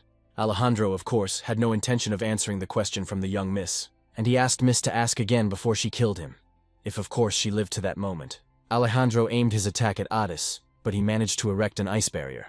But Alejandro's magic was not simple, and his arrows could fly around the ice wall and injure Addis. Alejandro came closer and thought that the miss was dead, when suddenly a fire burst out in front of him. Otis didn't see whether he hit Alejandro or not, but Alejandro appeared from the side and said that it was unexpected. Alejandro threw Miss Stia aside and looked at her. He didn't understand whether Miss was pretending, or whether she was really as weak as a common person. Ether arrived at the runway, but Eli didn't understand why they flew in the opposite direction. Eli told Ether that they needed to fly towards Alejandro, but Ether asked her why they needed to go there. A nervous Eli repeated that Alejandro would force Miss to take on her dragon form, and that before that happened, it would be better to kill her. Ether screamed at the top of his voice, asking Eli why she cared so much about people. Ether was sure that the girl knew about the risks that could occur, but what angered Ether most was that Eli had to stain her hands with blood for the sake of others. Eli didn't want to be a spectator again, or be scared and unable to do anything. Eli tried to explain to Ether that there was nothing else she could do. Ether interrupted Eli and said that this time he would handle everything himself. Alejandro chained Miss to the wall and asked her what reasons she had for coming to the dragon's nest. Stia replied that this place should not exist, and that Alejandro would not receive any benefit from it. Alejandro became curious about why this was so, and Miss added that only dragons can control the dragon's nest. Then Alejandro still suggested that the Miss was a dragon, but Stia replied that no one knew the truth. Stia added that it would be difficult for Alejandro to achieve his goal, as the location was not perfect for a dragon's nest. After these words, Alejandro grabbed the Miss and held her over the cliff. If Alejandro had applied a little more force, he could have easily broken Stia's neck. Alejandro suggested that Miss let her go so that she would fall and smash herself into a pancake or show her trump card. After that, Alejandro began his countdown from 3. But suddenly the accumulating energy began to manifest itself, and Alejandro decided that the Miss was a great dragon. Otis didn't understand what Alejandro was talking about, since it wasn't him who was accumulating the energy. Looking around, Alejandro noticed that the life energy was gathering in another place. Then he threw the Miss away, saying that the real dragon was not here. Otis did not believe that there was another dragon besides him, thanks to which he did not reveal himself. Looking at Alejandro, Otis understood that he was a tough schemer since he was able to attract another dragon. Otis wanted to get out of this place and report everything to the Order of Light, but unfortunately he couldn't do it now. Suddenly, a swordsman mage appeared. Descending the wall, she called out to Alejandro. As she lowered Eli, she quietly whispered to Miss Sty that she was glad that Miss was still alive. Eli reported to Alejandro that the dragon had penetrated through the other side of the wall and suggested that he check. Alejandro admitted that he thought the Miss was a dragon, and told Eli that the dragon would still be in human form.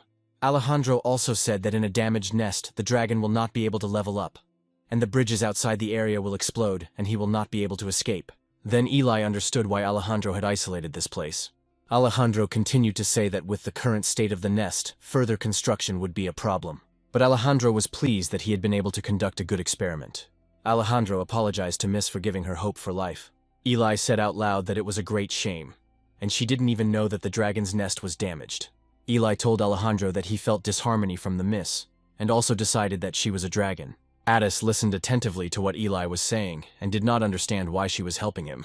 Alejandro understood what Eli was proposing, to leave the Miss to restore the nest. He liked the idea, and Alejandro ordered Eli to follow the girl. Walking through the corridors, Otis awkwardly turned to the swordsman mage, and immediately I heard that Eli said her name and asked Miss to also say her real name. Then Otis said his real name and asked if Eli was sick, but she replied that sword mages use energy power. But Otis still didn't feel comfortable with being carried by a girl, and Eli replied that she was used to carrying girls.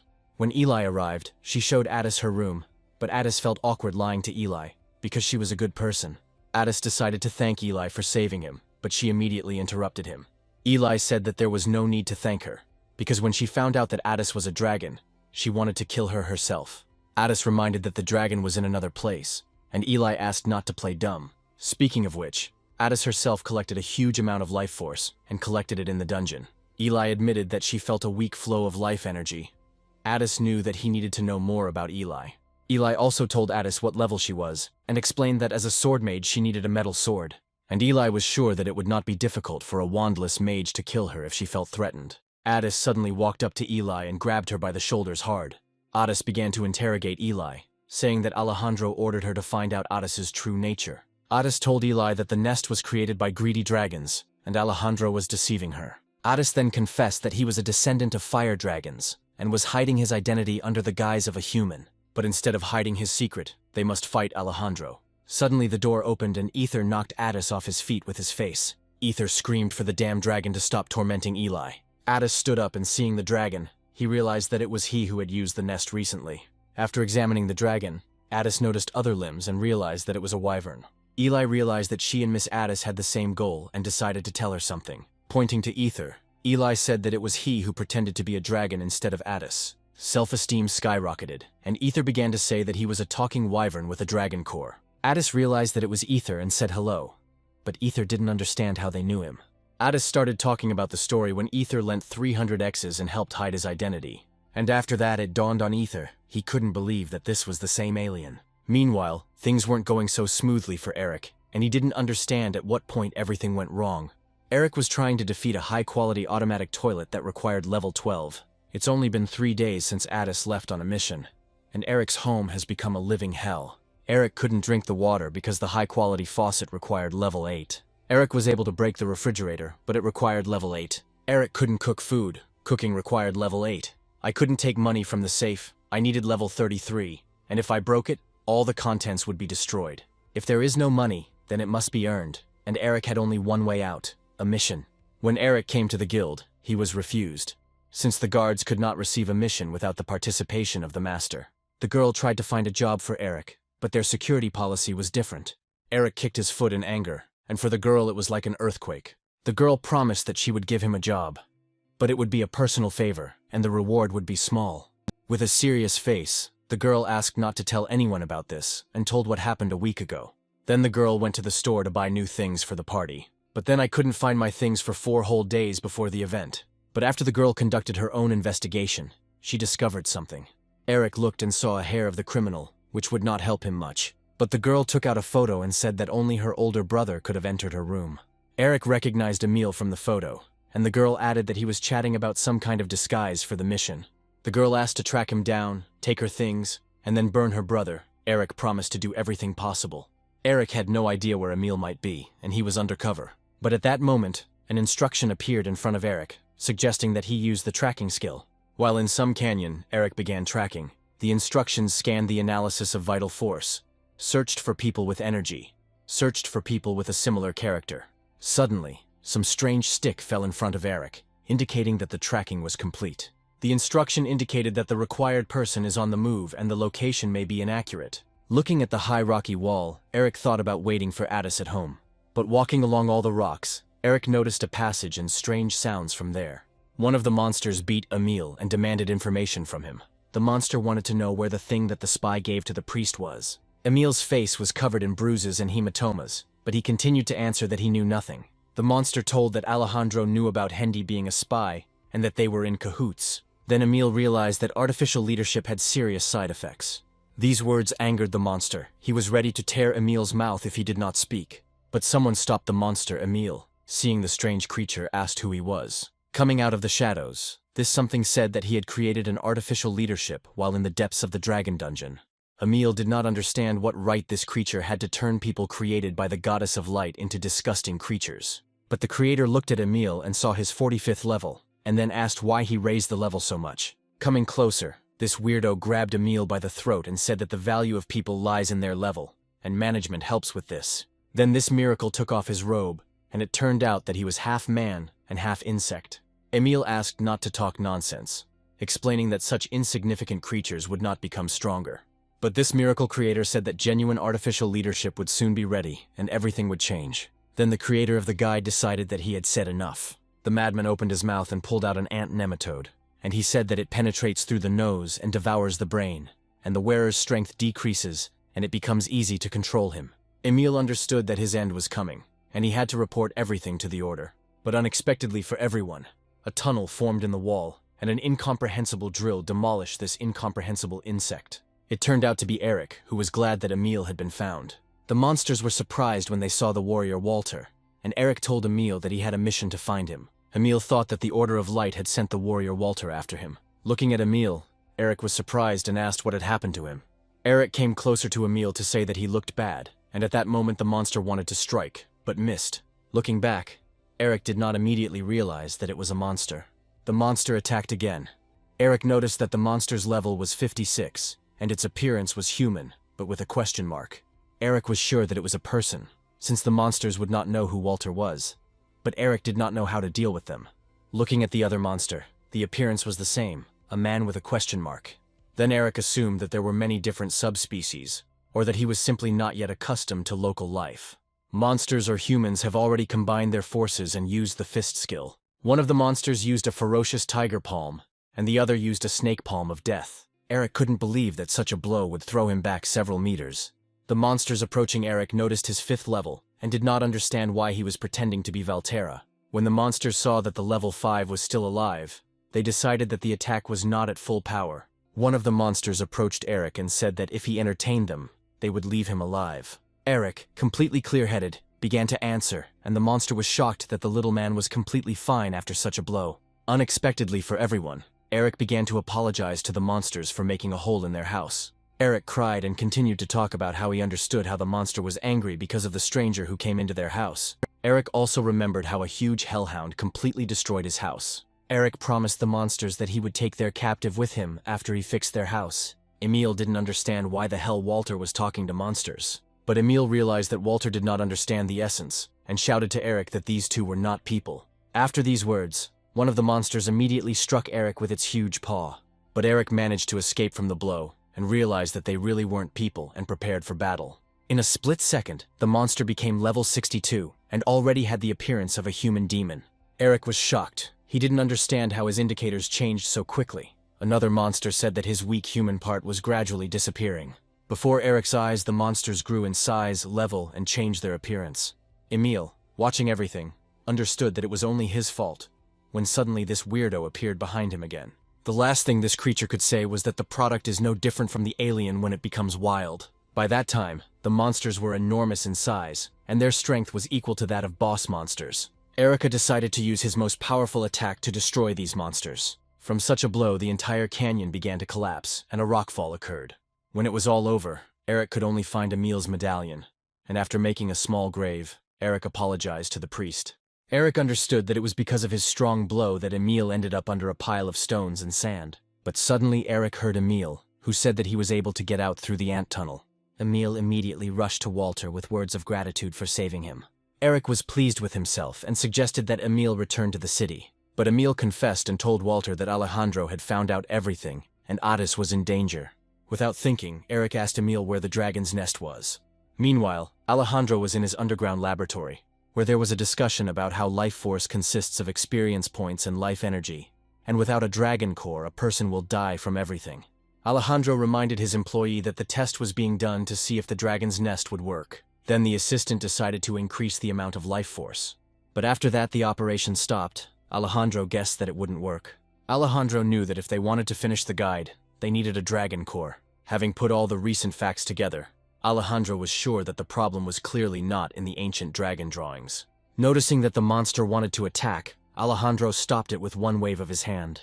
Then Alejandro ordered the ant to be called to him, but found out that it had gone off to look for samples, and had not been in touch since. The assistant added that the ant was with 2 test subjects of about level 60 with tracking skill.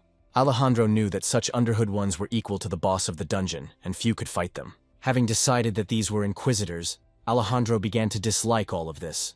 As he left, Alejandro ordered that all the subjects be gathered and placed on guard at the deepest floor. Despite his fear, the assistant nevertheless decided to ask how many test subjects he should send. Alejandro was serious and replied that he needed them all. A week had passed since Addis's arrival, and together with Eli they explored the area. Addis, being a dragon, knew a lot about the dragon's nest, and this made Eli's life easier. But Ether suffered from this, because due to his large body he could not help them. That's why Ether hadn't been communicating much with Eli lately, and because of that he was bored and lonely. Ether then concentrated on completing the dragon core, but also planned to ignore Miss Addis. Eli and Miss Addis appeared from underground. Ether began to talk about himself, but Eli interrupted him, saying that Miss Addis was wounded. Once they were on the surface, Eli immediately began examining the wound, but fortunately it was only a scratch. Ether didn't like all this. He asked if the girls had learned anything new. Eli replied to Ether that nothing had happened today, and Ether teased Miss Addis, reminding her that she had claimed that the nest was broken. Miss Addis happily replied that she was wrong about that, as the reason was different. As it turned out, the key to the nest's operation was Ether and its dragon core. Miss Addis explained that when Ether tried to escape, the life force filled his core like a key. Although Ether could materialize life force, he could not absorb it, and therefore the nest appears broken. After these words, Ether sparkled, realizing that he was the super key to solving the problem. But all dreams were shattered by Eli, who announced that they were abandoning the plan. Ether didn't understand why this was so, since he was the key. Miss Addis said that there was another plan. Miss Addis explained that the life force was on the lower floors, so she would go down and absorb the life force, and Eli would be with her. But the whole conversation was suddenly interrupted by an incomprehensible earthquake, which was also accompanied by strange sounds. Eli and Miss Vetus headed towards the sounds. Running to the edge of the wall, Miss Addis noticed something emerging from under the ground. Eli knew immediately that it was from the underground testing lab. The monster was level 51 and wanted a lot of meat. Miss Addis assumed that this was Alejandro's plan, but judging by how the monster got out, Eli didn't think so. All the hunters they had in reserve were not of the right level. Only Miss Addis could get close to the monster. Addis immediately began to assess the whole situation. Their difference with the monster was only 6 levels. Eli wanted to help Miss Addis with Ether, but looking up they saw Ether flying away. Having plucked up his courage, Ether decided to prove that he could deal with the monster himself. Eli shouted after Ether that it was very dangerous and asked him to come back. All the workers, seeing the monster, began to run away, but Kalendor could not, as he was pinned down by the boards. Ether began to attack the monster, spewing blue flames. At first the monster did not understand, but looking up he noticed the bird and decided to eat it. Ether was serious and decided to attack the monster from the air. The monster took a boulder in his hands and tried to aim at the bird in order to later feast on its meat. But while Ether was in the air, it was quite difficult to hit. Ether decided to feed the monster with his flame and flew as close to him as possible. Not expecting that the monster would not care about such a flame, he grabbed Ether by the neck. While in his room, Alejandro ordered the maid to bring him his artifact. At that moment, Alejandro did not yet know what could happen, and the maid heard such words from her master for the first time. Alejandro felt like the Inquisitors were interested in them, and he wanted to deal with them. The maid asked Alejandro what to do if the dragon appeared in his absence. But suddenly an assistant burst into the room and reported that the test subject had escaped from the laboratory. As soon as the boy finished speaking, a sword flew into his body and pierced him. Alejandro ordered the maid to go downstairs and check everything, and Alejandro himself dreamed about how good it would be if he had a double. When the monster decided that he had caught the bird, he was very wrong. Ether grabbed him with his paws and began to fly up together with the monster. Eli screamed at Ether to come down immediately. Addis didn't want to believe that Ether would use the dragon's nest. But as he rose higher and higher, Ether's only thought was that he was the key to the dragon's nest. When Ether used his dragon core along with the nest, a flash occurred and the monster evaporated. After the monster's remains fell, dust rose up and Eli tried to find Ether in it. A satisfied Ether appeared behind Eli and shouted to her that he had succeeded. Ether was also glad that now he and Eli could stop helping Miss Addis. But unexpectedly for Ether, he received a good blow to the face from Eli. Ether looked at Eli with an uncomprehending look, and she ordered him to leave right now. Eli felt something coming their way. Turning around, she repelled Alejandro's attack. Alejandro told Eli that from the beginning he thought she wanted to run away when she asked to spare Wyvern. But Alejandro never expected that Eli would protect the Wyvern with the dragon core. Then Alejandro reminded Eli that she didn't have a second chance. Then Miss Addis appeared and used her magic to distract Alejandro. Alejandro found it funny how the young miss had switched to Eli's side. Eli also tried her best to distract Alejandro. And at that very moment, Eli screamed at Ether that everything would be over if he was caught. Ether flapped his wings with all his might to fly away as quickly as possible. Eli and Miss Addis tried to detain Alejandro, but he was already using all his skills. And when Ether flew back to a normal distance, Alejandro suddenly appeared in front of him. Still in the Rocky Mountains, Emil told Eric that according to their information, the nest was somewhere here. Eric looked around and was shocked, because all the mountains looked the same. Emil, smiling sarcastically, said that as a priest he could not go into enemy territory, since he needed to report. Eric realized that he couldn't expect help from Emil, and asked the ant if they were going in the right direction. But the ant was no help either. He no longer understood human speech, and finally became a monster. Having assessed the situation, Emil suggested returning to the Order and taking soldiers with him to search. When Emil saw that Eric was feeding the ant grass, he asked why. Eric decided that the grass would remind the ant of home, and it would lead them to the place. Emil reminded Eric that Addis was going through hell right now while he was feeding the ant grass. But after this was said, Emil immediately apologized, because he himself was responsible for this mission.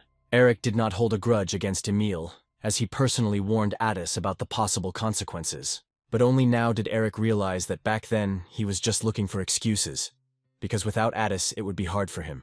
Previously, Emil thought that Walter was obsessed with blood and guts, But after such words, it turned out that they cared about their comrades. For Emil, the rumors about Walter no longer corresponded to reality. Then Eric's face immediately changed and he shouted that blood and guts were the coolest. Suddenly, in the distance, there was a huge bang, accompanied by a loud sound. Emil thought it was lightning, but Eric said that the blow came from the ground, making it clear that it was a swordsman mage. After thinking a little more, Emil realized that if the blow was so strong and noticeable, then it was Alejandro. When Emil turned around, he saw that Eric was already at the starting line, and a second later, Eric flew like a bullet towards the explosion. Addis understood that they could not retreat, and only a dragon could fight Alejandro right now. Holding the coveted dragon core in his hands, Alejandro figured that all this had taken longer. Sitting on Ether, Alejandro reported that it was a very good job on Ether's part. Ether was angry, and Alejandro suggested that Ether pretend that he never had a core. After several attempts, Addis still could not understand why he did not turn into a dragon. Eli assumed that Alejandro had planned everything once he learned the identity of Miss Addis. Alejandro had a polymorphic medallion that had the ability to transform a dragon into a human. Eli stood up and told Alejandro that she was the only one left to complete the artificial leadership. With her sword to her neck, Eli asked Alejandro for everyone in the dragon's nest to leave, or she would ruin all of his plans. After hearing this, Ether shouted at Eli not to dare do this. Alejandro asked Eli if she knew why he had gathered so many Rathnians here, although Alejandro guessed that Eli was thinking that this was all about changing this place. But Alejandro also asked if life force could be contained in an inanimate object. From all these questions, Addis began to guess that the dragon's nest was an unusual place. While attacking, Alejandro explained that everything was used to extract the life force from people and living beings. Alejandro kicked Addis with all her might, sending him flying a couple of meters away. And with a smile on his face, Alejandro told Eli that all these Rathnians would die. Eli didn't believe a single word Alejandro said, because he was the same person as they were. After knocking the sword out of Eli's hands, Alejandro told her that they were not people, but just mobs. Alejandro pierced Eli with his sharp sword. Seeing this, Ether wanted to help Eli, but his wing was pierced by a sword. Alejandro couldn't believe he was going to use the recovery device on a test subject. Holding Eli by the neck, Alejandro told her that she should be grateful to him. By injecting himself in the neck, Alejandro decided to help Eli meet his late mother. To minimize the side effects of the leadership, Alejandro needed genetic data. Having received everything he needed, Alejandro was ready to kill Eli so that she would die peacefully. But Alejandro was hit by a powerful fire blast from Miss Addis. Addis wanted to give Eli at least some chance to escape. Then Eli jumped back, but did not notice that behind her there was a hole from which a monster crawled out. Ether immediately rushed after Eli, spitting on his sword-woven wing. Addis was left alone with Alejandro, and thought only that everything was okay with Eli and Ether. Gathering his strength, Addis was ready to do everything in his power. After receiving another blow from Addis, Alejandro regretted that he had spared his life. After Alejandro got burned, he was ready to do Addis a favor by giving him a quick death. Alejandro, like a madman, directed his powerful attacks at Addis, which knocked him down. Addis knew it was the end, but hoped that Ether and Eli would put an end to Alejandro. Addis also remembered about Eric, who would have problems because of him. From the powerful impact, Alejandro decided that a bomb had fallen, or that something in the system had broken because of the ether. Addis was shocked to see Eric in the dragon's nest. Eric, seeing Addis, was very glad that he was alive and apologized for preventing him from working. But when Eri took a closer look, she asked Addis why he was in such a terrible state. Addis explained that he tried his best, but he could not do anything alone. Alejandro approached Eric and said that he looked like one of the builders. Alejandro didn't believe that a low level could survive such a fall and ordered him to leave. But no one could give Eric orders, so he punched Alejandro in the face with all his might. Addis sat unmoved as Eric knocked out Alejandro with one blow. Alejandro flew with such force that he destroyed the wall behind him. Addis didn't believe that Alejandro had come to an end, and Eric didn't understand where he got such a high level from. Addis explained that someone like Alejandro could have all his bones broken and still live, but Addis thanked Eric, as he would have died without his help. Eric asked not to say anything to Addis, when suddenly a bright light appeared. Turning around, Eric realized that one blow was not enough. Addis realized that Alejandro had begun to absorb the life force. Using the dragon core, Alejandro gained new powers. Having fallen down, Ether first pulled out his sword and bandaged Eli. But when Ether listened, Eli's heart did not beat. Ether began to cry bitter tears and blame himself for everything. As Ether leaned against Eli's body and his tear flowed down his cheek, the magical currents reacted. Eli began to cough and slowly come to her senses. Eric asked Addis if he could recover using the dragon core. Addis knew that it would be problematic to do this, since the captured core did not have much power. But Addis knew for sure that if he used the core in the nest, then everything was possible due to the huge amount of life force. Looking at Eric, Alejandro's management showed him the 5th level, and he didn't understand who he was. Without thinking twice, Eric shouted to Alejandro that he was a true warrior of Walter. And how will Walter Eric forgive Alejandro if he sincerely apologizes? Eric whispered to Addis that they just needed to wait for Emil to return to them with reinforcements. But Addis told Eric that Alejandro was the guy from the great land that killed the goddesses. Alejandro didn't really care that Eric didn't want to reveal his identity. But if Eric puts a spoke in his wheel, Alejandro will find out everything about him. When a sword mage covers himself with his magic, the surrounding energy rises and hangs in the air. In this case, the enemy can only see a trace of sparks when using such a technique. Using this technique, Alejandro wanted to know Eric's real level. Addis didn't even have time to keep track of Alejandro, and realized that he was not fighting him at full strength. When Alejandro's blade touched Eric's sword, Eric asked Alejandro why he didn't hide the fact that he was an alien. Alejandro was very interested in this, and if Eric was level 50, his head would have already flown off. But Alejandro decided to see what Eric was like in a fight. Eric hated guys with regeneration, but the desire to learn more about the Great Land prevailed. Alejandro warned Eric that if he dodged, the man behind Eric would turn to dust. The movement of Alejandro's blades causes energy to swirl around, increasing the power of his attack. This whole situation turned Alejandro on even more, and he was wondering how many pieces the blades would cut Eric into. But Eric didn't want to fall on his face and gathered all his strength into a fist. Stopping Alejandro, Eric asked him what he would do when the power in his hands ran out. Alejandro didn't expect that there would be such power that it would be difficult for him to cope with. When Eric was about to kill Alejandro, Addis stopped him. Turning around, Eric realized that Addis's voice was sounding in his head. Addis explained that it was one-way telepathy, and he needed to tell Eric something.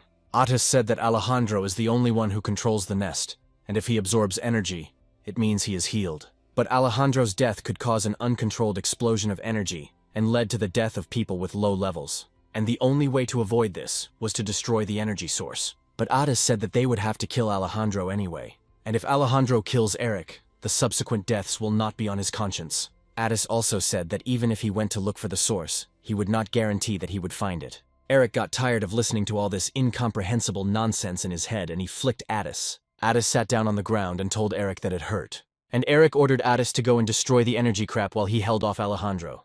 Addis was worried about Eric, even though he knew that Eric was strong enough. Eric turned around and smiled at Addis, saying that he believed in him, and after all this they would return home. Addis, without stopping, turned sharply and went in the right direction, telling Eric that he would return soon.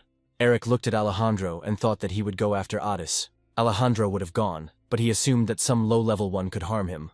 Alejandro's plans were thwarted, but this arrangement still won't harm him until Eric kills him. Eric decided that he could just kick Alejandro's ass without killing him. Riding on Ether, Eli pointed the way to the source of power. Eli also warned Ether that Alejandro could place his subordinates. Eli understood that even if they thwarted Alejandro's plans, they still wouldn't be able to get out normally. Ether had no intention of dying in the dungeon and was ready to get out by any means necessary. At this point, Eli told Ether that when Alejandro caught him, Ether was wanted. Suddenly there was a shaking and life force appeared out of nowhere. When it was all over, Ether asked about Eli's well-being. But looking at Eli's hand, she saw blood. She had long felt the life energy being emitted. Having reached the right place, Eli felt a strong flow of energy from an unknown source. Looking around, Ether noticed a huge number of different dead monsters. Eli decided that something had happened here and suddenly heard strange sounds. The terrible and huge monster said that he needed to fulfill his sacred duty to the goddess of light. Compared to the monster, Ether looked like a tiny bug. When Eli and Ether took a closer look, they recognized the monster as Handy. A fire attack from Addis flew at the monster. This was a maneuver for Ether and Eli to escape. The monster turned to Addis and told him how dare he interrupt his mission. Looking at the monster, Addis thought that this was the worst thing that could happen to Handy. He just became a test subject. Addis tried to shout to Handy, telling him that they were not enemies and had come to destroy this place. But it was all useless. Handy shouted that it was his duty, and anyone who would hinder him would die. The fight between Eric and Alejandro continued, and Alejandro was sure that Eric's style had many flaws. Although Eric could be a dangerous opponent for Alejandro if he cut off his head right now, Eric was ready to kill.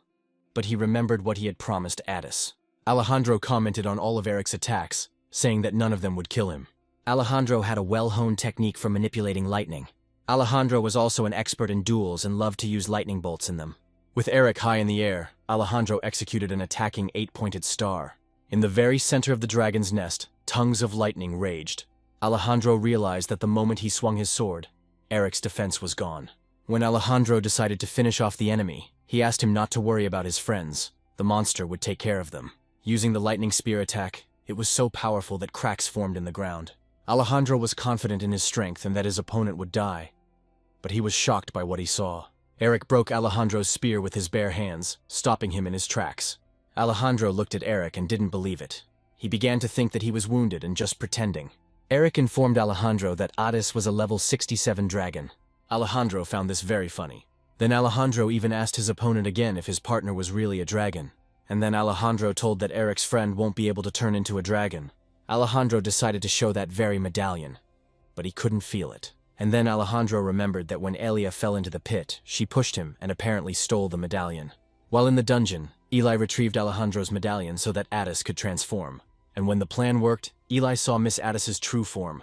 Addis looked at Hendy and couldn't believe his eyes that he was in such a state. But having collected his thoughts and realizing that this was no longer the same Hendy, Addis entered the battle. The fight between Addis and Hendy continued. It was a fight to the death. Ether and Eli ran up to Addis. They were tiny compared to him. Eli asked Mrs. Addis what happened to Alejandro and who was fighting him. Addis replied that his partner was fighting Alejandro, but to defeat him, he needed to break Alejandro's connection to the source. Eli and Ether immediately headed towards the source, while Addis continued the fight. Ether asked Eli if it was possible to make Hendy destroy everything here himself. Eli explained that if they destroyed the device itself, it would explode and they would die. So Eli found a channel that was redirecting energy, and it needed to be cut. Hendy realized that he couldn't cope and decided to use magic. Noticing this, Addis blocked the attack so that Ether and Eli would not be harmed. From the powerful recoil, Ether grabbed Eli and covered him with his body. When Eli told Ether that she was okay, he let her go, and she headed towards the source. Eli cut the channel through which the life force was flowing, and Addis at that moment destroyed Hendy. But the fight between Eric and Alejandro continued. They had already descended into the dungeon. Alejandro wondered if a level 67 dragon could crush a lich into dust. But then it dawned on Alejandro. He asked Eric if it was true that he was from Earth and killed that lich. Eric confessed that he was the one who killed Lich, Alejandro's friend. Alejandro didn't like the guys in front of him and was glad that Lich was dead, but told Eric that they wanted to get rid of the killer. By they, Eric meant the demonic god Omplas, but Alejandro spoke of those whose influence is much greater than that of any god. Alejandro said that if you were to be at enmity with them, you were to be at enmity with the entire continent. But Alejandro said that they thought the dragon was to blame for the Lich's murder, and since Alejandro had taken possession of the core, he reported the dragon's death. Alejandro's proposal was that Eric and his dragon could leave and he would receive all the rewards. Eric decided to check with Alejandro if he could still heal and knocked out his knee with all his might. Alejandro screamed loudly in pain and fell to the ground. Eric admitted that Alejandro's plan was really cool and he liked it. But leaning closer to Alejandro, Eric whispered that Addis wouldn't accept it because he hated bad guys. Alejandro didn't like it because he and Eric were nothing compared to the others. After injecting himself, Alejandro thought that they would forgive him for this, since he would destroy the alien. After that, something strange started to happen to Alejandro. Eric thought it was a side effect of the artificial leadership. Eric looked at Alejandro and felt the same feeling when he was carried from the ground. With each passing minute, Alejandro was turning into someone incomprehensible, and when it was all over, Alejandro had an unknown appearance, and his level was above 72. Eric prepared to fight, but Alejandro passed him by, saying that he was going to the source. After killing Hendy, Addis asked him for forgiveness for this act, because he had no other options. A pleased Eli informed Ether that Alejandro would no longer be able to use life energy. That same aunt appeared out of nowhere. Eli asked her how she ended up in such a dangerous place. But Auntie couldn't believe that Miss Elia had betrayed Mr. Alejandro after everything he had done for her. Without waiting for an answer, the aunt plunged the knife into Eli's stomach and headed towards the source. Eli fell to the floor. Ether immediately ran to her. Having taken the place of the cut channel, the aunt became that very channel for vital energy. After such an action, the entire system exploded and began to absorb even more life energy from people. But on others, life energy acted differently. In some it took strength, and in others it killed. Addis did not believe that the source had begun to detonate, and if it absorbed some of the energy, it would only be temporary. Addis explained to Ether that his core would stabilize the source a little, but not for long. But in order to restore power to people, the only way was to destroy this huge clot of energy. True, physical attacks didn't work for this, but Eli's sword skills were the only way. Ether explained to Miss Addis that Eli was not just wounded, but had already lost consciousness. In his new form, Alejandro understood why they wanted to receive Umpalas's blessing. Alejandro knew that Eric could see the level, type of enemy, and gain experience for killing them. But now Alejandro was like a lich, and he could not be destroyed by the four forces. He considered himself immortal. And now Alejandro could see what was happening around him by the change in life energy. And the last thing left for Alejandro was to absorb the required amount of life energy. Alejandro looked at Eric and said that his inaction would destroy his dragon friend. And for Alejandro, it would be a victory. Addis, exhausted, fell and asked Ether for forgiveness, telling him that he must flee. But Ether realized that if he did nothing, everyone in this place would die. Having gained strength and courage, Ethero began to somehow destroy the energy clot. Addis watched Ether and knew that this would not be enough. But suddenly Eli came to consciousness. Turning to Mrs. Addis, Eli asked her for one favor. Ether's powers were running out, and in his head there were thoughts that he couldn't do anything. Falling to the ground, Ether began to cough up blood, and his strength was leaving him faster and faster. Ether began to cry because he would be alone again, and his life would be meaningless. At that moment, Eli approached Ether, stroked him, and said that Ether would not be alone. Eli told Ether why she didn't want to give him dangerous missions, all because she was afraid of losing him. Ether looked at Eli and realized that he couldn't fight like her or help her in any way. Eli reminded him that he was a genius, talking wyvern.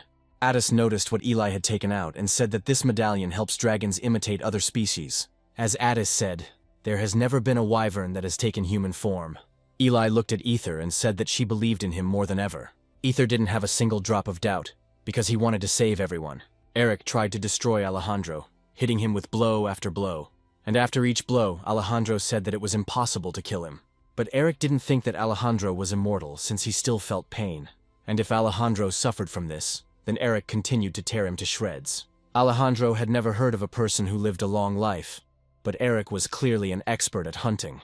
After numerous blows, Alejandro decided to cover his body with armor, comparable to the strength of a dinosaur's armor. But at the moment of a strong explosion, Alejandro lost consciousness. Life energy penetrated through him and restored every part of him. The sensations were terrible, and Alejandro could have died from pain shock, but the blessing continued to work. And while Alejandro was coming to his senses and overcoming the pain, Eric struck a second blow. Alejandro continued to lose consciousness as the blessing wore off. If this continues, Alejandro will need to absorb all the energy available. After the magic with the medallion ended, Ether was interested in what it looked like. Eli sensed Ether and replied that everyone around would confirm that he was now her sister. Ether turned into a level 5 sword mage and became one drop with Eli.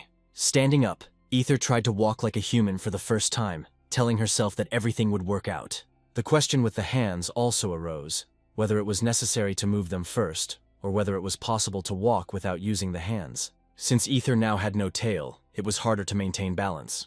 The Ether moved confidently, as if it had transformed into a human before. Addis and Eli watched Ether's first steps and saw how talentedly she did it. Eli told Ether after she left that she was great and could handle everything.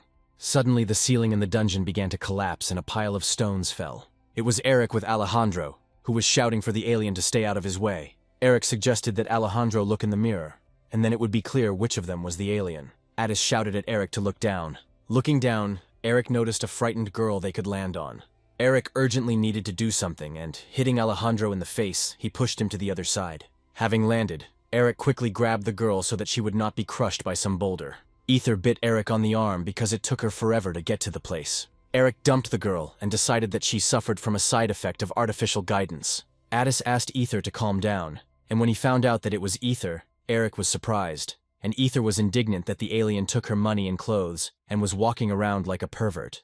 Eric picked up the girl and asked Addis for an explanation as to whether this was really Wyvern Ether. When she saw Eric for the first time, Eli calmed down because she realized that he was a good guy. Alejandro appeared from the dust, clutching his head and saying that he would make his own decisions. The instructions warned Alejandro that he had to transfer to another body in order to survive. Alejandro tried not to listen to the instructions, and wanted to absorb as much life force as possible. Eric threw his sword at Alejandro and clarified that he still needed to take care of this weirdo.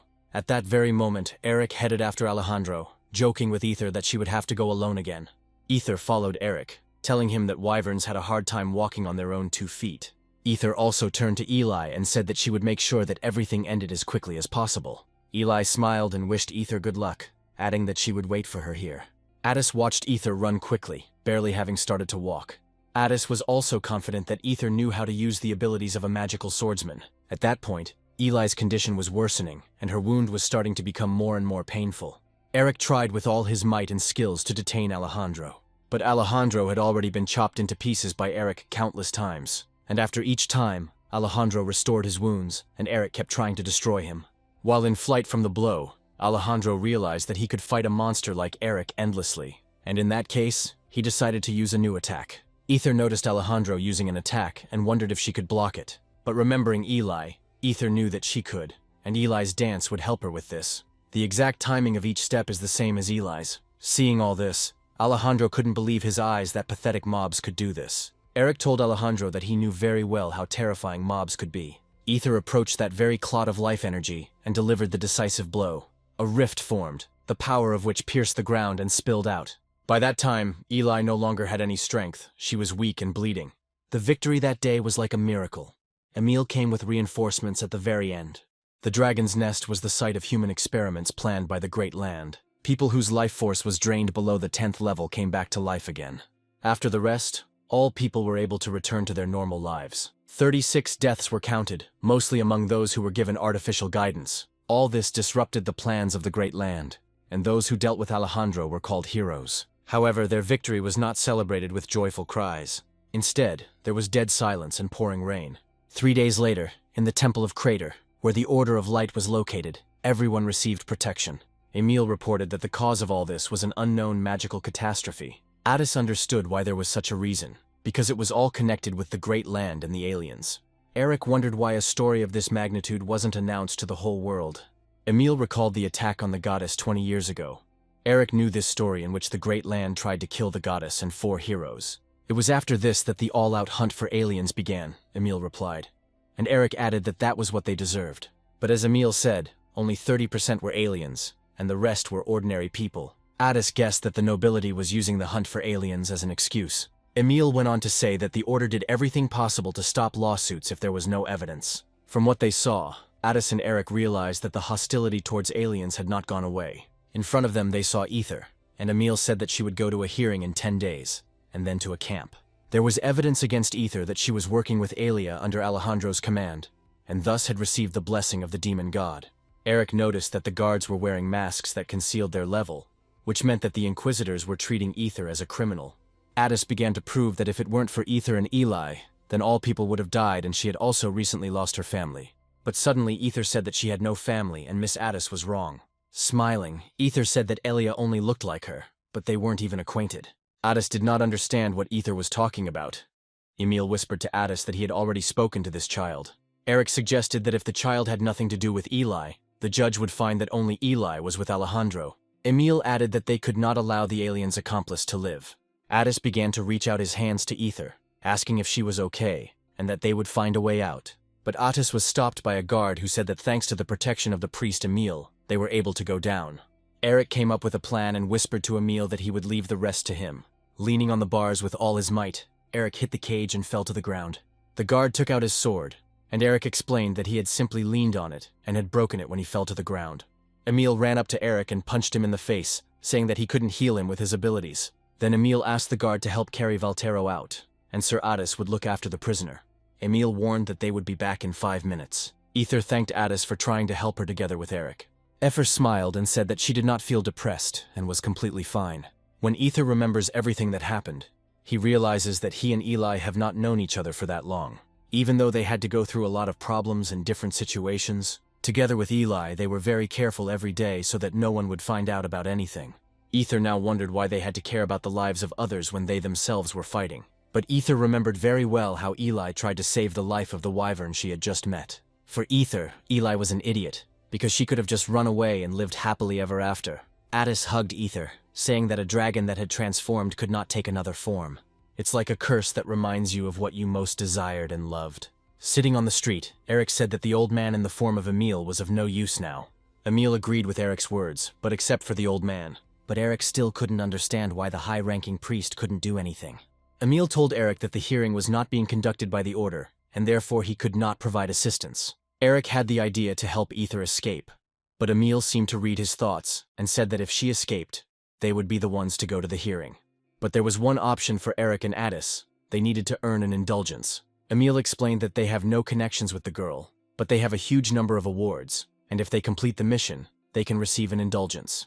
Eric realized that the Order of Light was using people and asked Emil if he knew of such a mission. In fact, Emil was supposed to join them, but at the moment he couldn't.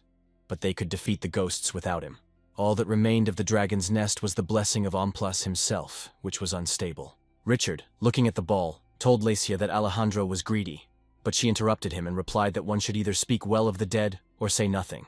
Richard also praised Lisi for her good work in being able to find the blessings before the Order of Light. Richard knew that the blessing of the demon god was very valuable to the Order, and would calm their anger over the loss of the dragon's nest. Lisi informed Richard that the Order had acquired loyal dogs that began digging under the great earth.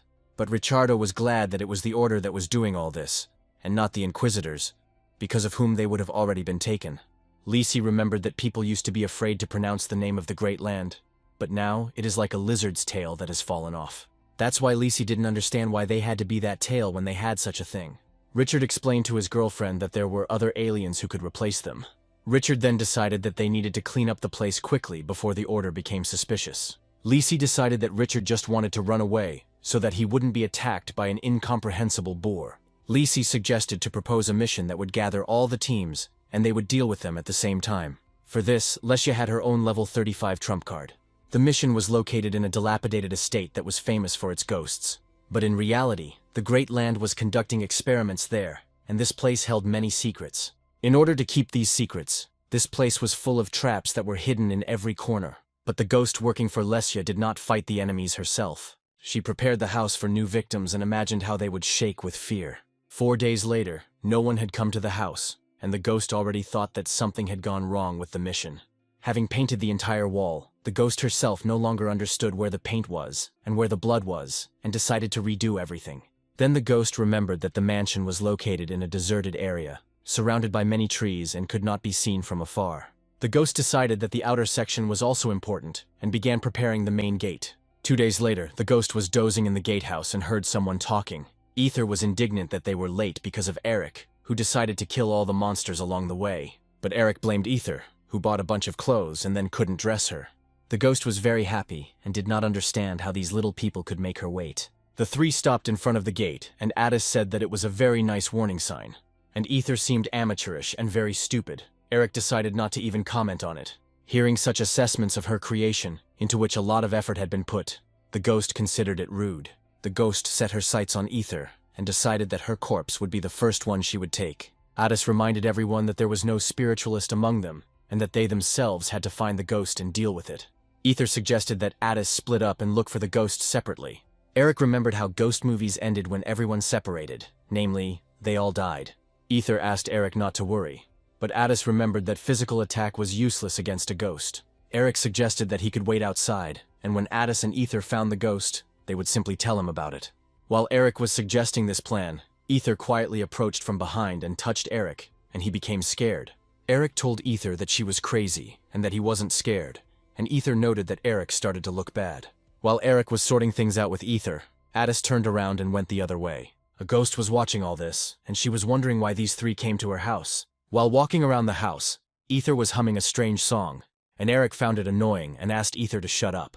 Ether tried to defuse the situation and said that when she was a wyvern she saw many ghosts. Ether told Eric that ghosts are low-ranking, and they take away the health of their victim, and people who cannot use the 4 powers buy holy water from the Order of Light. Eric compared the ghosts to the local mosquitoes and how he bought Declorvos every summer to get rid of them. Just as they discussed being careful, Ether and Eric were immediately caught off guard by a level 7 ghost. The ghost found this very amusing and knew that there were many more ghosts waiting for the two along the way. But such low-level ghosts were just bait to lure them deeper into the mansion. The ghost deliberately lured Ether and Eric, because one wrong step and the hidden traps would kill them. But as soon as Eric took a step to the side, Ether shouted to him that there was a trap there. After that, all the traps started to go off, and Eric flew through them like a bullet. Meanwhile, Ether dealt with the ghosts. When the path was clear, Ether ran up to Eric and said that with such success, he would activate all the traps. Eric turned to Ether and said he had everything under control. But Ether noticed he started to sweat. Turning around, Eric suggested finding Addis, as he could have been harmed by the traps. Ether was sure that Addis would not fall into any of the traps, as they seemed to tell where they were. Ether told Eric that these traps were disposable, and this place was easy to clear, and he was the only one who fell for them all. Eric asked Ether to shut up and suddenly noticed something strange. A ghost was heading towards them, saying that he had destroyed her masterpieces. Ether, seeing the expression on Eric's face, began to ask what was wrong from behind. Eric, without answering Ether's question, jumped out of the boarded-up window. But when Eric jumped out, his sword got stuck, and he had to get it out quickly. Frightened, Ether hoped until the very end that it was Addis, and, having made up her mind, turned around. Turning around, Ether saw Eric. They were as if in a mirror image. Eric and Ether were caught and walked along corridors that seemed endless. Following the ghost, Ether asked if everything was okay with their magician.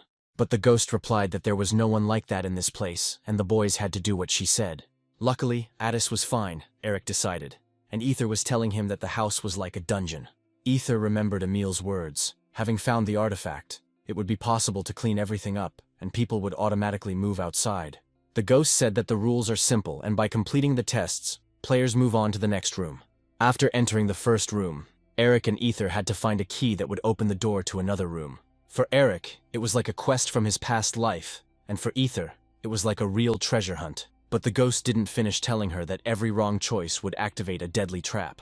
The ghost decided that this would be a difficult task for the hunters, since they needed to use their brains. After a couple of minutes, Ether found the key and opened the door, using her power to find metal objects. Ghost said that it was cheating and it was against the rules, but Ether disagreed with her. Then the ghost said that the next test would not be so easy, and they had to watch for a hint. But Eric used force to tear the door out of the opening, and thus opened the door to the room. The ghost told Eric that he couldn't break down doors, but in response she heard that this was how adults fought. As Eric and Ether moved from room to room, they encountered new challenges. They fought, killed, and passed through something again, and there was always a ghost next to them. Meanwhile, Addis, walking through the corridors, remembered that many people hire themselves out as hunters in order to earn money and join the Guild of Thinker Magicians.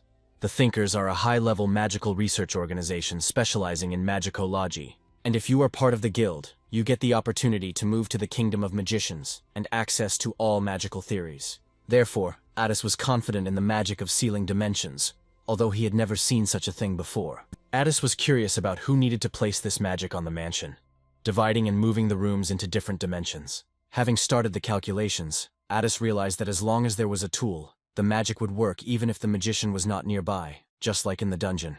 Dropping everything and heading towards the exit, Addis decided that the magician had made a mistake. Along the way, Addis realized that there was no mistake, and the magic would be activated when the intruder tried to leave the house. Running out into the street, Addis noticed that the mansion was like a 3D picture, and would soon cease to exist altogether. In one of the rooms, the three made a fire, and the ghost said that no one wanted to take her with such a face. Only people gave her shelter, and it didn't matter whether they were devils or murderers. Ether was touched by the ghost's story, and told her that one does not have to be human to live like humans. But suddenly the ghost jumped up and asked Eric and Ether what kind of Boy Scout atmosphere they had. Eric calmly replied that they were hungry, but the ghost said that they still had to meet the boss. And in general, the ghost was interested in who they were, that they behaved so calmly when they wanted to be killed. Eric found this funny, since those traps were too weak to kill them. The ghost replied that Eric and Ether were still alive only because she just wanted to have fun. But Eric wondered how long she was going to have fun until she stopped feeling lonely. Eric took the ghost's hand and said that she was not a ghost yet, but a normal person, and she was just lonely. Ether supported Erica and added that the Great Earth doesn't care about human lives. Ether also said that it was not too late, and they could leave this place together. The ghost pulled her hand out of Eric's and grabbed her face. After that, something strange started to happen. Ether decided that the dungeon was closing, but this was not the case. Suddenly Addis appeared and said that this place was a trap, and everything was prepared especially for them. Eric didn't understand why Addis had gone inside, and he explained that they needed to find a working tool and destroy the source. As it turned out, Addis was watching the guys and did not understand how they did not find the source in 2 rooms, but Eric replied that they went through a bunch of rooms. Addis explained to Eric that they moved from one room to another along with the source. Eric tried to prove to Addis that if the artifact had been here, they would have closed the dungeon. But Ether interrupted Eric and said that Addis was right. Ether looked at the ghost and said that she was the only one who had been moving with them all this time. The ghost thought that Richard and Lizzie decided to get rid of her. Using magic, the ghost grabbed a cobblestone and pointed it towards the boys, saying that it was all a lie. Eric managed to grab Addis and Ether, throwing them away from the approaching stone. Ether saw how the stone shattered into many pieces and was worried about Eric. Addis asked Ether not to worry, since there wouldn't be a scratch on Eric. Their main goal was to destroy the source, which they could not let go. Ether ran up to Eric, asking if he was okay and what they should do next. But when Eric turned around, Ether noticed that it was no longer Eric. And then the ghost in Eric's body decided to use a vertical strike on Ether. Meanwhile, Addis realized that magic belonged to the Great Land, and they urgently needed to find the test subject to prevent destruction. Addis knew that the subject was hiding in a safe place, and when he turned around, he immediately realized what kind of place it was. The ghost in Eric's body made a strike, but Ether managed to jump back. Addis caught Ether, who was thrown back by the shockwave. Ether asked Addis what was going on. Addis decided to tune the artifact that belonged to Eric, and it's better than nothing. But Addis couldn't believe that Eric was possessed. Ether used to think that only children could be possessed. Addis agreed with Ether, since the children did not possess one of the 4 powers, but their enemy was an extraordinary ghost. Ether screamed at the ghost that if she continued like this, they would all die. But in response, Ether heard that if she wanted to live, she needed to kill her and Eric. As Eric's hand suddenly hit himself in the face, Addis realized it was Eric. Eric showed his class, and Addis no longer doubted that Eric could handle it.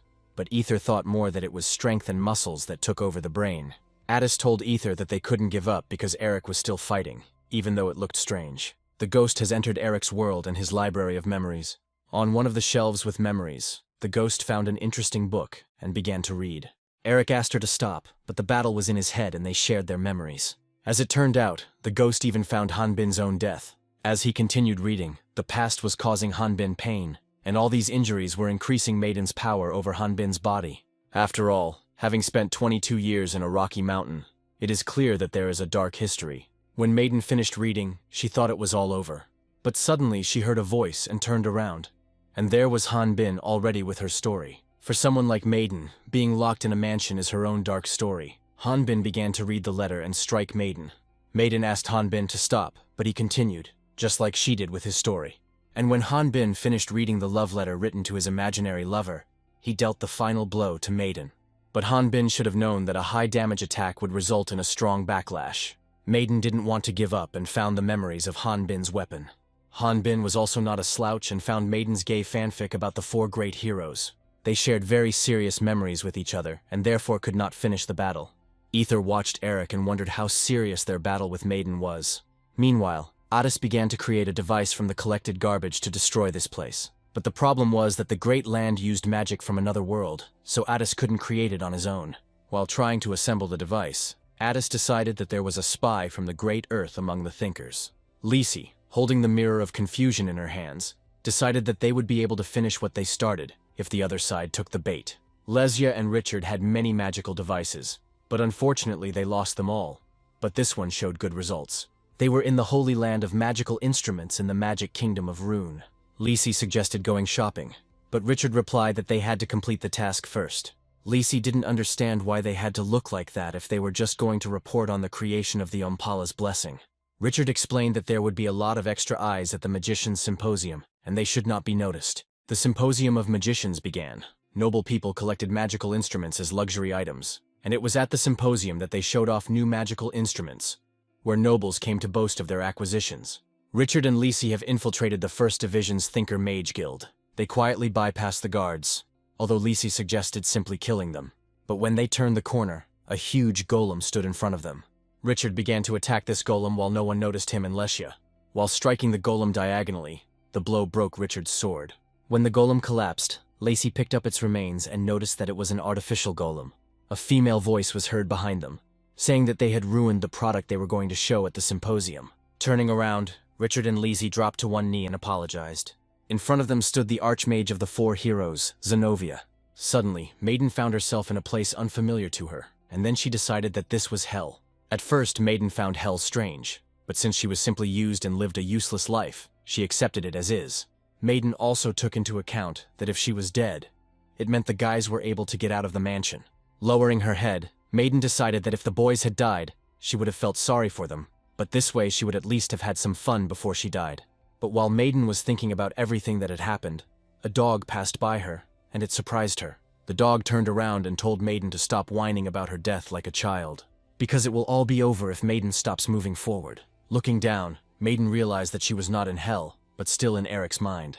As she pulled herself out of Eric's mind, Maiden realized that his mind was filled with despair, anger, and trauma. But when Maiden looked around, she noticed that she was in a strange circle. Ether informed Addis that Maiden had left Eric's mind, and then Addis began to activate the operation. Afterwards, there was a powerful explosion of energy, which left a pretty big hole in the ground and completely demolished the house. After that, everyone remained alive. But Ether and Addis had a little hard time, as Eric crushed them with his body. Addis and Ether were happy that the magic worked, but Eric didn't understand what had happened and where the mansion had gone. Suddenly, Addis noticed that it was morning, and there was almost no time left before the trial. Maiden also regained consciousness, but did not understand what was happening and who she was now. Addis explained to Maiden that he managed to reset her role, although her skills and abilities disappeared, and she was now an ordinary person. Maiden decided that the guys wanted to hand her over to the Order, but Addis was ready to kill her if she took possession of Eric's body. Addis told Maiden that it was because of her that they would have to go straight to the prison camp, but Maiden called the boys crazy if they really thought she would thank them for saving her. Eric responded to Maiden that her words sounded rude and ugly towards them, and Ether said that Eli, the Great Land, was also used like Maiden. In Eric's opinion, prison wasn't such a bad place, and after getting a punch in the face from Ether for it, she offered him to sit in her place. Eric was already preparing to raise the Ether and swear, when Maiden said that she had an option. Maiden showed the boys a carriage that moves with the help of a magical engine. It was a means of transportation, a multi-legged golem carriage Tarpan Cavalis F8000, and Addis had only seen one like it in books. Stroking the map, Addis never thought that he would see it in real life, and even ride it. Ether was very pleased and thanked Maiden, but suddenly Addis became upset and Eric asked what happened. Addis knew that there was nothing faster than a tarpan, but for that they needed a high-ranking mana stone to charge it. Addis blamed the Great Earth for everything, because they could not leave such an object without a reason. As Eric understood, they needed a mana stone. Having searched and taken out of his pocket a fragment of Ompalas's blessing, he decided that this would do too. After that, Addis was already flying with all the guys, and was happy that he would not lose even to the last magical car. Maiden asked why they took her along, and Ether warned Addis that she was going to throw up. Addis was surprised at how powerful the fragment was, and most likely it was connected to the Thinkers. Eric suggested reporting this to the leader. Addis said that it was impossible because the leader was Zenobia, and she was the strongest Ratni mage who stopped the attack on the goddesses. She is also the queen of the magical kingdom of Rune, and all the aristocrats want to marry her. Eric wondered how old she was, and Addis continued. The 4 heroes were blessed, and their bodies never aged. Then Eric remembered that Ether had told him about them earlier, and Addis decided to tell him in more detail. The strongest swordsman of the Barolt continent, the Sword King, is a Valtirian warrior, but no one has seen him lately. The ultimate spiritualist Halion is a transcendentalist of life and death. She was once the most powerful nymph, and is now the queen of the spirit kingdom. The best magical swordsman, Garhan the Terrible, is still active in his activities, and has been the monarch of the kingdom for thousands of years. Eric didn't believe that all these old men had been on the same team in the past. Addis added that if these 3, except for the King of the Sword, were to gather together, it would mean that this was a place where a war was going on, or a place of special importance. Zenobia, looking at all these aristocrats who were trying to look at her, again could not do anything. Zenobia also thanked Garhan for helping her sell her new inventions. Garhan guessed that Zenobia had called him not only to sell golems, looking also at Haliane, who had not come at all right away. Haliane explained her tardiness by saying that her long life had made her lazy. Garhan noticed that Zenobia was holding Ompalas's blessing in her hands. Zenobia said that they didn't have much time left and suggested that they get started. Zenobia and Garhan went to see the goddess Kivriel, who controlled the darkness. For Kivriel, darkness was emptiness, and emptiness was the end, but the end was the beginning. Kivier was the embodiment of the goddess of darkness who spoke for Kivriel. The same Kivier appeared before Zenobia and Garhan. Kivier asked Garhan the Terrible and Zenobia the Archmage if they really received the blessing of the goddesses. But in response, Garhan cut off Kivier's head without any words.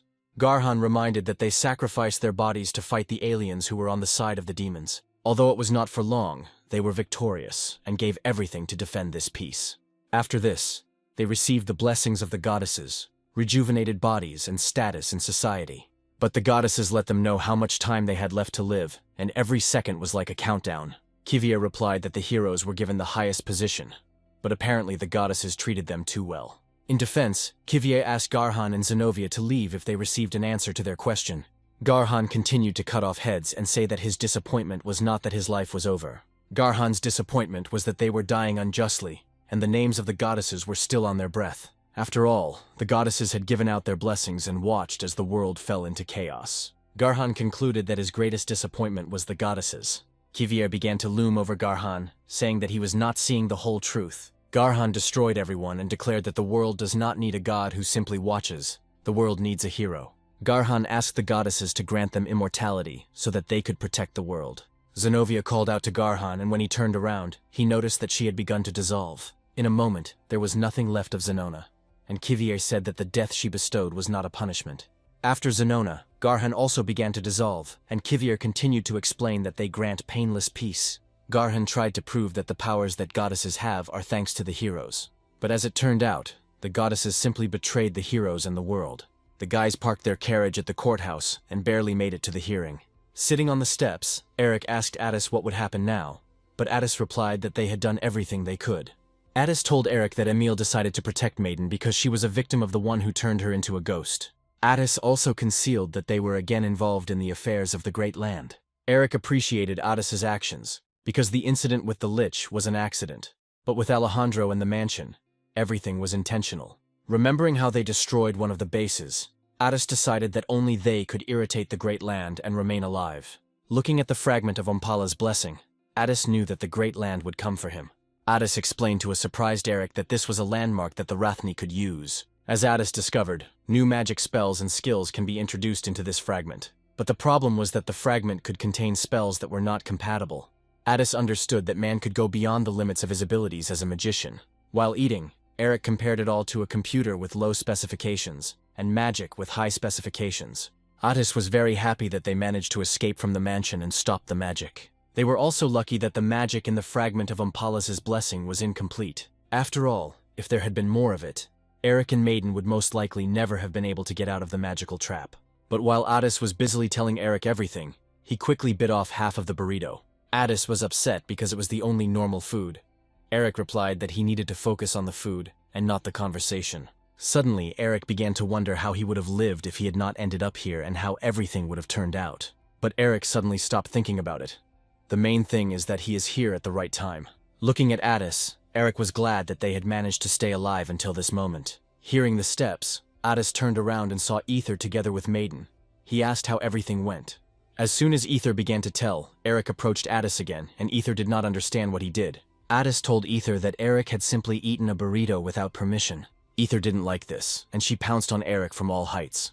And as always, a showdown began between Eric and Ether. Goddesses, unlike people, were beings of a higher level, and the dimensions in which they exist are different. People will not understand how they live in a four-dimensional world. And for goddesses, people are like figures drawn on a plane, and eternity, which people strive for, is just another dimension for goddesses. But this was all up until a certain point. Garan used the magic of sealing dimensions. Garhan sealed the higher dimensional being in the field of the lower one, and the future of Kivriel will constantly repeat itself. Garhan then asked Zenobia if there was a chance that Kivriel would understand their plans in this space, but Zenobia was unsure about it. Zenobia explained that when Garhan cut off Kivriel's head, she was already completely trapped in their trap. Garhan agreed with Zenobia, as they had absorbed half of Kivriel's darkness power. Garhan was surprised that Ompala's blessing was incomplete, and in order to absorb all the goddesses they needed to create a complete blessing. Zenobia was curious about how Garhan planned to do this, since they couldn't even take a step out of this neutral space. But Zenobia decided that if there was no time in space, then their life would not be shortened. And suddenly a voice sounded in her head.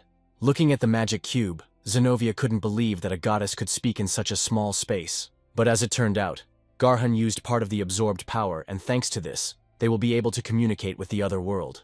Zenobia realized that Garhan wanted to bring the Great Land and the Order of Light face to face. And for this, Garhan needed to give a command on behalf of Kivriel to the Dark Brotherhood. Ether was very happy when she found out that Addis wanted to form a team.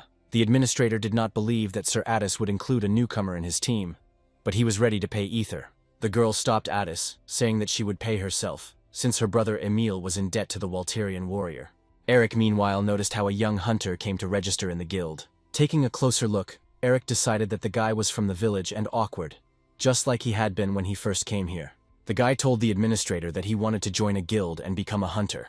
Eric saw the boy's level 20 and decided that it was already too late to register as a hunter. The administrator asked the guy to introduce himself so she could fill out the paperwork. The guy said that he came from Shanghai, and his name was Sana the Warrior. Meanwhile, in the northeastern part of the kingdom of Kaldri, namely on a 1,000-year-old snow mountain, people believed that they were attacked by a huge group of invaders. The people here were refugees who did not understand why the invaders had come here. But when they looked closer, they realized that they were inquisitors of the Dark Brotherhood. One of the refugees, running away, looked back and did not understand how the inquisitors had guessed. After all, the man has only now achieved success with experience, thanks to a fragment of Ompala's blessing.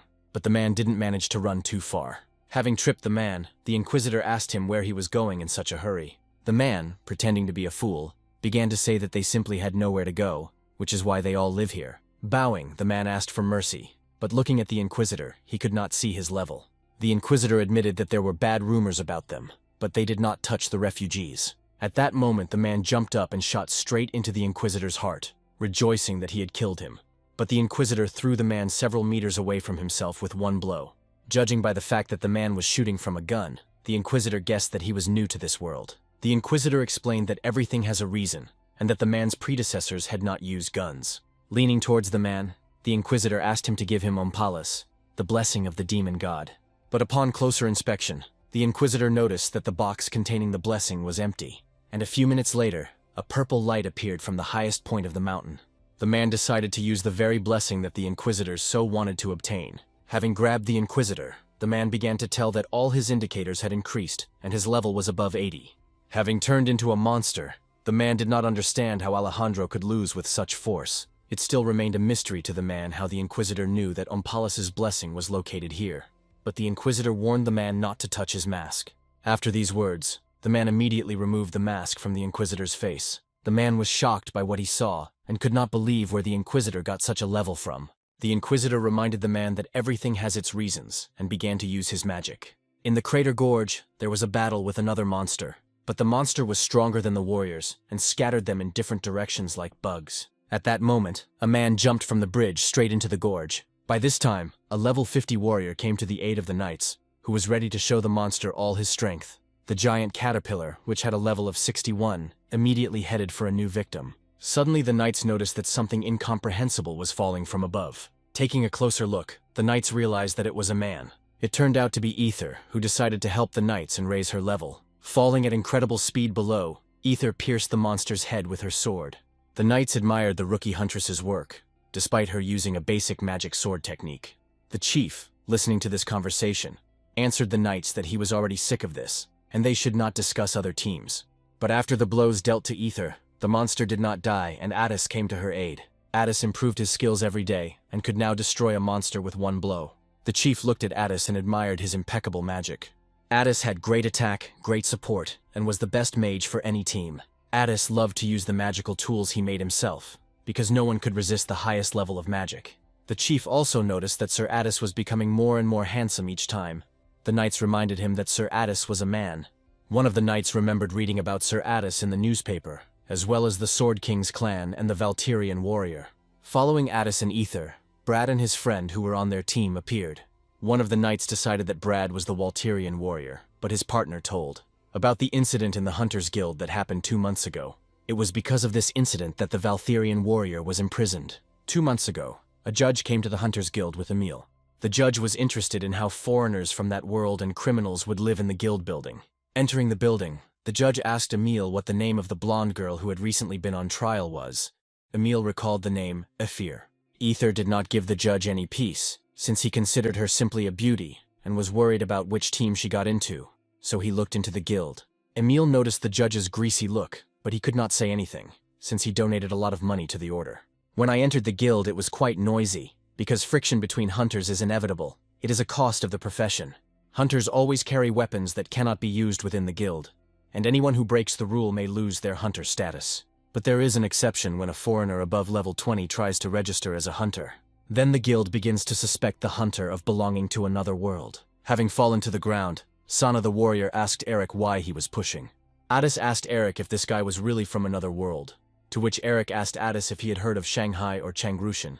Addis and Ether immediately wondered if Shanghai was another region. But suddenly Addis decided that this word is used on Earth, so Eric is sure of the identity of that guy. Plus, Eric, as a Valtarian warrior, will attack first and block other hunters. In 22 years on the Rocky Mountain, it was hard for Eric to remember cities from other countries on Earth. Eric was sure that the guy was a newcomer who had recently come from Earth. Sana the warrior took out his sword and decided that everyone who wanted to become a warrior must demonstrate their abilities. It was a severe test for him, but Sana the warrior did not hide or run away. Sana the warrior knew that fighting the helpless was against a warrior's duty, and asked to clear the way for a muscular 5th-level warrior. After these words, Eric became seriously angry, and hit San the warrior with all his might. San's blow sent the warrior flying over all the hunters, and Eric didn't understand why he was advertising his level to everyone. The hunters heard the newcomer's words and began to vigorously discuss the 5th level of the Valtarian. Eric asked Addis to do something for this, but Addis didn't understand what was going on at all. Brad immediately appeared and began to explain to everyone that a 5th-level warrior would not be able to destroy a boss above level 70. Eric thanked the strangers for covering him, but Brad reminded him that he was the one who opened the window with the artifacts for Eric. Eric was surrounded by knights who ordered him to remain still, lower his weapons, and surrender. Noticing Emil, Eric was delighted and asked him to stop these people, but Emil angrily replied that these people were not from the order. Once in prison, the guard told Eric that the prison was intended for strangers from another world. It was designed by Grozny Garhan, who had an inkling of people like Eric, so the prison was built vertically, 6 floors above ground and 24 below, and if someone wants to escape, they will run into a cliff. The thickness of the steel walls is 15 meters, and the depth is 48 meters. Even the strongest Sword King, Biotold, could not destroy the wall, which means the Valtarian warrior will not be able to escape. The guard looked at Eric and added that he was no longer a Valtarian warrior and was sentenced to 100 years in prison. Eric didn't remember why he was sentenced to 100 years in prison, because it was an accident. Addis said that an appeal would not help, and Emil asked for Eric, but no one would even accept an indulgence. Addis also added that the owner of the crater prison is the same judge, and if a riot occurs, he can increase the sentence. Afir added that according to rumors, the judge loves money, and there is a way to post bail. Eric looked around the prison and realized that even if he escaped, he would have to hide for the rest of his life. This meant that his plan to obtain the goddess's blessing through the order's donations would be pointless. Eric could only hope for Addis and Ether, and sit quietly all this time. At this moment, near Eric, other prisoners were beating up San the warrior, who was behaving too correctly. Sana Voitel was charged with attempted murder of a nobleman, and sentenced to 100 years in prison. Eric was charged with attempted murder of a nobleman, as he threw an unidentified person at the nobleman, and was sentenced to 100 years in prison. Sana the warrior noticed Eric and greeted him. Eric was not very happy about it. The prisoners immediately turned to Eric, telling him to come to them, but Eric pretended not to know the guy. Sana the warrior explained to the boys that he was careless at first until he got a slap in the face from a level 5. Eric scattered the prisoners in different directions with one blow and approached Sana the warrior. Grabbing Sun the warrior's face, Eric asked him to shut up, while Sun the warrior was interested in Eric's skill that he had just used. Eric understood that if this guy continued to chatter left and right, he would be exposed immediately. And if Erica is exposed, then Addis and Ether will also suffer, and Erica had the thought of killing San the warrior. But with a smile on his face, Sana the warrior admitted that he was glad to see Eric and asked his name. Eric lowered his head and introduced himself as Falad, and Sana the warrior introduced himself as Chanrushan. Looking at Chanrushan, Eric asked how he was still alive if he was telling everyone that he came from another world. Chanrushan explained that everyone treats him like he's crazy, and on top of that, he's an alien from another world. Eric thought about how to teach Chanrushan to distinguish aliens from Ratni. Chanrushan extended his hand to Falad and said that it was a small gift for his help, and Eric looked and realized that it was a mana crystal. Chanrushan explained that he got them here when he destroyed the monster, and these guys wanted to take the crystals away. Eric looked at the crystal and decided that it was possible to get from the prison into the dungeon itself. Chanrushan also added that if this crystal is given to the prison warden, he can reduce the sentence. Eric was surprised and told Chanrushan that he should have started with this right away. The chief watched the boys and said that if a foreigner killed a warrior even once, he would not be able to forget the taste of blood. Near the boss there was an iron box with someone inside, and the chief told the man in the box that it was the Valtarian warrior who would be his next prey. The boss couldn't wait for his subordinate to rip out the Valtarian's throat. People on Earth have always been small and weak, because they began to move less in development, and therefore became weaker. The Ratni who hunt monsters are not much different from the Earthlings. They are only slightly more athletic due to training. By hunting monsters and leveling up, the human body can reach a maximum of level 15. But monsters are different and their levels are different, so a person's 15th level becomes meaningless. Therefore, in war there are 4 main forces: the destructive spirit of the flesh, aura; the second, the spirit of magic and energy, mana; third, the spirit of lightning and human strength, power; and the fourth, the spirit of rebirth and protection, prana. All of them have different characteristics. Hunters train and develop these powers to level up and hunt stronger monsters, but there were handcuffs that blocked the four main forces, which changed their color while being worn. Back then, a high hunter's level was just a number. Hunters were unable to use the four basic powers and became food for monsters. The tough killer bees were like cannonballs to the imprisoned hunters. But for protection and killing monsters, hunters could also use an ordinary kitchen knife. Eric was in his 5th week of confinement and was using a kitchen knife instead of his sword to fight. Eric only needed to put in a little effort, and everything would go according to plan. For killing the bee monster, Chan Rushin received 1,000 experience points. When I came to hand over the earned mana crystals, the guard said that he could reduce the term by 1 month for everyone. Eric also asked to exchange the bread for 8 kitchen knives. Eric knew that he could catch high-level monsters fairly quickly. But Eric could not abandon Chan Rushin, since he needed to raise his level. Eric hoped that Chan Rushin would be useful in providing information for meeting the goddess. Meanwhile, Chan Rushin asked the guard to give him 100 loaves of bread instead of reducing his sentence. Chan Rushin distributed bread to those guys who were unable to defeat the hooligans from above. The men thanked Chan Rushin for such an act, because he spent all the crystals he had earned.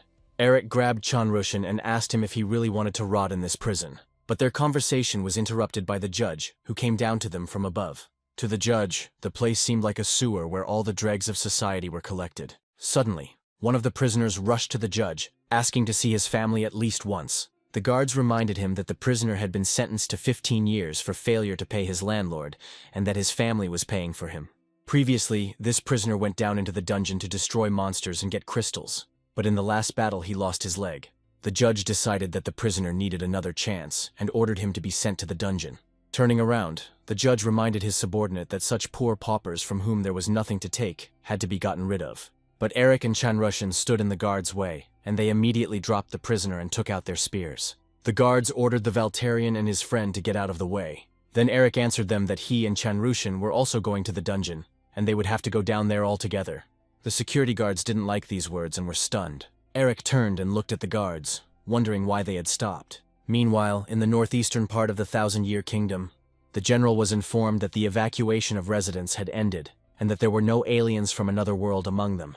But the general was clearly upset about something, because this was already the 6th nest that he had captured. One of the inquisitors asked where the general was, and was told that he had gone to headquarters. And Inquisitor Ethan heard this. Inquisitor Ethan also went to the headquarters of the Dark Brotherhood in the Chapel of the Saints. At the Chapel of the Saints, Ethan was praised, and asked how everything went. And he said that the alien laboratory was discovered, and he also returned the blessing of the demon god. The holy maiden took the blessing of the demon god in her hands, and did not believe that such a small piece contained so much energy. Ethan added that the goddess of darkness, Kivriel, deserves recognition as she helped him with this. After hearing these words, the Holy Virgin became interested in what Inquisitor Ethan was getting at, and he continued to say that the goddess sent prophets to watch over the earth. But she herself never participated in the affairs of the earth. Ethan also noted the fact that when they received the oracle and arrived at the scene, there were already more than 100 victims. Inquisitor Ethan was angry, because if the goddess had known about everything earlier, they would have been able to get there faster. The Holy Virgin could not stand it any longer, and reminded Ethan that she had been a saint for 70 years, and did not receive the oracle that often. The Virgin looked at the Inquisitor, and told him that the goddess had always been concerned about the order in their world, and that now he was being too rude to her. The Holy Virgin reminded Ethan that he was no longer a child who could afford to be capricious. Looking back at the Inquisitor, the saint asked him to take off his mask next time, since he had a very pretty face. After all the talk, the Holy Maiden began to offer the blessing of the demon god, the ruler of darkness, Kivriel. Leaving the Chapel of the Saints, Ethan realized that everything was not as clean as he would like to believe. Meanwhile, Garn, having received Ompala's blessing, realized that the Dark Brotherhood could be trusted. Garhan watched every % of the completion of the absorption of Ompala's blessing. Zenobia was curious about how much the blessing had grown, and Garhan replied that there were too few refugees, so the percentage was low. Zenobia then assumed that Richard had delivered an incomplete blessing to the dragon's nest. Zenobia also enjoyed being a regent and participating in political life, unlike Garhan. Garhan and Zenobia decided that the great land they had created was too weak, but they didn't think the Dark Brotherhood was strong either. Although the two knew that in the Dark Brotherhood, there was one blessed by the goddess who would be the hero of the next generation, and that was Leonhardt. Zenobia offered to win Leonhardt over to her side, but Garhan revealed that he had given up his career and remained in the Brotherhood, and if he found out that they had turned the tide of events, Leonhardt would kill them. After these words, Zenobia decided that it would be easier to kill him first. But Garhan stopped her, since Leonhardt specializes in hand-to-hand combat and healing. All this meant that the guys from the Great Land could attack at any moment in order to survive. But they would not cause any harm to Garhan and Zenobia. Even if the Great Land reveals the secret of the four heroes, the magical effect will be activated and the body will be overcome by terrible pain. And then death will occur. And since healing magic does not work on corpses, like other dead aliens, they will all turn to dust and disappear. Garhan was a little surprised that Zenobia didn't remember the magic that she herself had invented. Looking at Ompala's blessing, Garhan said that when it was fully formed, they would be able to absorb the powers of the goddess. Zenobia reminded Garhan that they still had one fragment left, but they had checked all the dragon nests. Garhan knew very well that in the crater prison that he created, there was one alien, and Garhan had already passed on all the information about him. Zenobia and Garhan could only wait for Lisi to enter the prison. Lisi understood perfectly well that Garhan and Zenobia were trying to cover their tracks, and if she didn't find another Earthling, she would die too. After examining the prison, Lisi wanted to take the blessing and escape from there as quickly as possible, but she was distracted by some screams. Listening closely, Lesya heard the prisoners discussing the Walterian warrior, who, according to her information, died back in the mansion. Lisi looked at the guy standing next to the Walter, and he was not the foreigner that Garin was talking about, and his level was low. A big problem for Lesya was the Valterian, whose death she reported to Garhan, but knowing his 5th level, for Lesya he was a charlatan. Chanrushan offered Felad to fight them, but in response he heard that he had 2 dragons on his neck for which he must answer. Eric looked back at the judge and waited for him to come upstairs. Suddenly Chanrushan shouted that they could no longer remain inactive and that they should not wait for someone to save them. Eric grabbed Chanrushan and tried to shut his mouth, but he continued to shout that they all had to rise up. Chanrushan's words had an effect on the prisoners, and they began a rebellion, saying that they had families waiting for them to come home. Each prisoner screamed about his fate. For some, their sentence had long since ended. For others, their wives had divorced, and for others, their son had grown up and become an adult. The prisoners began to demand freedom in one voice, and Lisi decided that they had all gone crazy. The gentleman looked at all this rebellion, and did not understand why such a respected person as he should tolerate this. And then the master had no choice but to take desperate measures, and he ordered him to be brought. Chanrushan decided that the judge wanted a warrior to be responsible for saving the weak. Then Chanrushan turned to Eric and said that if he knew martial arts and had a wonderful character, then he would follow him all his life. A second later, Chanrushan was already addressing the prisoners that they would all follow the Valterian hero. Everyone immediately supported Chanrushan's idea, but at some point the crowd began to quiet down. The guards brought the very same foreigner that everyone feared to Chanrushan and Eric. Eric doubted it, but when he saw it with his own eyes, he was surprised. Lisi immediately recognized the alien's level as 61 and profession as a magician. The judge was in 7th heaven when all the screaming savages shut up from such horror. Lesya's level was higher than the stranger's, but it would be difficult to fight him because of all this fuss. The satisfied gentleman suggested that he could add 50 years to everyone's sentence and forget about this riot. But for the instigators of the rebellion, the term was increased to 100 years. The judge was not so simple and offered the instigators a bet they could not refuse. The judge then put the sentences of all the prisoners on the line. If the Valterian and his friend have a real sword fight with the stranger, the judge was ready to mitigate the punishment not only for them but for everyone else if they won. Before the judge could finish speaking, Eric refused, threw Chanrushan over his shoulder, and he began to leave. Eric answered the judge that they would cover up their crimes themselves, without any duels. But when Eric had almost entered the dungeons, he heard someone calling him Eric Karun. Eric turned and looked at the stranger, who continued to talk about how the scars still hurt and demanded a duel. The judge did not expect such a turn of events, but he even liked it, and he counted the Walterian's participation in the bet. But since Eric had an assistant, the judge turned to the prisoners and asked who would fight for the stranger. The judge promised release to anyone who sided with the foreigner, and for the prisoners this was an excellent option. But when the prisoners looked at the Valterian, they realized that only a madman would fight him. Unexpectedly for everyone, a girl stood up from the crowd and offered her candidacy. Lisi thought that this would be the best option for her, and she would be able to resolve the issue with a blessing. And Lacey will also be able to destroy the charlatan, and her words about the death of the Valterian will not be a lie. The judge accepted the nomination, and was glad that they had not had such fun mortal battles for a long time. Meanwhile, a tunnel appeared in the quarries from which Addis and Ether jumped out. Addis congratulated Ether on closing her first dungeon, but Ether was already exhausted, and did not understand how Addis and Eric endured such regular raids. As it turned out, the regular raids were developed by Eric to increase the level of Addis, Eric exhausted the monsters, but left them alive. Meanwhile, low-level Addis transformed into a dragon and killed all the monsters at once. By leveling up and absorbing a large amount of energy with the dragon core, Addis was now Eric's replacement for Ether. Ether was turned inside out by such a rise in level, but Addis said that it was also difficult for him at first.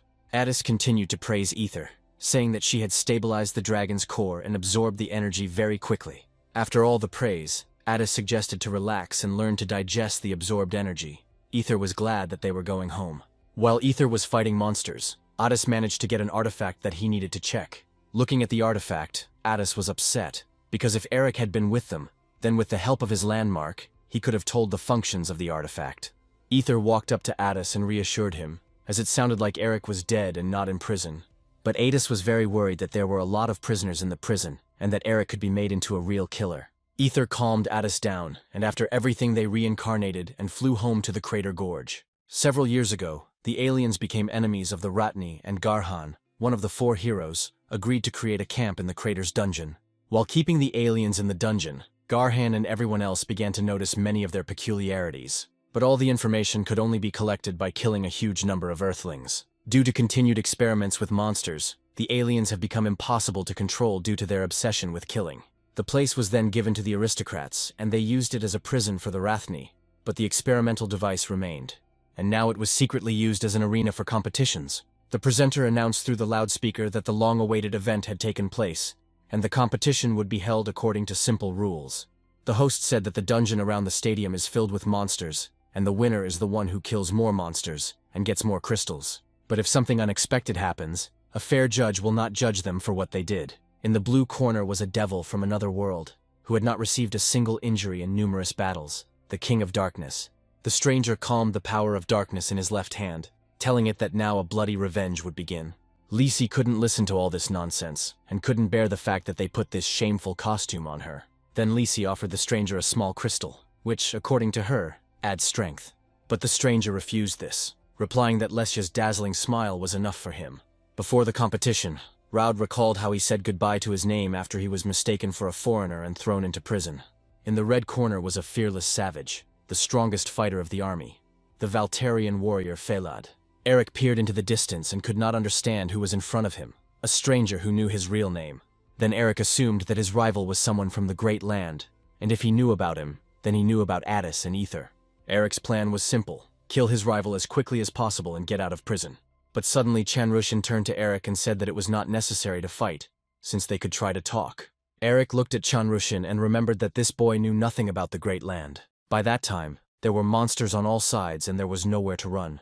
Eric suggested to Chanrushin that they talk about everything later, and now prepare for battle. The host shouted that they were starting the competition, and the prisoners who filled the stands began to shout loudly. High muscular abs, powerful back. The pectoral muscles twitch every time he swings the sword. All these muscles seem to be painted. So said Boronessa, watching Eric, the Viscountess standing nearby, decided that the Valterian warrior was to her friend's liking. But Boronessa replied that if he won the competition, he would work for her as a worker. The Viscountess reminded him that her husband might become jealous and laughed. Suddenly, someone interrupted their conversation, saying that the Valterian warrior would not be able to work in the mansion because he did not use magical items. Looking at the man, the girls recognized Lord Felix Prelsis from the Prelsis trading order, who was not a very well-known merchant. Lord Felix suggested that the ladies take a group photo using their order's new product, the image recorder. Boronessa decided that Lord Felix had a high level if he used a magic item, but it turned out that his level was low and Felix had nothing to be proud of. Holding the image recorder up to his eye, Lord Felix explained that he first needed to check if the item was working properly. Adjusting the lens, Lord Felix was able to get a closer look at the alien, but he could not tell if he was a real alien. Suddenly, behind Lord Felix, chuckling sounds were heard. Turning around, Boronessa and Felix noticed Count Elhauer. Elhauer immediately turned to Felix and said that for such a commoner, the ticket was very expensive. Lord Felix greeted Elhauer and was very pleased that he was concerned about his finances. Then Felix admitted that the ticket was sold to him by Marquise at a good price. Elhauer did not like this, because his competitions cannot be profitable. Elhauer walked up to Felix abruptly and offered him a bet if he had any money left in his pocket. Without thinking, Elhauer bet on the stranger, assuming that Felix would bet on the Valterian. Felix was surprised that Elhauer was betting so much on a stranger. At the same moment, Boronessa said that monsters were still crawling from all sides. The host continued to comment that the Valtarian had amazing strength and was cutting down monsters with just a knife. Eric noticed that these monsters, taken individually, were nothing special, but their numbers did not decrease. While Eric was chopping down the monsters around him, there was already a wall of monsters in front of him. The presenter noticed that all the monsters in the dungeon were trying to pet only the Valtarian warrior. When the monsters completely surrounded Eric, he decided to cut across. After such a blow, the host shouted that the monsters simply flew away from the warrior, and the whole hall was shocked. But suddenly Eric heard strange sounds. Looking around, he noticed a bunch of monsters attacking Chanrushan. Lisi, who was preparing for battle, did not understand why the monsters were passing by her. Knowing that these insects had low intelligence, Lisi suddenly noticed the strange abilities of the stranger, which she had never even heard of before, and she became interested in who he really was. In the past, Raud was transformed into a monster by the dungeon boss Tentacle Beholder, and the transformation is usually unstoppable. But in Raud's case, due to starvation and dehydration, the monster's cells stopped reproducing, and only Raud's left hand acquired the skill of mind control, and now he could interact with monsters and control if they were of a lower level. Raud did not remember what happened to him in the dungeon, but because of this skill, everyone took him for a stranger. After this, Raud was locked in a dungeon and forced to fight with other prisoners. Looking at his opponent, Raud knew that Eric was level 5 at the time, but after so much time he should have raised it enough. Raud watched as his opponent tore everyone to shreds with the monster, and then the thought crept into his head. What if he was mistaken? Eric, clearing his way, finally reached Chanrushan, who was trying to defend himself from the monsters. It turned out that Chanrushan was simply blown away by Eric's strong attack. When Chanrushan recovered, he noticed that the monsters were only hunting Felad. But Eric understood that not only monsters were hunting him, but also a rival who, if he only killed him, would be the end of it all. The artifact is the source of energy for the dungeon, and a powerful tool that can be obtained by clearing it. It is a symbol of honor for hunters, but without knowledge, at a low level, it is nothing more than a common decoration. That's why hunters go to the examination to find out the power and price of their artifacts. Addis also brought his artifact and learned that it was suitable for his level, could be used 10 times a day, and the total number of uses was unlimited. Maiden said that the artifact's ability to store clothes, and therefore it can be sold for about 5,000 X. Hearing such a sum, Ether happily hugged Maiden, but Addis was embarrassed that they got an estimate for free every time. But Maiden understood that the guys were collecting money for Eric, who had gone to prison. For this, Addis even sold his books, but he kept the useful spells in his personal item.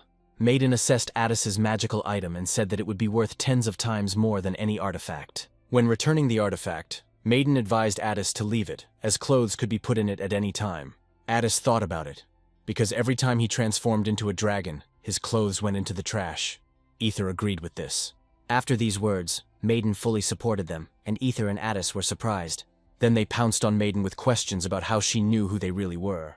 Maiden recalled that when she possessed Eric, she saw his memories. Addis wondered if Maiden had seen his memories, which meant she knew who he really was. Clenching her fist, Maiden didn't want to pretend she didn't know anything. She was just thinking about how to tell everything. But Addis reassured Maiden, telling her that as a descendant of dragons, he could vouch for Eric. Maiden also thinks that Eric is a good person, but Addis and Ether have no idea what's inside Eric. Then Maiden revealed that Eric had been in hell for 22 years. Addis was surprised along with Ether that before Eric came to Ratna he was in a terrible place. Afterwards, Maiden added that Eric seems normal on the outside, but he is actually dangerous. Meanwhile, Eric had already cleared a path for himself, getting closer and closer to his opponent. Raud was a little puzzled, as he didn't expect his monsters to be so weak. Lisi was also shocked, because among the monsters, there were also boss-class monsters. And then she wondered if the Valtarian was really level 5. Eric came closer and closer, saying that there was not a single monster left. Elhauer was furious and did not understand what this stranger was doing, why he did not summon stronger monsters. Felix noted that such a number of monsters could easily destroy an entire city. The greatness of the Valtarian warrior and the fear of him crushes the entire arena. Eric, looking at his opponent, guessed that he had probably come up with something else. Raud decided that there would be no mercy for Eric and used mind control at full scale. At that very second, a huge tentacle appeared from under the ground and knocked down Raud and Lesia. Raud was pleased with his result, but Lisi was horrified. The boss of the dungeon was the level 80 Queen Antonina from the deepest part of the gorge of Crater City. When Queen Antonina saw that all her children were dead, she was ready for revenge. Looking around, she smelled a man and realized that it was he who killed all her descendants. Eric looked at his sword, which had split, as if nothing had happened, and he was not embarrassed by the fact that he could be killed. Queen Antonina immediately attacked Eric with all her might, and the prisoners began to leave the stands in panic. Felix didn't understand why the prisoners weren't being evacuated, but Elhauer was busy watching the fight. Elhauer waited for the boss to start tearing the Valterian apart, because he was sure that the 20 warriors guarding the perimeter would be able to stop the monster. But Felix decided not to wait for this moment and grabbed Elhauer. Felix shouted menacingly at Elhauer that at the moment they needed to run away not from the boss, but from the Valterian warrior. Eric climbed on top of Queen Antonina and began to tear her apart alive. After tearing off one of the boss's tentacles, Eric decided to use it instead of his sword. Then Eric used his famous boss tentacle vertical slash. And after that, Queen Antonina was destroyed. Long ago, foreigners were feared because they had a desire to kill. And the reason for such desires was the manual that all foreigners have, in which the quest and reward system were hidden. The reward for killing a warrior was a substance that, when it entered the brain, brought immeasurable pleasure and awakened suspicion in it. This feeling was highly addictive, like the greatest drug that has an immediate effect. Maiden told the boys that if a stranger killed a warrior even once, he would no longer be able to escape this impulsive feeling. Ether assured Maiden that Eric had never done anything like that, and Addis completely agreed with her. But Maiden emphasized the fact that Eric had simply never killed a warrior before. Everyone he had killed was a foreigner. Killing foreigners brings no pleasure, but how long luck would be on Eric's side no one knew. After all, the monsters that had chased him before in his complete solitude, Eric had to kill them, or they would kill him. And what is normal for Eric is not normal, and he came to Rotna physically. But in fact, Eric is still on that mountain. Also, if Erica is being pursued by an enemy, suppressed instincts can manifest at any moment. Ether was becoming more and more surprised with each passing minute, and Maiden asked Addis if he had ever felt a desire to kill from Eric. Addis remembered their first meeting, but at that moment the whole situation immediately became clear, and then they fought together against the Lich. After Queen Antonina was destroyed, all the aristocrats who were watching the competition fell from the shockwave. The ladies were pounding on the doors and asking for them to open them quickly, and Felix wondered if the Valterian warrior was in control of his powers. But after the vertical cut, the boss's tentacles split the wall under the tribune of the observing aristocrats. Maiden continued to tell secrets, and Ether asked to stop this conversation. But Maiden seemed not to hear Ether, and assumed that Eric might have had a reason for the murder. She could also assume that Eric's identity had been revealed, and also the lives of his friends, who appeared to him for the first time in 22 years, were under threat. And as soon as Eric kills a warrior, he will immediately become addicted to killing. Eric wanted to kill his rival, but suddenly Chanrushan jumped out to his defense, and the worst thing happened. Chanrushan reminded Eric that people should resolve issues with words. After these words, Chanrushan fell unconscious in Eric's chest. 2 weeks passed. Brad obtained a huge crystal for Ether and Addis. Seeing the size of the crystal, Addis and Ether understood that it would cost no less than 500 X's. For Brad, it was a debt to the Valterian warrior who had previously helped them and given him such an artifact. Brad looked at Ether, became a little embarrassed, and said that it was all for her sake. Ether's joy knew no bounds. She thanked Brad for such help. When Brad decided to tell Ether one more important thing, someone suddenly called out to her from above. Looking up, Ether noticed the Healing Sisters, who were giving them some signs. The Healing Sisters tried to shout to Ether and Addis to tell them that something bad had happened. Ether, without delay, using magic, went to the sisters for information. While Ether went to get information, Addis looked at the huge crystal and was glad that the collection of money was happening much faster. But Maiden's words still haunted Addis, and he understood that if Eric were next to them, it would be much easier for him to avoid problems. When the Healer Sisters told her what had happened, Ether could not contain her emotions and reacted very loudly to the information. Addis, along with Brad and his friend, heard the echoes and immediately turned their gaze to Ether. And then only one thought flashed through Addis's head. Something had happened to Eric. A couple of days later, Felix delivered information about the aliens from the crater prison, as Hyun Nim requested. Felix confessed to Hyun Nim that he almost died because of him, and he couldn't even offer him a cup of tea. Hyun Nim asked Felix to shut up, but Felix asked why he should do the dirty work when everything could be done much faster with the Dark Brotherhood. Hyun Nim took out a photo of Raud and informed Felix that this guy was not a foreigner since he personally checked him. Then Hyun Nim realized that Elhauer had deliberately presented this guy as a foreigner and got rid of all his notes. Hyun Nim was depressed by the whole situation, because it turned out that there was no real alien in the prison crater either. But while looking through more photos, Hyun Nim came across Eric, and Felix said that the enemy was a Valterian warrior. Looking at the photo better, Felix added that according to rumors, this guy killed the enemy leader when the Order of Light attacked the Dragon's Nest. Felix told how the Valterian killed boss monsters with one swing of his sword. Hyun Nim interrupted Felix and asked if he remembered how about a year ago Hyun Nim borrowed some money from him for an urgent matter. Felix couldn't forget about the debt, because then Hyun Nim arrested the wrong guy and had to pay compensation. Felix decided that now, the debt would return. Hyun Nim put on a mask and told Felix that he needed to catch a level 5 person. Have you ever heard of withdrawal symptoms? In real life it looks very serious. A few years ago, Zenobia and Queen Holian observed this syndrome, and people were out of their minds back then. Queen Holian confessed to Zenobia that after she became queen, she learned even more about this syndrome. Then Zenobia, looking at everyone, remembered one girl, whose name was Lacey. She was the quietest of all those present. Then there were cases when aliens harmed themselves because of this syndrome, mostly suicide. At that time, Queen Holian's subordinate died, and she invited this quiet girl to go with her. Lacey hated those 4 heroes who locked her in such a place. Looking at those who stood in front of her, Lacey wanted to tear them apart. But for some reason she couldn't resist Queen Holian's offer. Lacey understood that for them, someone like her was just a toy that they could kill at any moment. The most important condition for Lesya's release from the cell was restraint, and she was able to suppress the urge to kill. Then they took the dirty work of the 4 heroes upon themselves and became a false great land. The restraint was created by their own fear of them, and Lesya had enough fear to swear allegiance. But looking at everything that was happening in the arena, Lacey again felt the same fear as then. Lacey saw real power and realized that in this case the level was meaningless. Eric walked up to Lesya and freed her by breaking the shackles on her wrists. Grabbing Lesya by the shoulders, Eric loudly asked if she was a spiritualist. Eric fell on his knees and begged Lesya to save Chanrushan. Without thinking, Lacey ordered Raud to give her bandages to Eric so that he could stop the bleeding. El Hauer, looking at all this, was shocked that these scum had ruined his competition and ordered their immediate execution. At that very moment, an army of soldiers, ready to carry out the order, approached the gate. Eric couldn't believe that despite the fact that a man was dying, the soldiers were ready to carry out such an order. Looking at Chanrushan, Eric asked him to wake up, as the situation was getting worse. Lacey explained that they hadn't even finished providing first aid, and if they stopped, the boy would bleed to death. For the soldiers, the Valtarian was simply a monster, and they were already preparing the ballista for battle. When the chief commander called out fire, a huge arrow was already flying towards Eric. But Raud stopped her in her tracks, grabbing her with his magical hand. Turning sharply, he redirected the arrow towards the ballista and broke it. Looking back, Raud shouted at Eric and Lesya to speed up, as Raud couldn't let the guy who saved his life die. Raud noticed a hole behind Eric and ordered them to jump into it, and only after Raud was unmasked did Eric recognize his opponent. Taking Chanrushan in their arms, Eric and Lacey ran to the pit, and Raud ordered Eric not to die until he killed him himself. Raud was confident that he was the secret weapon of the nobility, so the warriors would not kill him.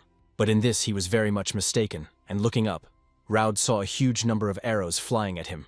Changrushan's bleeding had been stopped, and Lacey could only slightly increase his natural healing rate. Eric asked Lesya about the severed hand, but Lesya was surprised by the fact that Chanrushan's body did not split in half from such a blow from Eric, and she could not stick her hand back. Eric stood up and walked towards Lesya, who, out of fear, began to make excuses and say that with her level she really couldn't do anything.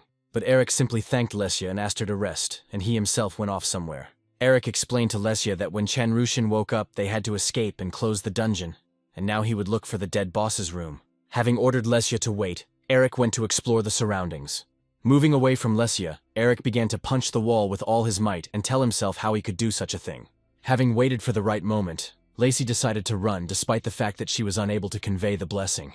But Lesya didn't care, because if the Valtarian changed his mind, he would simply kill her. Having run just a little bit, Lacey came across the Egg Sour, a level 70 monster. While the prison is in total chaos, flyers about Falad's search are already hanging all over the city. Addis and Ether, seeing this, began to believe a little and understand why Eric ran away. Then Addis immediately collected all the crystals, money, and told Ether that they needed to leave the village with Eric.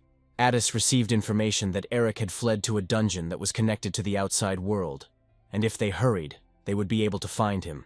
Ether reminded Addis that the dungeon was a very confusing place, and that the two of them would spend a very long time searching. Suddenly Brad appeared with his partner, and offered their help in finding Eric. Addis and Afir were immediately delighted with this offer and thanked the guys for their help. At that very second, they agreed to meet at the 24th lift, after Ether had exchanged the crystals and Addis had bought the dungeon maps. Having agreed, no one wasted a minute. Addis understood that if they hesitated, external organizations would take care of this, and Eric would not be able to avoid murder. Having run to the right place and opened the door, Addis did not expect to meet the Inquisitor. And the Inquisitor himself also did not expect to meet Sir Addis. When the monster approached Lesya, the wounded Chanrushan came running to her aid. Pushing Lesya to the side, Chanrushan shouted at her to run since the monster had a high level. The monster was unhappy that his prey was taken away, and so he decided to feast on Chanrushan. But Lisi did not run. She stayed to protect the wounded Chanrushan and used her magic. Lisi created a magic stone with which she shut the monster's mouth. Eric also appeared in response to the strange sounds and continued to deal with the monster. Without a sword on him, Eric used his spear skill and pierced Lesya's magic stone with his hand. From such a powerful blow, the stone split and the monster flew into small fragments. Eric turned to Chanrushan and Lesya with the words that they should return to prison and ask for forgiveness, accusing the Valteran of threatening death. Looking over his shoulder at Chanrushan, Eric asked them to hurry up, but Chanrushan found this funny and replied that they would not leave just like that. In anger, Eric grabbed Chanrushan and said that it was enough that because of him, he lost his arm. For Chanrushan, a hand was a small price to pay compared to when there was a danger that someone might find out that Chanrushan was a foreigner. Hearing this, Lacey was shocked. Then Chanrushan told Lacey that thanks to Felad, he found out what the foreigners had done in the battle. Eric didn't understand why Chanrushan wanted to reveal his identity so much. Did he really want to die? Chanrushan explained everything. He wants to prove that not all of them are villains, and that someday the warriors and earthlings will be able to live in peace. Looking at his hand, Chanrushan was ready to fight the earthlings who do evil. But for this, he needs a partner. Bowing before Felad, Chanrushan asked him to become his partner and help him. Lisi looked at all this as an illusion, and the words that foreigners could live peacefully made her feel uneasy. Clutching Umpala's blessing in her hand, Lisi decided that Chanrushan had gone crazy. Then Eric asked Chanrushan if he could kill the earthling, since in words, everything was easy. Chanrushan bowed his head and replied that murder was unacceptable, but he was ready to kill someone who had already ceased to resemble a human being. Smiling, Chanrushan repeated his words about first solving problems with words. Agreeing, Eric extended his hand to Chanrushan. Listening to all this, Lisi understood that they were committing suicide. Eric asked Chanrushan what his plan was, and he suggested that they first arrange an escape at night. Returning to his place, Chanrushan lay down to rest, and Lisi healed Eric's wound. Lisi made Eric happy by saying that he still had an aura that protected his body. Looking at Eric, Lisi explained that unused aura strengthens the body and healers mainly specialize in defense. Eric thought about it, because it turned out that it was precisely because of the unused aura that his abilities had increased. But Lacey interrupted Erica, as she was concerned with a completely different question. Eric immediately realized that if they found out that Lisi had healed the stranger, then nothing good could happen. Looking at Lesya, Eric apologized for dragging her into this, and said that she could blame him for everything. Lisi lay down, turned away and muttered that it was the Valterian who had caught her and forced her to heal. Deciding to rest before escaping, Lisi took out the blessing and looked at it piercingly. In his office, Elhauer was furious that there was still no news about the refugees. But the servant explained to the master that the hunters would do nothing until the reward was at least equal to the national budget. Elhauer understood that if the Valterian came out, he would immediately tell that the foreigner in prison was not real, and this would reach the order. One of the soldiers entered Elhauer's office, reporting that someone wanted an audience with the master. Elhauer ordered the soldier to tell the man to get lost, and if he didn't understand, to put him in a cell. But suddenly the office door flew out like a bullet, knocking the soldier and the servant off their feet. The Inquisitor entered the office with Addis and Ether, who asked for assistance in their investigation. The Inquisitor apologized for the fact that they had come without a warrant due to haste, but it didn't matter to him. Having met Addis a couple of hours earlier, the Inquisitor said that it didn't matter whose side they were on, since it had nothing to do with him. The most important thing for the Inquisitor was Eric's relationship with the foreigner. Addis demanded from the Inquisitor any proof that Eric was dealing with a foreigner. The Inquisitor wanted to obtain evidence from Eric personally. Deciding that they all had the same goal, the Inquisitor suggested that they go together. When Elhauer saw the Inquisitor, he immediately thought that he knew about the false foreigner. The Inquisitor immediately asked Elhauer where the escaped prisoners had gone. Without any answer or hesitation, Elhauer jumped out of his office window and descended down the rope. Elhauer wanted to find the fake alien as quickly as possible, otherwise he would disappear. All along this descent near Elhauer there was Ether, who asked the judge about the fake alien. Elhauer fell down in fear, but quickly got up and started running. Along the way, Elhauer shouted at his soldiers to close the entrances and exits as they were being captured. Continuing to run and look back, Elhauer did not understand why the hunters came to him with the Inquisitor. Unexpectedly for him, Addis appeared through the tunnel, asking where Eric was now. Without a second thought, Elhauer quickly jumped off the bridge into a passing carriage. As he left, Elhauer ordered that the hunters be stopped at any cost. Addis and Ether were determined and asked the soldiers to leave and not interfere with them. But they preferred to carry out Elhauer's orders, and ended up getting a good shock from Ether. Having stopped the soldiers, Addis looked around and noticed that the Inquisitor had disappeared. Then Addis suggested that Ether follow Elhauer, and they also jumped into the cart. By this time, reinforcements arrived, and the soldiers began to attack Addis and Ether while they were in the cart. For Addis, the most important thing now was to find Eric faster than the Inquisitor and prevent him from committing murder. As it turned out, the Inquisitor had not disappeared anywhere. He was calmly thinking about the fact that it takes time to go down into the dungeon. Following Elhauer's trail, the Inquisitor recalled the entire chain of events. There was immediately a small town where the Inquisitor arrived in the footsteps of the Lich from the Great Land, the city of Onfros. However, soon all traces of the Lich disappeared, most likely because he simply died. Then Alejandro's dragon nest was destroyed, but the Demon King's blessings obtained through the goddess's oracles are still in the dragon nest. This could mean that there is a high probability that Alejandro invented the Ompala's blessing, and the person involved in all this had a level much higher than the 5th. And this man's companions are not ordinary people at all. There is something special about them. The Inquisitor floated smoothly along the abyss in his thoughts, and the soldiers were already preparing the ballistas. More than 100 arrows flew at the Inquisitor, but for him it was nothing. To protect himself from the attack, the Inquisitor created a protective ball that arrows could not penetrate. The Inquisitor decided that there was no need for forgiveness or mercy, and with one wave of his hand destroyed all the ballistas. Addis and Ether finally arrived where Elhauer had brought them. This place turned out to be an arena located in the dungeon. Looking around, Ether assumed that huge monsters were fighting in the arena. Suddenly, Elhauer's voice was heard from the upper platform, shouting that these pathetic hunters had brought the Inquisitor to kill him. Coming closer to the windows, Elhauer showed the stranger and asked Addis and Ether if it was him they were looking for. Looking up, Addis recognized Raud, but he didn't understand what he was doing there. Elhauer shouted at Addis and Ether to shut up, since he was the god and king here, and to prove that everything would be done exactly as Elhauer decided, he gave a huge discharge to Raud.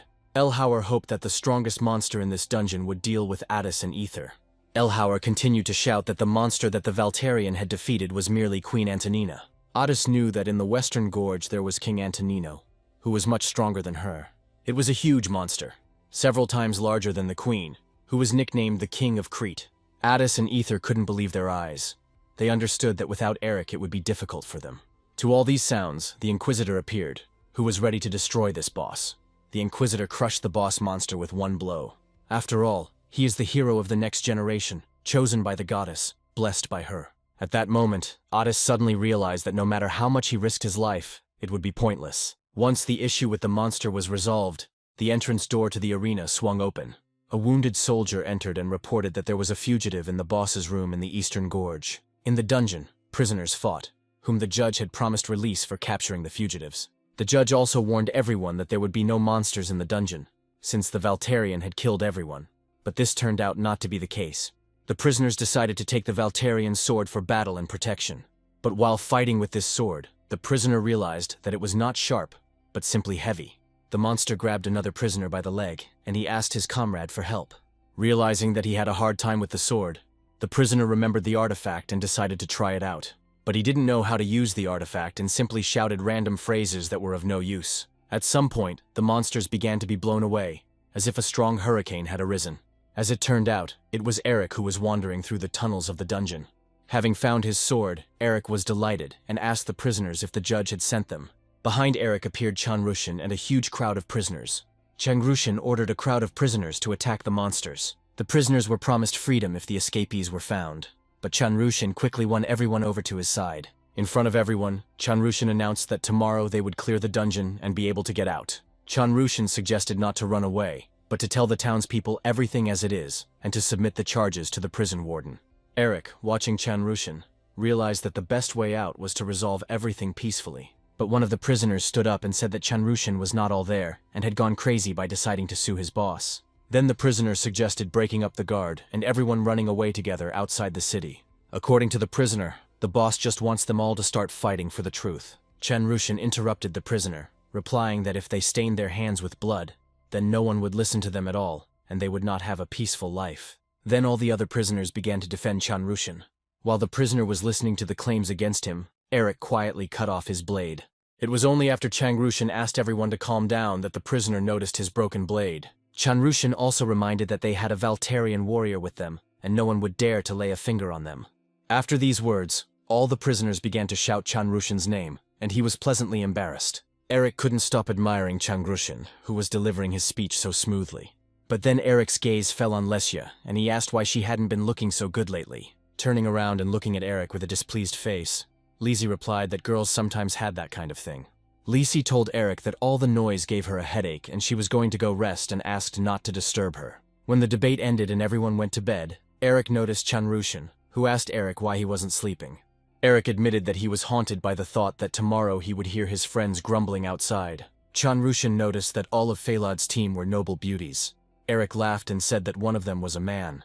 Chanrushan was surprised by this news, but admitted to Eric that he had always been a loner on Earth. Then Chanrushan said that he was deaf and looked at books more often than at people. The heroes from the books told Chanrushan things that no one else had ever told him, but because of this, he died once. After listening to Chanrushan's story, Eric realized that he had died and ended up in this world.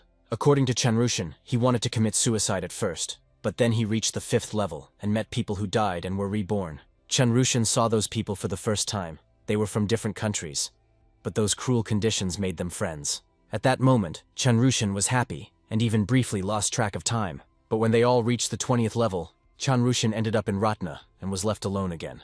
Chanrushan hoped to become a famous warrior so that his name would become known, and he could find his comrades. According to Chanrushan, he wanted and dreamed that the Ratnian Earthlings would live peacefully. Listening to all this, Eric expressed his point of view. Eric said that money, fame, peace of mind are all a dream and every person has the right to it. But the most important thing Eric emphasized is that you are looking for your own benefit, or you are trying for the sake of other people.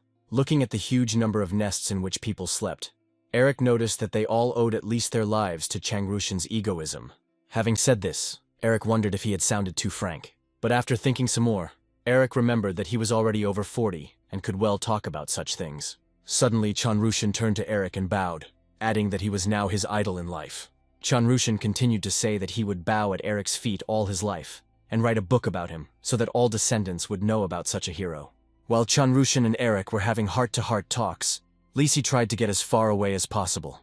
But when Lacey fell to the ground, she realized that there were no reports from Zenobia. When Lesney found the knife, she knew that sooner or later she might die. Suddenly, the same violent prisoner who had been looking for her all this time appeared behind her. Coming closer and putting his hand on Lesya's shoulder, he asked her not to be afraid of her. The prisoner leaned over and said that he had arranged a meeting with the military, who offered him a good reward for it. After these words, Lesya seemed to have changed, and she plunged the knife straight into the prisoner's stomach. Then the sacrifice for the great cause was completed. Lisi destroyed the warrior and received experience points. When the military came to meet the prisoner, they found the fugitive sitting on the corpse, and Lesya, looking up, whispered for everyone to die. Bad things start where they are hard to notice. When Eric and Chanrushan went to look for Lesya, the fugitive and the guard were already dead. But the problem was that the guard was killed by a prisoner. The guys decided that Lisi tried to commit suicide, but was still alive. Eric looked at the armed guard and realized that only Lisi could have killed him. But Eric was more worried that the guard was alone. Looking a little into the distance, Eric noticed another spear, and this was already a big problem. Chanrushan sat over Lesya and tried to bring her to her senses. Standing up, Eric ordered Chanrushan to wake up all the prisoners and go to the boss's room, and Lacey could temporarily heal herself. Approaching the abandoned spear and examining the place, Eric informed Chanrushan that one of the guards was still alive. Chanrushan asked Phalad what he planned to do in this situation. Eric used the tracking skill and realized that the guard had gone in the opposite direction, and so Eric would block their path. Looking at Chanrushan, Eric indicated the meeting place. It was the eastern part of the dungeon. Chanrushan didn't even have time to answer before Eric set off. Eric was worried and had a bad feeling the whole way. Moving so fast, Eric felt like he was being pierced through and through. Eric stopped and looked at his chest and couldn't understand what had just happened. When the dust settled, Eric noticed the Inquisitor, who thanked Eric for not having to search for so long. Looking at the Inquisitor with an intent gaze, Eric understood that this meeting was not accidental. The Inquisitor agreed with Eric, telling him that he had come on business. Meanwhile, Chanrushan, having raised everyone and carrying Lacey on himself, ran to the designated place. But the prisoners were worried about where the Valtarian was. Chanrushan confidently replied that he would distract the guards so that they could escape unnoticed, and then they would all meet outside. So the prisoners liked the plan, and they imagined how unlucky the guards would be when they met the Valtarian. The whole way, Chanrushan thought that Lesya probably had her own reason for such an act. Seeing the door, Chanrushan realized that he could not hesitate for the sake of those who believed in him. But this world is not so welcoming to allow the heroes to stay alive. Running into the room of the boss, Chanrushan and the prisoners, a surprise awaited them in the form of guards and ballistas. After meeting with his comrades and the Valterian warrior, Chanrushan thought that everything would be fine now. But alas, Chanrushan shouted at the top of his voice for everyone to take cover. But unfortunately it was too late. Chanrushan realized that it was all his fault. Some helpless crowd tried to administer justice, and that's how the story ended. As in standard books, a moderately intriguing and cheap plot with a predictable ending. But suddenly Lesya's voice said that there was an afterword left, and she handed over the book. Lacey told Chanrushan that the ending he wanted would not happen. He would not become a hero, and he would have to give up the truth in his dreams. After the shelling, Lesya healed herself and came to her senses. The dead Chanrushan lay in front of her. Having quietly taken out the blessing and placed it in Chanrushan's mouth, Lacey realized that Chanrushan would blame and curse her until her death. The guards turned over all the prisoners in search of the Valterian. One of the guards discovered a survivor with an artifact hanging around his neck. The prisoner begged for mercy, but the guard explained that they had orders to make it look like they all died in the dungeon. But the guard suggested that the prisoner tell where the Valterian was hiding, and then they would secretly spare him. The prisoner looked past the guard and continued to talk about salvation. The guard did not understand why he was still asking to save him. When the guard turned around, he noticed something strange, mutating. After the blessing entered Chanrushan's body, it began to mutate. Eric told the Inquisitor that the judge was increasing sentences without reason and killing prisoners. But the Inquisitor was more concerned about the fact that the judge was passing off a warrior as a foreigner. Then the Inquisitor compared the priest to a shepherd leading the sheep on behalf of the 6 goddesses, and the Inquisitor's task is to find the wolf in sheep's clothing. Exhaling, Eric realized that he didn't have to pretend to be a Valterian, since the Inquisitor saw his level and knew that he was not a foreigner. On that note, Eric turned and began to leave, informing the Inquisitor that he had much to do.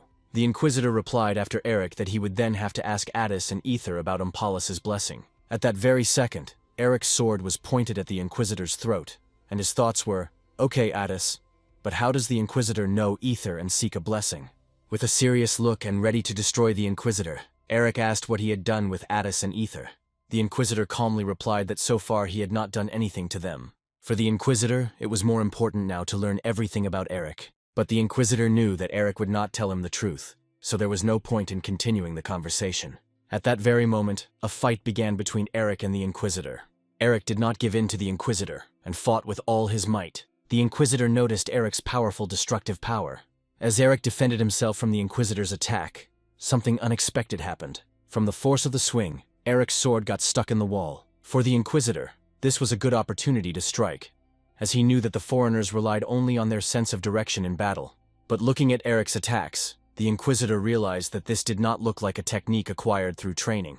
Then the Inquisitor warned Eric not to even think about fighting half-heartedly. Eric listened to the Inquisitor without thinking, and struck him in the stomach with all his might with his knee. Flying back from the blow, the Inquisitor noticed that this did not look like a skill at all. Eric gathered his strength and took out a huge block of stone along with his sword, and he struck the Inquisitor with all his might. With the help of magic, the Inquisitor defended himself and crushed the stone into small pieces. The Inquisitor admitted the fact that Eric was not a foreigner, but asked to explain where a guy with the 5th level got so much power from. Eric smiled and said that he just beat the dog a little, and after that, everything became like that. The Inquisitor, after listening to Eric, replied that he was out of his mind and was preparing to attack. But Eric asked the Inquisitor how he could mistake a level 5 person for a foreigner. Faced with blows, the Inquisitor replied that there was nothing strange if the stranger was level 5. The Inquisitor explained that in the world created by the 6 goddesses, the stranger is not an ordinary being. When Eric noticed that the Inquisitor was healing his broken arm with magic, he realized that he too was unusual. As he began his new attack, Eric wondered why there couldn't be good foreigners. At that moment, Eric no longer understood who was the villain and who was not. The Inquisitor reminded that the sheep in the flock tremble simply because they know about the existence of the wolf. And after this phrase, like a true predator, the Inquisitor struck. Having received such a heavy blow, Eric decided that the Inquisitor belonged to those who specialized in single combat. Having captured the Inquisitor, Eric realized that he did not benefit from a long one-on-one battle. All Eric could do was use all his strength and push. But the Inquisitor was a spiritualist of level 120 plus alpha, which means the blessing of the goddess. Using all his power, the Inquisitor carried Eric several kilometers away. Trying to stop, Eric did not understand what level the Inquisitor had and what plus alpha was. When Eric came to, he noticed that something was wrong with his hand. The Inquisitor immediately appeared, explaining to Eric that his sword could not penetrate his block.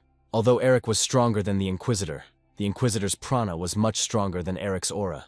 And as a result of this, the entire force of Eric's sword strike was transferred into his own hand. Eric thought it was mean, but for an Inquisitor, it was called trying your best. The Inquisitor compared himself to a predator who assesses the weak points of his victim and confidently pounces on him. While using another magical attack, the Inquisitor was surprised that Eric could not use aura to attack. And delivering his powerful blow, the Inquisitor admitted that Eric also smelled like a predator. At that moment, Eric was flying through many walls like a high-speed plane. And when the speed had already decreased, Eric got stuck in one of the walls. Following Eric, an Inquisitor arrived and began to restrain Eric with the help of magic. Assessing the situation, the Inquisitor noted that it did not look like Eric was using Omphalos' skills or blessing. Having finished and leaving, the Inquisitor realized that there were no signs of a foreigner in Eric, so only Chanrushan remained in his sights. But suddenly the Inquisitor's magic was destroyed and a bright red light appeared from behind it. Eric's furious eyes shone so brightly. Looking back, the Inquisitor finally saw Eric's true face. The Inquisitor used the technique of reflecting an attack by blocking. Then the Inquisitor reminded once again that Eric's aura was of little use in comparison to the power of his prana. But Eric didn't hear any of this. He was extremely angry. In anger, Eric broke through the Inquisitor's block. Noticing this, the Inquisitor knew that by such actions Eric would harm himself. But when the blockage was completely destroyed, the Inquisitor thought about the fact that Eric simply no longer felt pain. Eric swung his sword in a way that could hardly be called a sword technique. Having hit Eric in the face, the Inquisitor told him that if you fight monsters for a long time, you yourself become like them. In fact, after these words, Eric bit the Inquisitor's hand, and he became curious about who Eric was fighting with. Because of the fight between Eric and the Inquisitor, terrible sounds were heard in the dungeon. Addis and Ether decided that Eric had met with the Inquisitor after all. Then Addis and Ether wanted to quickly get to the boss room, where the fight was clearly taking place. Ether suddenly stopped and excitedly asked Addis if Eric would lose this battle. Addis replied that it didn't matter whether Eric lost or not. What was important was that if he fought against the Inquisitor, it meant against the entire order as a whole. But even if it will be difficult for Eric to cope with someone like this Inquisitor, there were two options left. Either Eric would kill the Inquisitor or die himself. Ether had another worrying question. If Eric wins the battle, then he will become addicted to killing. But Attis could not allow this. As in any book, the warrior was described beautifully and militantly. So here, the warrior got back on his feet. The skeletons stared at him with their black, empty eye sockets. These merciless monsters.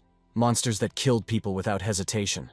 On his way, the warrior destroyed monsters with one blow. The only thoughts in his head were about monsters for whom there was no reason to sympathize. The skeletons told the warrior in a human voice to die and attacked the warrior. But have you ever heard monsters that speak with a human voice or skeletons that make terrible cries of pain when they die? A warrior always stands on the side of justice. And if he heard cries and groans, his heart would tremble. But at almost every end of the story, the warrior dies tragically. Management reported that the user's level is too low to apply Omphalos' blessing. But not in our story. Nothing can stop the chosen warrior, because the main character never loses. By destroying all opponents, the warrior increased his level with each kill. One surviving prisoner could not believe his eyes that all the prisoners and soldiers were dead. Then he saw a huge, fearsome warrior in front of him. The prisoner begged not to kill him, but the warrior tore the artifact from his neck with one sharp movement. Having put the artifact in the form of a ring on his finger, it started working. Bringing his hand with the artifact to the prisoner's wound, the warrior uttered words such as, "Light of healing." The prisoner looked at his hand, on which there was no longer a wound, and was very surprised that he had a healing artifact with him. The warrior took Lesya in his arms and said that everything was safe and there was no need to fight anymore. The warrior's plan was to finish clearing the dungeon, but suddenly on his way, right at his feet, a fiery explosion occurred. It was Attis who ordered the stranger to step aside and not approach the center, or he would shoot. When the opportunity arose, the prisoner quickly ran towards Attis and Ether. Ether, looking at Chanrushan, asked Attis if this really was the foreigner. Attis agreed with Ether, but wanted to test it with the blessing of Omphalos, which was contained in his staff. Attis had used the blessing before, but over time he had forgotten the skills. When Ether noticed the many corpses, she did not believe that the Great Land was hunting for the city's inhabitants. Attis replied that they could not speak with certainty about the Great Land, since in the past they had experimented on the warriors to create monsters. Looking at the prisoner, Adis asked where the Valtarian was, and in response heard that at some point he had disappeared from sight. Hearing this, Adis realized that they had missed each other, and it was for the best. After all, they were sure that all this chaos was not created by Eric. But all these speeches were interrupted by a prisoner who shouted for them to stop talking, as they needed to get out of here quickly. Looking at Chanrushin, the prisoner said that he dismembered the warriors, who were in armor from head to toe, with one movement. Standing confidently behind Adis and Ether, the prisoner guessed that they did not believe him because they had not seen it themselves. Ether said that if the stranger gets outside, other hunters might suffer, and then he will become stronger. Adis was sure that of all the hunters, only they had experience fighting such monsters. Unexpectedly for everyone, the stranger moved so close to Adis and Ether to pronounce the name Eric. They did not fight back. Adis said that they were also looking for Eric, and offered the stranger to help them in their search. Without answering, the stranger simply touched Adis's staff. Adis had anticipated that this might happen, so he had simplified the magic of dividing Ompalas's blessing in advance. But until now, Adis had never tested whether it worked in reality. Before Adis and Ether's eyes, Ompala's blessing began to separate from the stranger. When Ether raised her eyes to the stranger, her gaze froze on Lesya. Ether remembered who it was and that she was from the Great Land. While Adis, Ether, and the stranger were negotiating, the prisoner grabbed the sword that closes the dungeon. Adis shouted for him to stop and not do it. Ether quickly ran up to the prisoner and wanted to push him away. But she accidentally touched the sword, and Ether only managed to shout the name Adis. A moment later, Ether found herself outside the dungeon.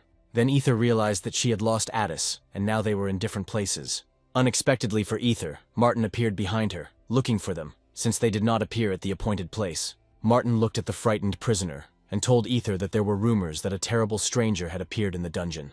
Then Martin suggested that Ether gather all the hunters faster, but suddenly a huge explosion was heard in the distance. Everyone was shocked, because the Hunters Guild was located on the site of the explosion. In the city, Brad and other hunters tried to destroy the monster, but an inexperienced mage destroyed the guild faster. Brad ordered all the mages to retreat, as the monster had a hostage, and ordered the warriors not to attack. Looking closely at the monster, Brad noticed that after the Inquisitor appeared, such a monster also appeared. But the warriors disobeyed Brad's order and began to attack the monster. Brad screamed at the top of his lungs for them to stop. For the warriors, it was a good chance to destroy such a large prey as this monster. But sensing the approach of danger, the stranger used his wings for protection and destroyed all the attackers. The stranger asked that no one disturb him. By that time, Ether and Martin had reached the center and seen the whole picture. Ether rushed to Brad, noticing that he was wounded. But for Brad, the main thing was that Ether was safe and okay. Brad apologized to Ether for not being able to stop the monster and Adis being captured. Ether jumped up abruptly and was about to run after the healer to save Brad. But Brad grabbed Ether by the hand and stopped him, saying that Martin had bought the artifact in advance for restoration. After asking Martin about this, he pursed his lips and nodded in response. Brad told Ether that she had to find Adis, because if the hunters tried to destroy the monster, Adis would also be in danger. Ether extended her hand, and Brad extended his in response and wished her luck. Brad watched Ether go and told Martin he couldn't hold her back. Brad believes Ether needs to achieve much more. The stranger was already flying over the edge of the eastern gorge, but suddenly he noticed a dragon flying near him. Ether was not surprised that she was called that and loudly said that she was a wyvern. The stranger abruptly changed his trajectory and took the gorge as his landmark. Ether told herself that she wouldn't let him escape, especially in the sky. Flying closer to the alien, Ether decided to use fire to attack. But noticing that Adis was on the alien's tail, she redirected her fire to the side. Ether needed to quickly come up with a new plan of attack. The alien received a warning from the leadership that the limit of regeneration of the Ompala's blessing had been reached. Ether came up with a plan, and flying as close as possible, she grabbed the alien's wings with her paws. But the stranger had his own response to this turn of events. Iron spikes began to shoot out of his armor. The Ether had to be moved away from the stranger again, so as not to turn into a wasp's hive. While the stranger and Ether circled in a dance of combat, the connection of the stranger's blessing with the staff of Adis continued. At this time, Adis was in the subconscious of Chanrushin. Adis asked Chanrushin to stop all this before it was too late. But suddenly someone covered Chanrushin's ears with their hands and told him that nothing had changed. It was Lizzie who said that the pages of the past and what will happen in the future are already predetermined. Lizzie, looking at Adis, said that if they were to die, it would be better to die in illusions, and asked not to wake them up. After Lesya's words, Adis began to be bound by Ompalas's blessing. But Ether did not give up, and having transformed into a human, she cut off the tail of the stranger in whom Adis was. In pain, the stranger released the iron spikes again. Ether no longer paid attention to them, as she needed to quickly grab the falling Addis. But suddenly Ether fell down herself, and lying on the ground she felt how her body was cooling down, and she was dying. As it turned out, it was Addis who used freezing magic and created a dome of the crevasse to contain the stranger. Then Addis turned to Chanrushan and said that it was time to awaken from sleep. While problems were happening on the surface, Eric and the Inquisitor continued the fight in the dungeon. The Inquisitor noticed Eric's habit of retreating to long distances after an attack, which indicated experience in hunting huge monsters. Besides, Eric was not himself. It was obvious that he was used to fighting with himself. Eric tried to attack the Inquisitor in different ways and methods. After another blow, the Inquisitor ricocheted into the wall. Then the Inquisitor realized that Eric was starting to use his own techniques. The Inquisitor should have feared not Eric himself, but his instinctive adaptation for the sake of survival. After all the attacks, the Inquisitor realized that it was too dangerous for him to continue hand-to-hand combat. But by this point, Eric's power was at its maximum charge. Taking a closer look, the Inquisitor noticed Eric's aura, and Eric managed to make his favorite vertical cut in seconds. The stranger began to attack Addis, and he noticed that the blessing had already reached its limit. Addis knew that the blessing would not stop until all of the user's energy was absorbed, and since it was now impossible to get rid of the blessing, Addis tried by any means to bring Chanrushan back to his senses. The management made it known that there was no longer enough strength for restoration. Addis continued to use magic and make Chanrushan hear him. In his subconscious, Chanrushan saw that the management had determined that this user had no desire to participate in the battle. The management asked Chanrushan if he was sure that he wanted to transfer powers. Chanrushan asked to stop everything, because many people had already suffered because of him. After these words, the management confirmed that this user had no desire to survive, and from that moment on, all user rights passed to the blessing of Ompalos. Finally, Lisi came to her senses, and looking at the stranger she noticed that the blessing was already on the edge. Then Ether approached Lesia with a question. Is it true that she is one of the Great Lands? Ether was also concerned about whether Lisi would recognize her. Lisi looked at Ether and did not recognize her, replying that there were too many Ratni who wanted to kill her. Ether put a blade to Lesia's face and told her to put the jokes aside.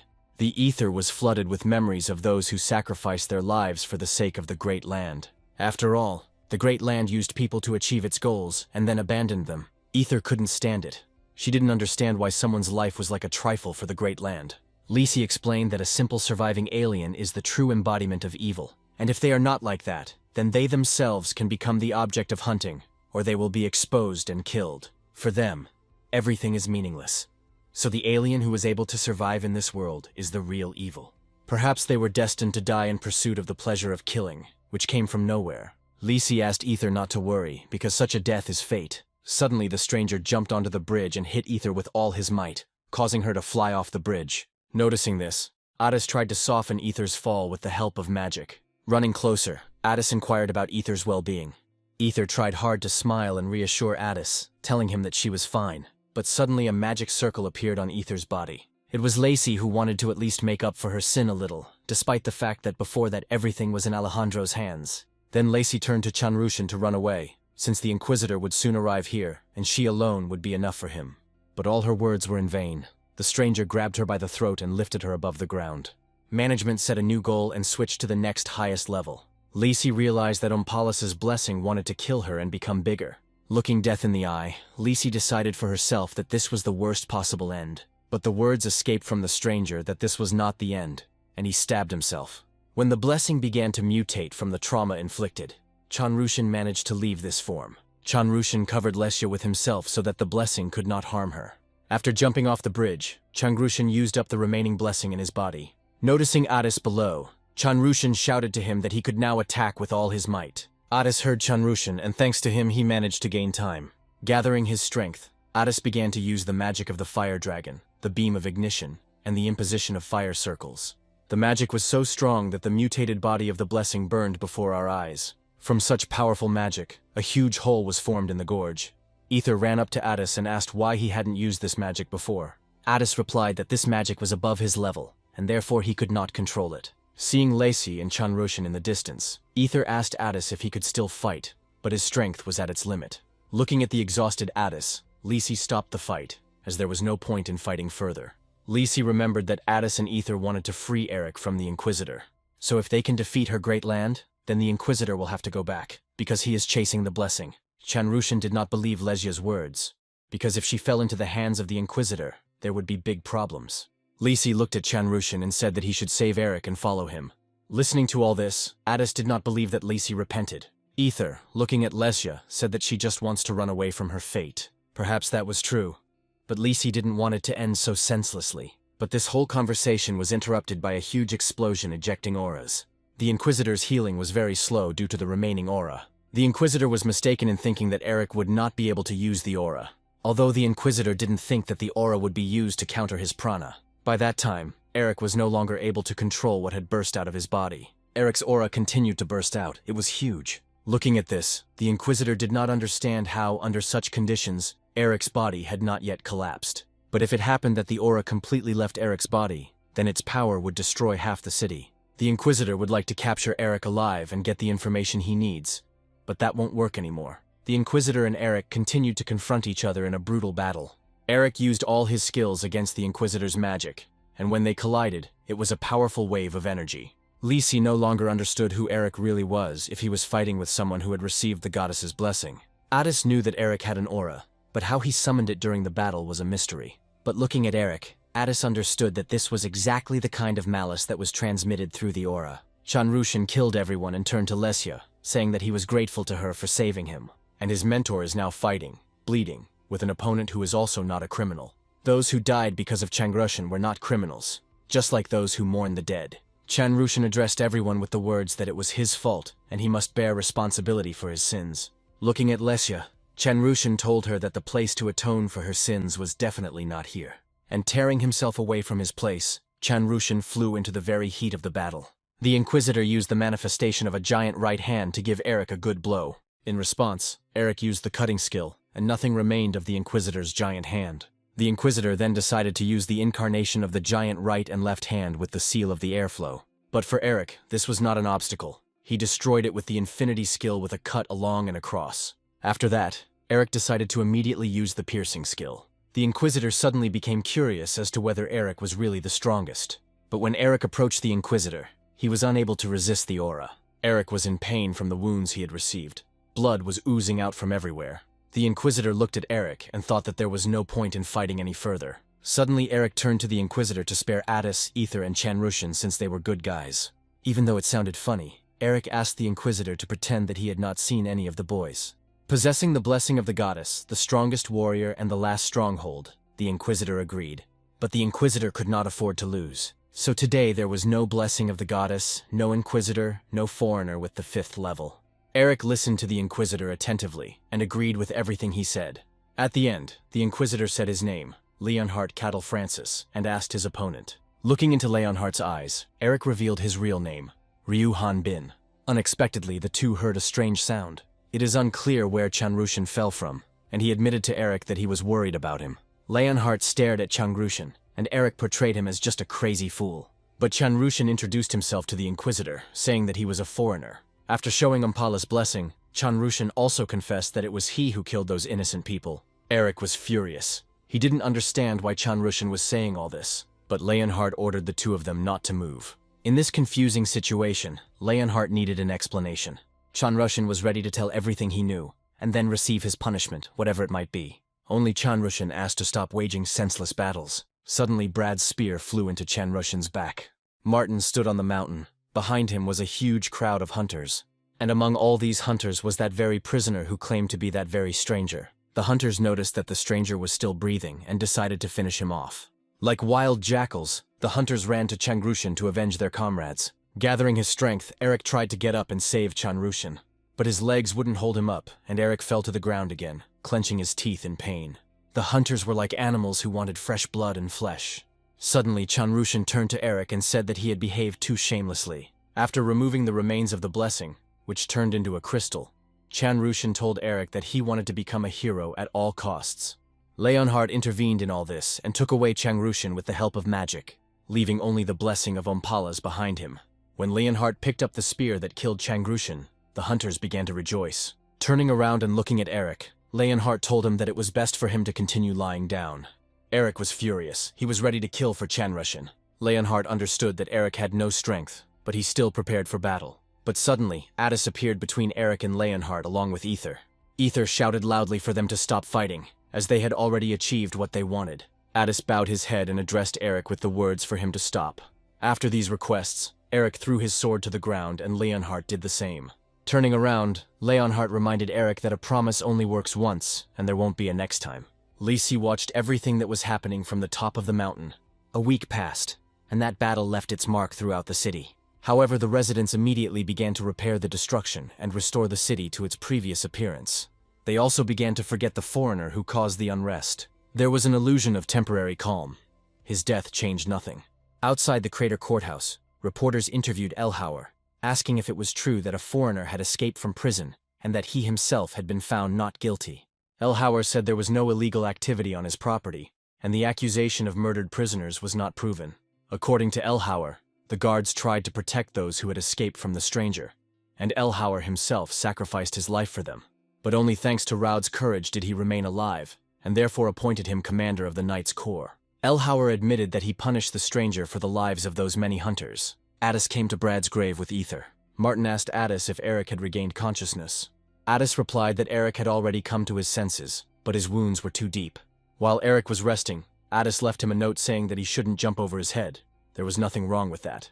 It will take Eric some time to recover. Ether cried over Brad's grave, saying that she shouldn't have chased the stranger that day.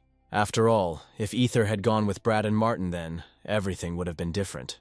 Elia and Foal immediately approached Ether, saying that Brad believed that Ether would become a strong hunter. Addis was glad that they had such good support.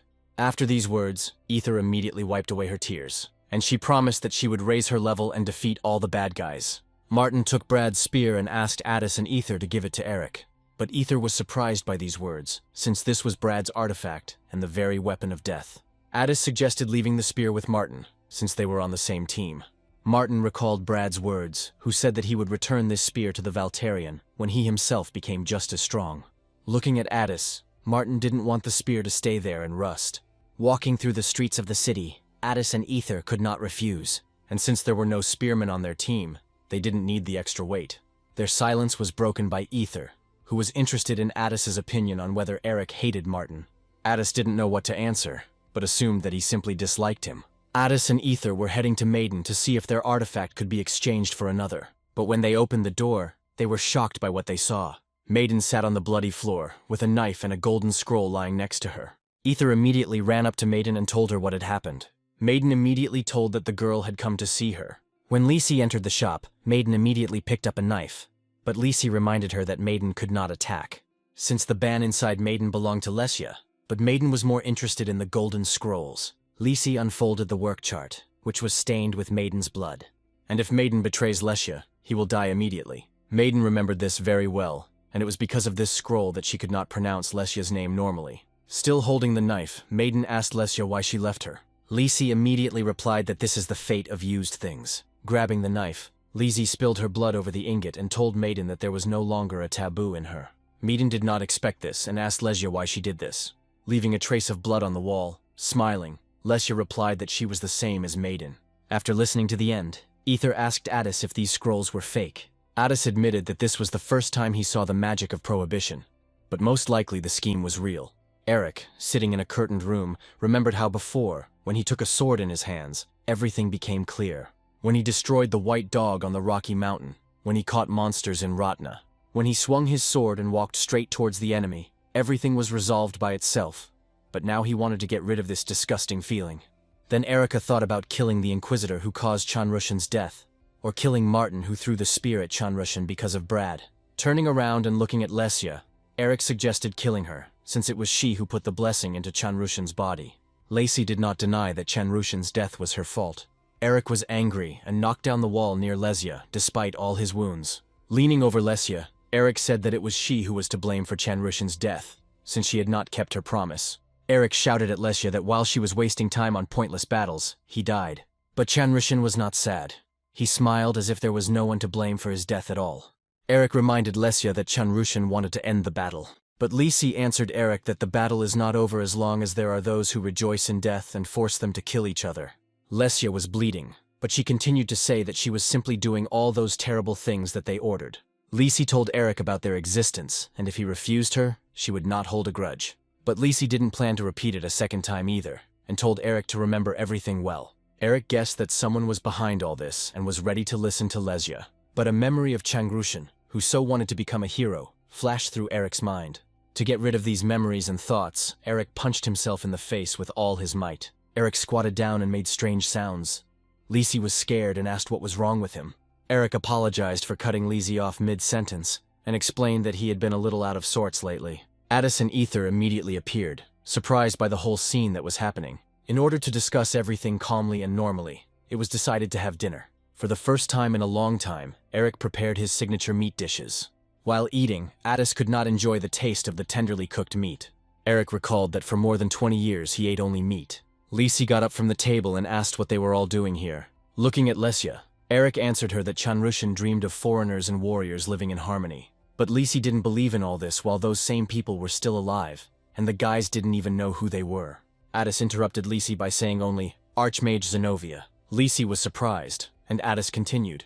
Foreign magicians only use existing techniques and do not know how to create new magic. And when Addis saw the hedgehog technique, he was convinced that only an archmage could use such magic. Lisi asked Addis if he really understood that technique. But since Addis's level was low, he couldn't personally use such magic yet. Then the guys started discussing that Addis had rid Maiden's house of magic, and that similar magic had been seen in Alejandro's nest. They remembered that all the nests now belong to Garhan, which means Lisi is trying to tell them specifically about Zenobia and Garhan. Lisi looked at the boys silently and couldn't answer, but if she was silent, it meant the boys were right. But Lisi knew that they were not the kind of people who could allow themselves to be discovered so easily. After so much time, Ether reminded Lesya that she did not believe that Rotny and foreigners could talk peacefully. Addis told Lesya that they were the ones who fought a lot with the foreigners. Lisi continued to be in some kind of shock, and then Eric decided to ask Lesya a very important question. Does she know what kimchi is? Lesya was completely knocked off her feet by this question. Addis told Ether and Lesya that this was food from Eric's country, something similar to a spicy pickled salad. Realizing that everyone was as calm and relaxed as possible, Lisi sat down and began to eat. Lisi then explained everything, that the four heroes created the blessing of Ompalas for their own purposes, but she did not know what and where they were doing. The good thing was that Sword King Beotold was not inclined to cooperate with the other heroes. The only one whose location was known was the Queen of the Fairies, Holian, who transcends life and death. The journey to the fairy kingdom on foot takes about 2 months, and along the way there are dungeons with dangerous monsters. Lisi admitted that her information would not be of much help to the guys, and that fighting with the heroes would be suicide. Eric knew they couldn't win now, so they needed to get stronger. Looking at Lesya, Eric said that the more of them there were, the better, and suggested that she go with them. Lisi didn't expect such an offer. And in Crater's prison, Raud, sitting in a huge chair, reminded Elhauer that in court he paid someone to let him go. But the Brotherhood of Darkness learned that Elhauer had passed off Raud as a foreigner, and now he was facing punishment. Elhauer knelt before Raud and begged him to save him, telling the Brotherhood of Darkness that it was all a misunderstanding. But since Raud is called to do justice and could not watch someone say goodbye to life, Raud set Elhauer a price of 20 million X's every month. Elhauer didn't have time to think, as the Brotherhood of Darkness was already standing outside the office door and demanding that the door be opened. Having sent Raud into the next room, Elhauer asked him to come out when the Inquisitors came in and tell the whole truth. Standing outside the door, Raud was glad that his life was starting with a clean slate, and now he didn't have to worry about anything. Listening closely, Raud heard that the Inquisitors had already entered and now it was his turn to go. Leaving the room, Raud asked to wait for the Inquisitor, explaining that this was all a misunderstanding and an absurd mistake. But when Raud opened his eyes, he saw Elhauer lying dead in his own blood. Raud decided that Elhauer was killed by the Inquisitors. Lisi explained to Eric that there was a prohibition inside her, so she couldn't leave them. Having collected all the necessary things, Eric and the guys were ready to leave. Studying the map, the boys were glad to be together again. The Inquisitor arrested Raud, accusing him of murdering a high-profile suspect. After delivering the blessing to the Brotherhood of Darkness, the maiden informed Leonhardt that Kibriel would be very happy about it. But the maiden also warned Leonhardt that the crater would not overlook all the damage. Moreover, the sentence was carried out right before the eyes of the residents, and this did not look like Leonhardt. Leonhardt explained that the stranger had almost surrendered, but there were circumstances that forced the Inquisitor to take action. Leonhardt had some news for the goddess regarding this stranger. Suddenly the maiden turned around and praised Leonhardt for the action he had performed. Leonhardt did not expect this turn of events. Bowing, Leonhardt was glad to meet the goddess of darkness, Kibriel. The goddess praised Leonhardt for returning Omphalos's blessing, and also for destroying the wicked foreigner. But the goddess was interested in where such a strong warrior came from who challenged the one who had the blessing of the goddess. Zenobia possesses a maiden and introduces herself as a goddess to gain more information. Leonhardt revealed that his opponent was a descendant of the Valterians, and it was he who prevented Leonhardt from fulfilling his duties, so it was necessary to put pressure on him. The goddess stopped Leonhardt, saying that he could wait for the goddess's oracle. And now the goddess has forbidden Leonhardt to engage in battle until she personally gives permission. After talking with Leonhardt, Zenobia believed Lesia's words about the Valterian and the foreigner appearing. Zenobia told Garhan that Leonhardt was the best inquisitor, because if it weren't for him, their plan would have failed. Zenobia noticed that Umpalos' blessing had barely increased. Garhan explained to her that the blessing was removed early due to Leonhardt acting without instructions. Because of this, Zenobia and Garhan were thrown out of the plan, as the blessing should have fully formed at that time. Zenobia knew that absorbing all of Kibriel's divinity would be too much, but Garhan had no other choice, and besides, this intermediate dimension would not last long and could disappear. Garhan was ready to open the seal of Kibriel and absorb a little of her divinity. Zenobia warned Garhan that he could not control the goddess's divinity, and that it could upset the balance of the world. After thinking, Garhan decided that he needed to absorb all the divinity before the world collapsed.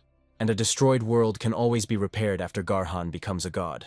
Driving from the Brotherhood of Darkness, Leonhardt said that he was on probation due to which he could not conduct investigations yet. It was strange to Felix that the one who had the goddess's blessing was punished. But what was even stranger to Felix was that Leonhardt said that the goddess of darkness did not exist. Leonhardt had many reasons to doubt due to recent events.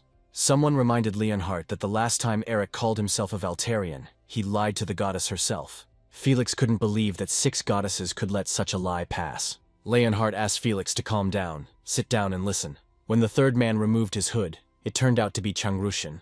Leonhardt told Changrushin that if he remained silent about Eric, no one would know about his essence. But Changrushin had many questions about why Eric saved him, and how he managed to survive at all. Leonhardt looked at Changrushin and said that the Inquisitor's goal was to take prisoners for interrogation. However, those enraged hunters could no longer be calmed down. They thirsted for revenge. Therefore, Leonhardt used a powerful technique that blocked visibility and covered Changrushin with a protective layer. But since Leonhardt was in a weakened state due to fighting with Eric, he simply threw Changrushin down. After this story, Changrushin understood why his whole body ached as if all his bones were broken. Felix added that after death, foreigners turn into dust and not even a corpse remains. But he did not understand how all this served against the goddesses. Leonhardt repeated that a man can be deceived, but a real goddess cannot. But when Leonhardt spoke to the goddess, she claimed that he had destroyed the foreigner, which meant that the one in the Dark Brotherhood was not the goddess Kibriel. Leonhardt knew very well that they wanted to get the entire Dark Brotherhood, or their goal was divine power. After all the information, Felix decided that Leonhardt needed to return to the Dark Brotherhood immediately. But this was impossible. Leonhardt assumed that there might be a traitor in the Brotherhood, and it would be necessary to act in secret from the Brotherhood. The problem now was that Leonhardt was under punishment and couldn't conduct an investigation. Suddenly Leonhardt noticed a frightened Raud in the passing carriage of the Dark Brotherhood. Leonhardt then immediately ordered Felix to turn around. Leonhardt addressed the stranger, saying that he should have died, but he survived, and there was a reason for that. Changrushin had a chance to become a hero. Leonhardt asked for help. Everyone knew that the goddess of darkness, Kibriel, controls darkness and the end of everything, so people turn to her when they pray for the repose of their souls. The bandits also discovered a nearby shrine to Kibriel, where elves may pray to the goddess. In this sanctuary was Leondel Atrances, who was surrounded by bandits. Looking at the bandits, Leondel asked them how they dared to treat a representative of the Atrances clan like that. Then Leondel threw the robbers the money they loved so much. Leondel offered them to take the money, because if the bandits wanted a ransom for him, then his clan would take their lives. Some of the robbers were happy with the gold, because with this money they could buy several houses. But the leader of the bandits informed Leondel that they had already received payment, and much more than his handouts. Grabbing Leondel by the hair, the robber brought his knife to his throat. But suddenly, strange magic began behind Leondel, and in just a moment the entire sanctuary was immersed in magic, and the bandits fled in fear. When the magic weakened, the goddess Kibriel appeared in this sanctuary and spoke the name Eric. On the way, Eric did not remember one thing: why those 4 heroes who destroyed the Sword King. After all, he was a warrior, and besides, they called him a hero, but why did they need a foreigner? Addis explained that 20 years ago the Great Land was the enemy of the 4 heroes, and now no one could have imagined that there would be a great back behind them. But Eric was also interested in the question of when they would arrive in the Fairy Kingdom. Addis informed Eric that they had been in the fairy kingdom for 2 days already. Eric was surprised, and Addis said that the territory of the fairy kingdom begins at the roots of the world tree. The fairy kingdom of Elendia, the world tree. The kingdom of fairies is a united state of 4 nations, in the center of which is the world tree, and each has its own culture and ruler. The capital is located at the foot of the world tree. The tree has many roots, and if you follow those that stretch along the mainland, you can get to the capital of the kingdom and the largest city of Sarandia. But this is not only the road to the fairy kingdom, but also a trade route. So there are various tribes of elves and people here. Due to the mixing of different tribes and races in one place, an equal number of different problems arise. Even before the emergence of human hunters' guilds, the fairies founded their own guild, which dealt with various issues. Also, many hunters came here and became heroes, but there were also those who died. Therefore, for the past 200 years, the guild leader could not think of anything else. The guild leader looked at the newcomers and realized that these were not ordinary guys. The guild leader was delighted when he saw the results of the newcomers. Addis, a 52nd level mage, moderate charm, formal and neat appearance, a sense of strength of spirit. Ether, a level 38 swordswoman, looks silly, has a cute appearance and a childish voice. From his own experience, the guild leader could say that people like them should not rot in the dungeons. The head of the guild was ready to write letters of recommendation to support influential people. From all the praise, Ether could not contain her emotions. Addis thanked the head of the guild and said that they were registering simply as hunters. Addis also thanked them for not measuring Eric's level, and said that the hunter exam was cancelled 10 years ago. Eric looked at his exam results and was upset about his score. Ether peeked and laughed, and then offered to help with the lessons. Eric was outraged, since other guilds did not require this, and the guild leader was surprised that the exam was cancelled 10 years ago. Addis asked the head of the guild not to bother and offered to register Eric as a guard. The guild leader took out a huge book and said that he would check if there were any exceptions, but it would take about 6 months to check. After leaving the guild, Eric was upset that it was taking so long, but Addis calmed him down by saying that time flows differently for elves. Addis told Eric that the system of modern guilds appeared 100 years ago, but here they still weren't used to it, so 6 months passed very quickly for them. While Eric and Addis were talking, Ether noticed some kind of event in the distance of the streets. There were a lot of people around the arena, and the host said that the challenger was not a weak hunter. Would he be able to pull out the sword? Erica thought it all reminded him of a fair, and Addis thought they were at Thanksgiving. Addis said that the elves were created by the earth goddess Sarandi. In the distant past, the land of the elves was barren, and when famine came, the king of the elves offered his prayers and the goddess heard them and gave him a sword.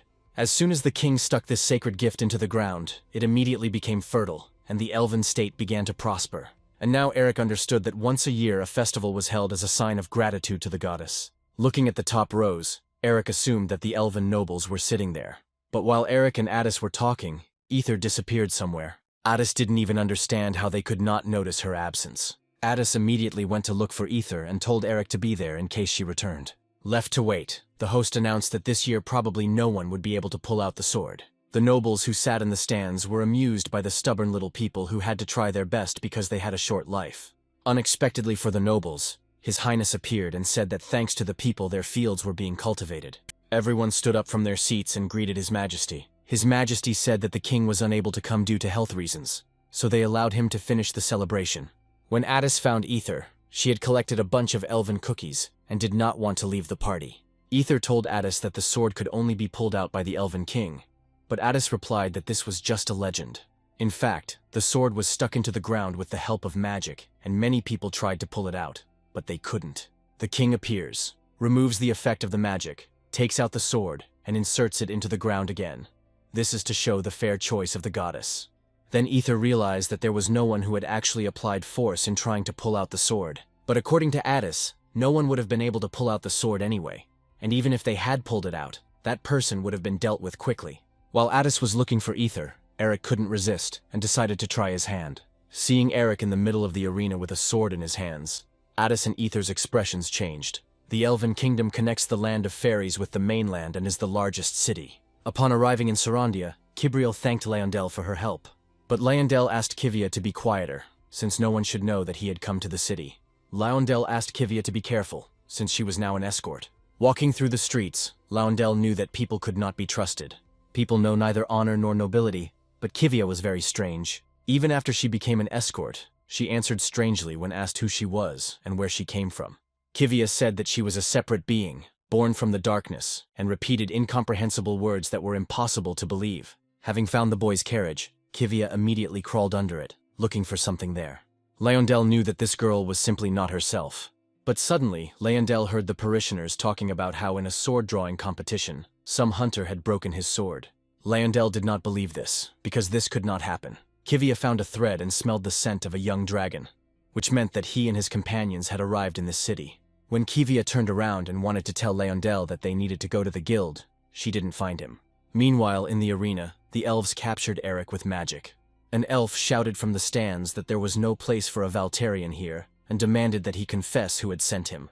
Eric walked out of the stone prison as if nothing had happened, saying that he simply thought the competition was funny. But when Eric came out, some stones flew up to the upper stands and scratched His Majesty's face. Then the elf shouted that an attack had been made, and the Valterian was attacking the air. Hearing this, all the people began to run away, shouting that they had a terrorist in the square. The huge crowd scattered in different directions, and no one even noticed that one of them had fallen. Eric ran up to the baby lying on the ground and asked how he was. But when Leondel stood up, he answered furiously that he was not a baby. And after that, he suddenly screamed about the monster, and Eric asked not to call him that. But when Eric turned around, he noticed the unique magic of the elves, the stone giant. His Majesty was informed that this golem was connected by magic to the roots of the world tree. After all, no matter how strong a Valterian is, he will not be able to do anything when strong roots bind him.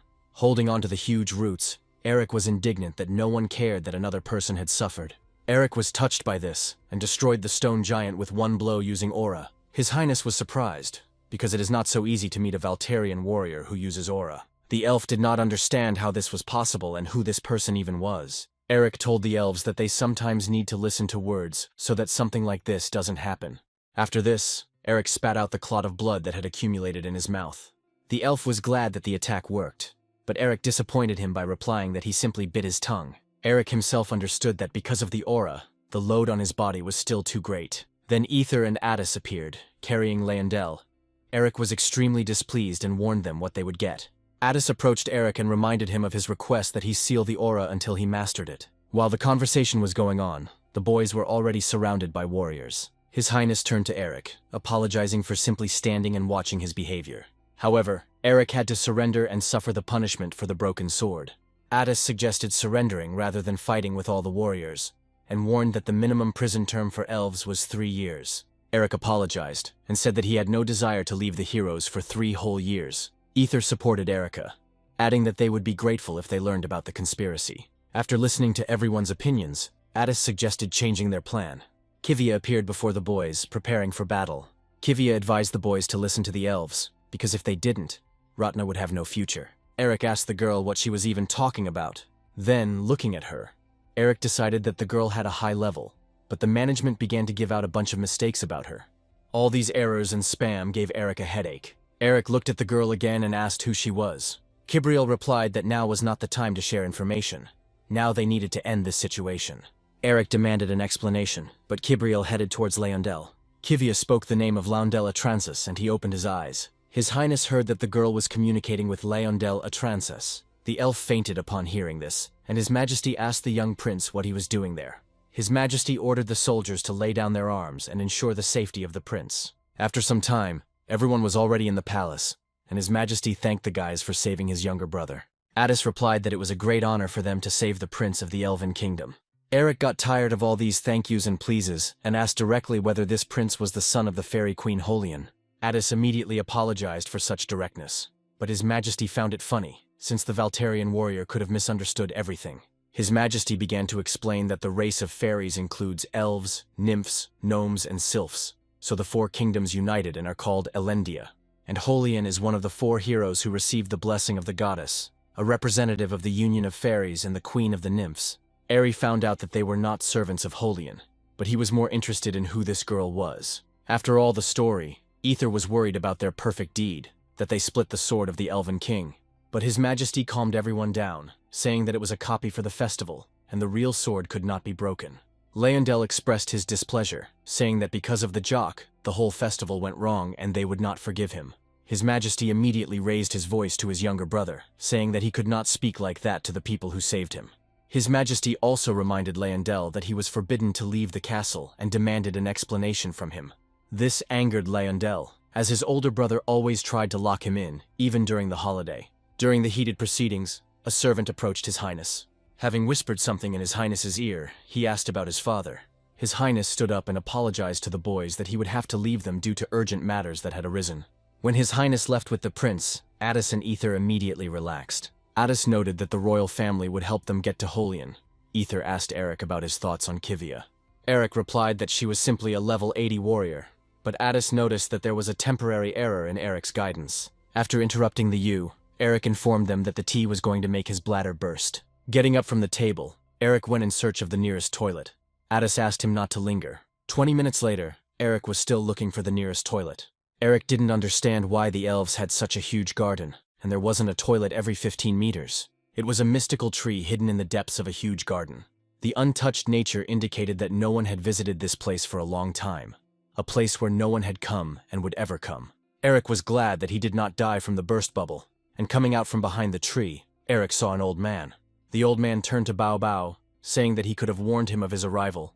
Eric didn't expect to meet anyone here, but at some point he caught that same unpleasant smell. When the old man stood up, he said that the paper was over and he would need to bring it, and Eric reminded the old man about the pants. Having dressed and sat down on the root of a tree, the old man realized that he had made a mistake and was not talking to Bao Bao.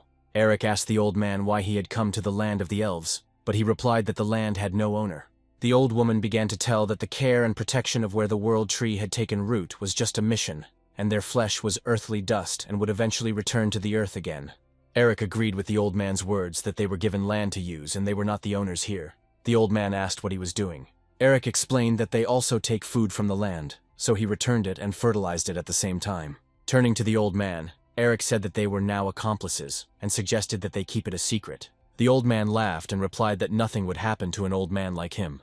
The old man also said that the earth rewards those who work by the sweat of their brow.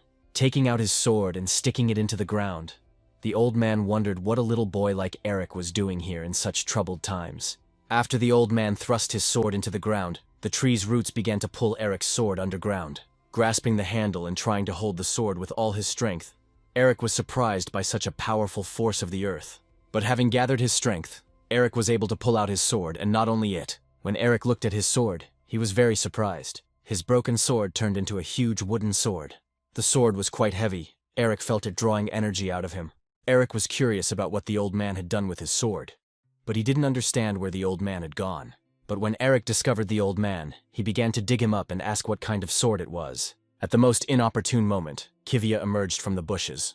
Kivia noticed exactly that picture when Eric was burying the old man. After seeing this, Kivia began to attack Eric. Eric asked the girl to stop, telling her that she had misunderstood everything.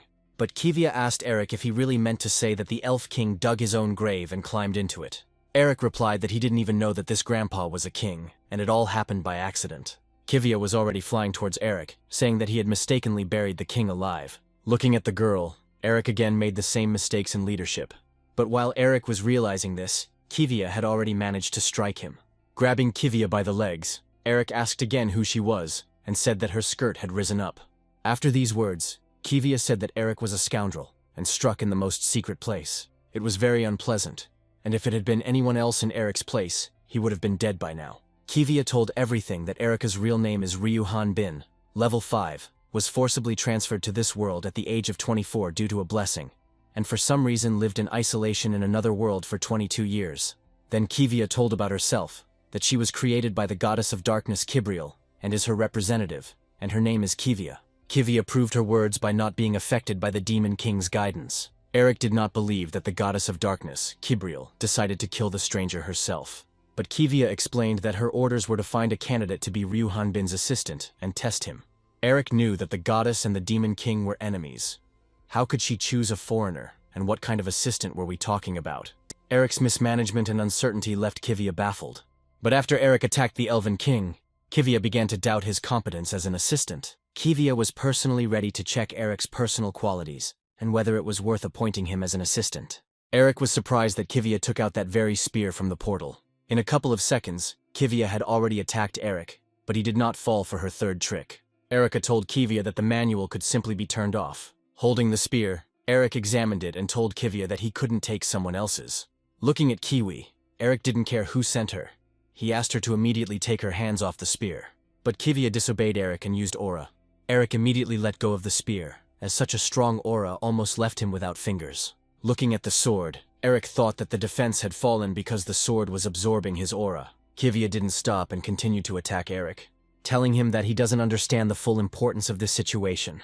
While fighting, Kivia asked Eric why he didn't use his aura, why he didn't fight for real.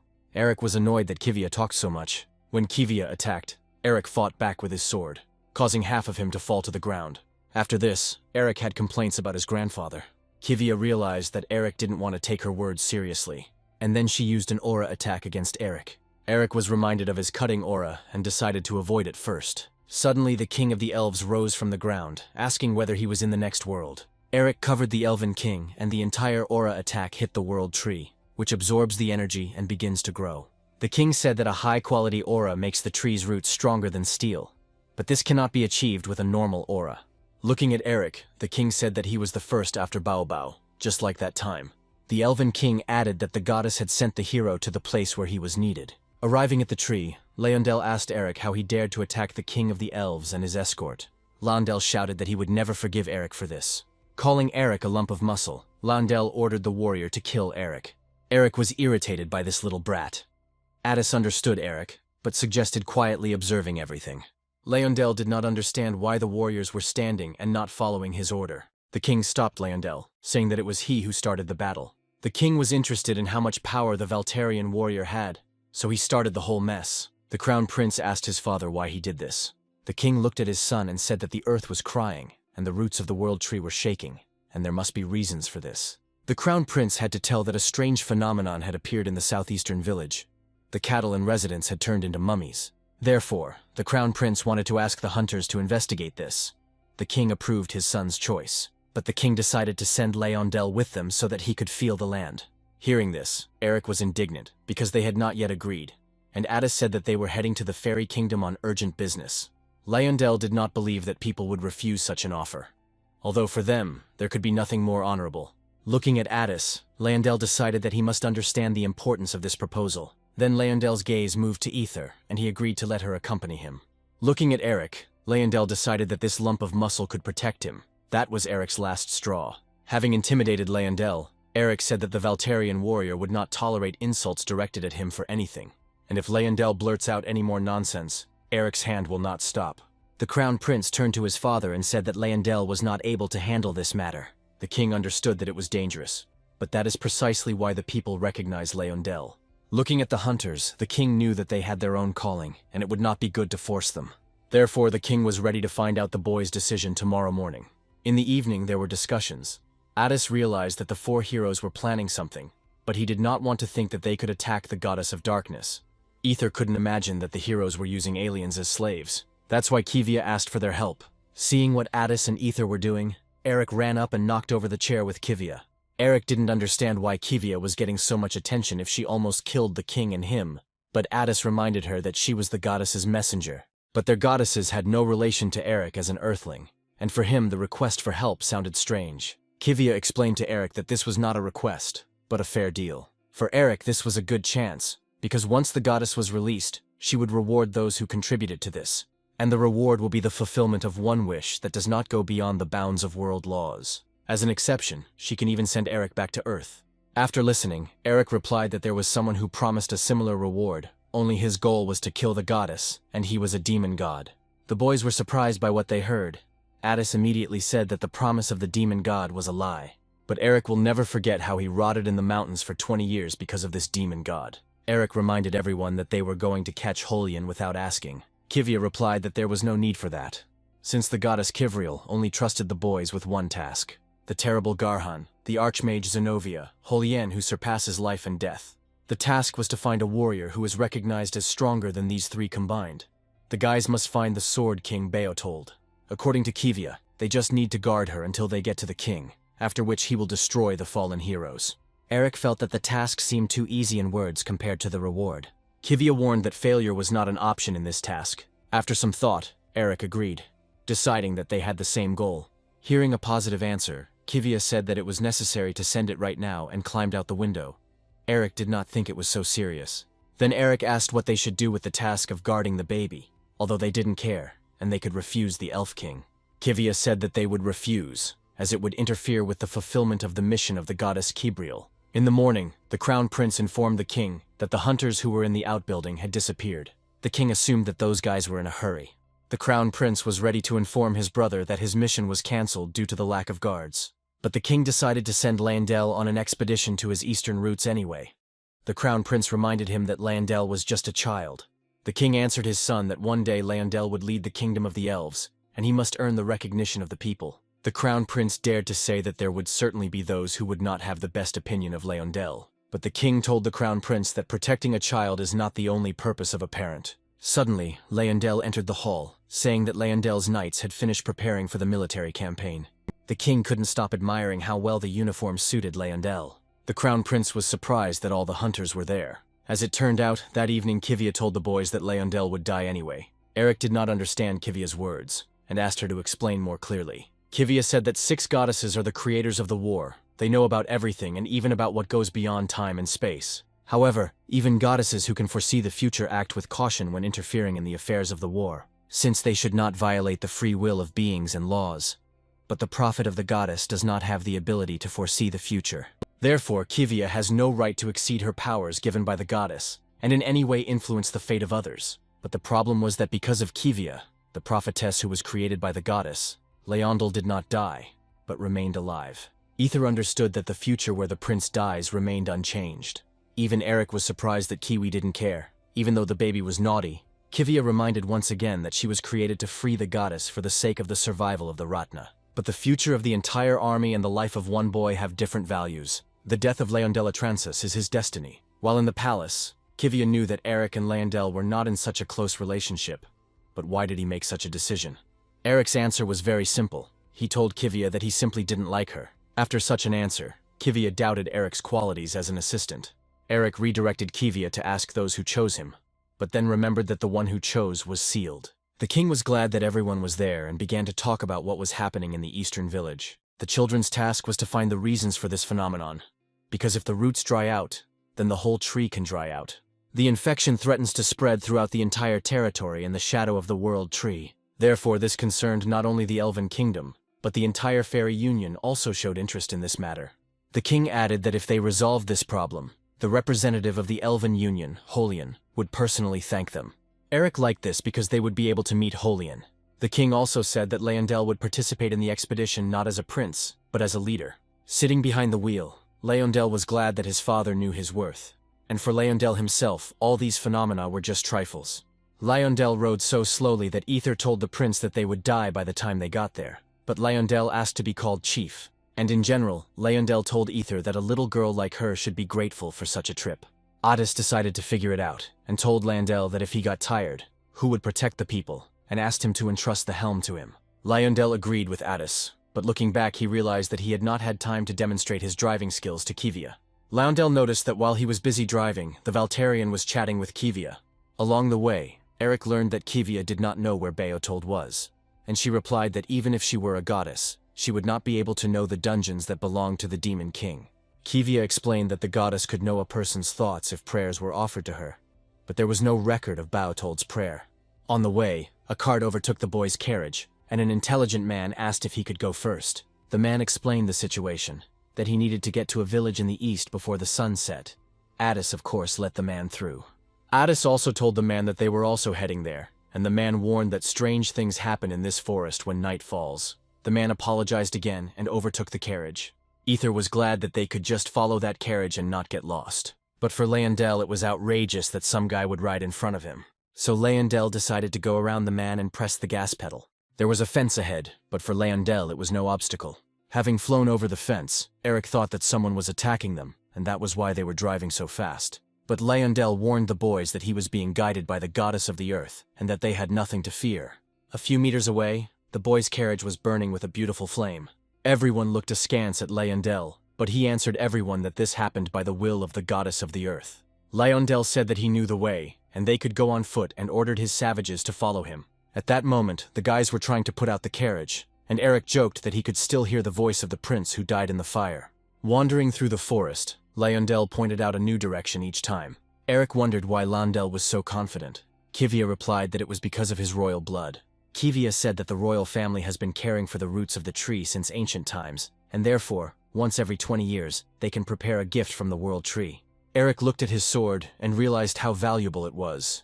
Kivia added that Leyendel did not have the skill of an elven king due to his age. However, Leyendel is able to perceive the roots of the tree that stretch across the earth, because to begin with, the blood of the royal elves flows in it. Eric wondered what the beginning meant, but their conversation was interrupted by Leyendel. It turned out that Leyendel had found the very same cart passing by them. Ether didn't even expect that their leader could be so useful. Leyendel turned to Kivia, that now she could notice the difference between the muscular savage and him. Eric did not understand what he had to do with it at all. Then Leyendel suggested asking the owner of the cart to give them a lift. Kivia approached the cart to inspect it, and she told the boys that Leyendel's proposal was impossible. From childhood, the Elven King's favorite was Prince Leyendel. Despite the fact that he was a late child, the Crown Prince felt uneasy. Suddenly a younger half-brother appeared from somewhere, and with such an origin. There were various rumors about Leyendel. He was hidden in the palace. But those who needed to know knew that this was a big mistake of the Elven King. Because of all this, Leyendel's mother fled from the palace. When Leyendel opened his eyes, he did not understand what had happened, and in front of him he saw that same dying man who was asking for water. Leyendel got scared and jumped up screaming loudly. Eric told Leyendel to calm down and asked him not to faint again. Leyendel asked what happened. Eric said that when he saw the man, he thought he was dead and lost consciousness. Addis explained that the man's organs had been sucked out, and the situation was quite critical, but the man was still holding on. Then Ether added that all they had to do was go to the nearest village. But the problem was that the one who knew the way was unconscious. Eric said in a serious voice that the situation did not allow her to wait for Leyendel to come to her senses. Eric told Leyendel to turn around so that he could see the whole situation for himself. Ether didn't understand why wild monsters were chasing them. Just like in the good old days, Eric decided to shoot his stones, and one of the stones hit the bloodsucker, a ghost-type monster that inhabits the bodies of dead monsters and controls them.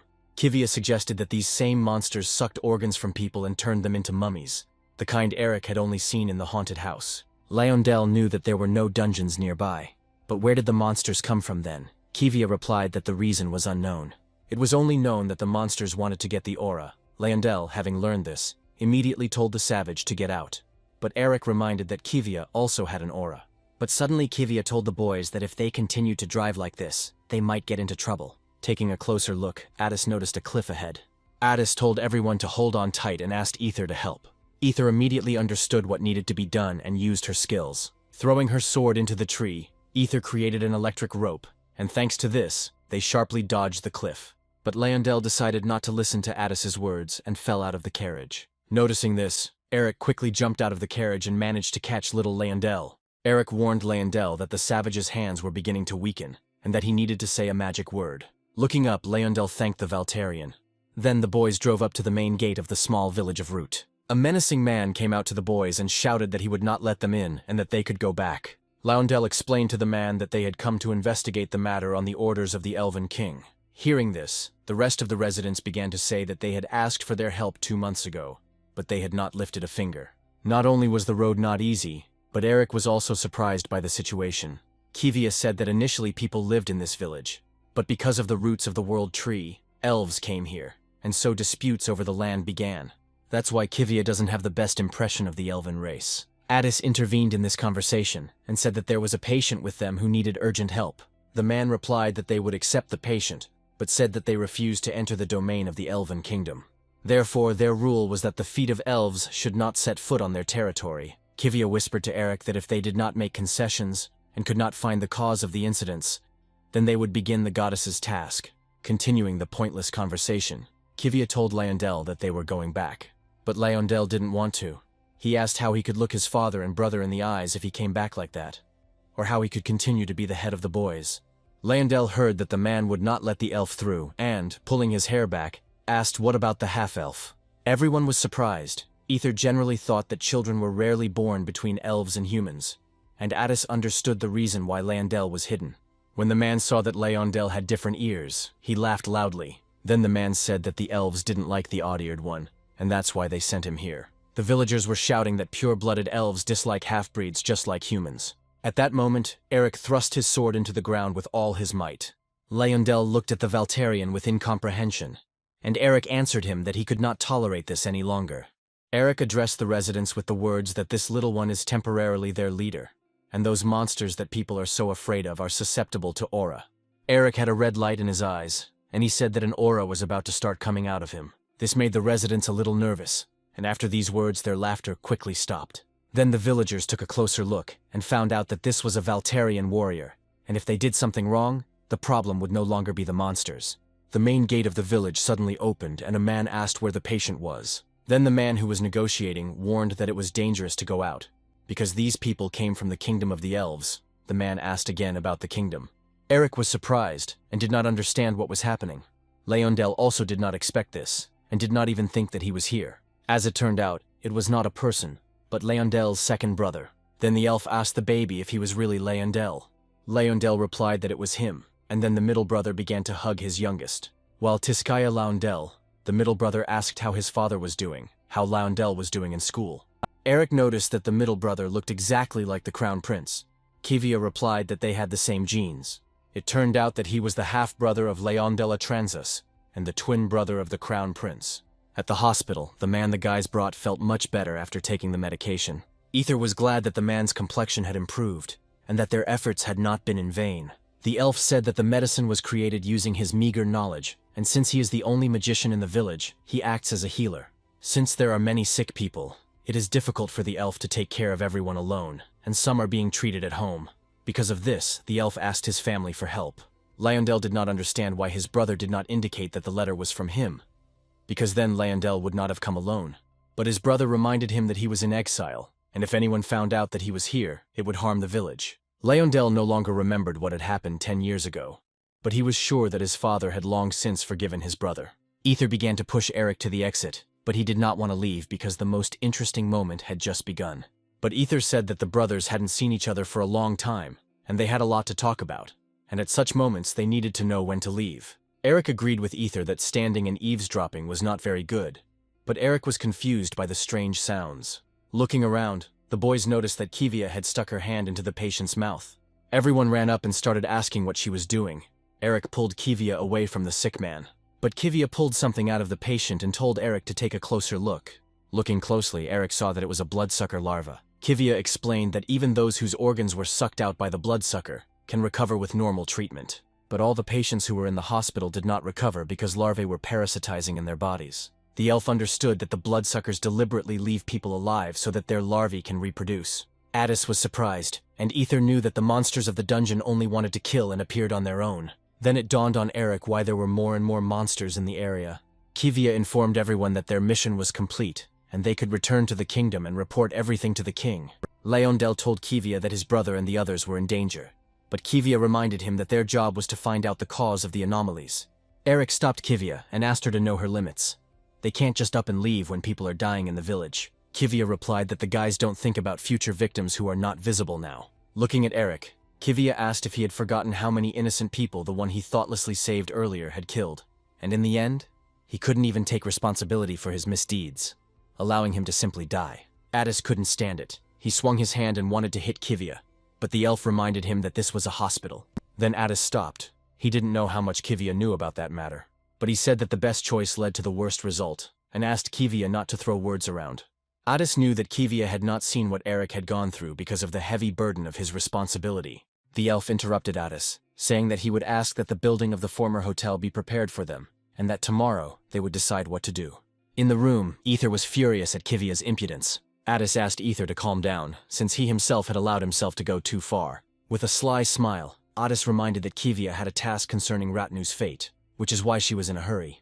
Looking at Eric, Addis asked his opinion on whether they should carry out the goddess's task while listening to such insults.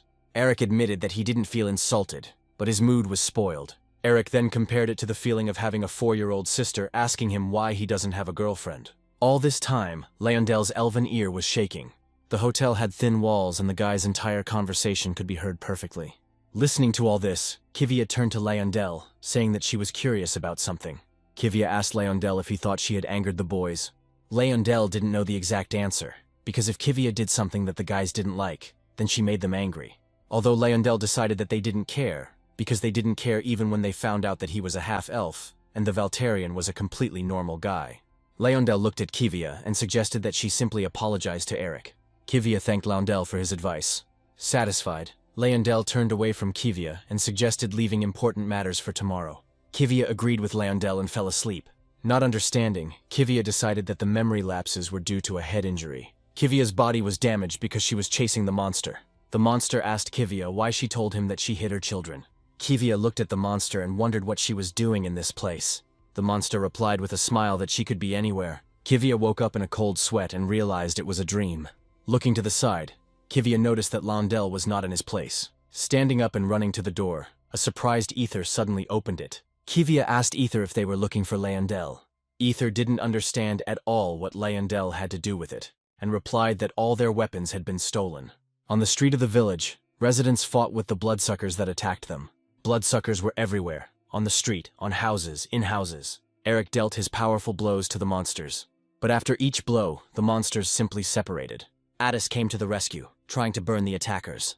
Addis explained to Eric that without his magic staff, magic was spatially limited. Eric warned Addis that if he used aura in such a narrow place, everything would explode. While fighting off the bloodsuckers, Kivia told Eric that his sword, created from the world tree, would absorb most of his aura. Hearing this, Eric didn't even know whether he should be happy about it. Fighting off the monsters at the height, Ether reported that they had entered here from the eastern gate and were crawling in all directions.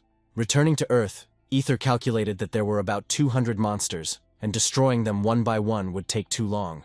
Kivia found it strange that so many monsters had attacked the village, and she was also worried about where Laundel had gone. When the man heard that Laundel had disappeared, he immediately decided that it was all because of the little elf who had betrayed even his own. Eric grabbed the man and reminded him that it was he who was going to stab him in the back and take Laundel hostage for negotiations with the king.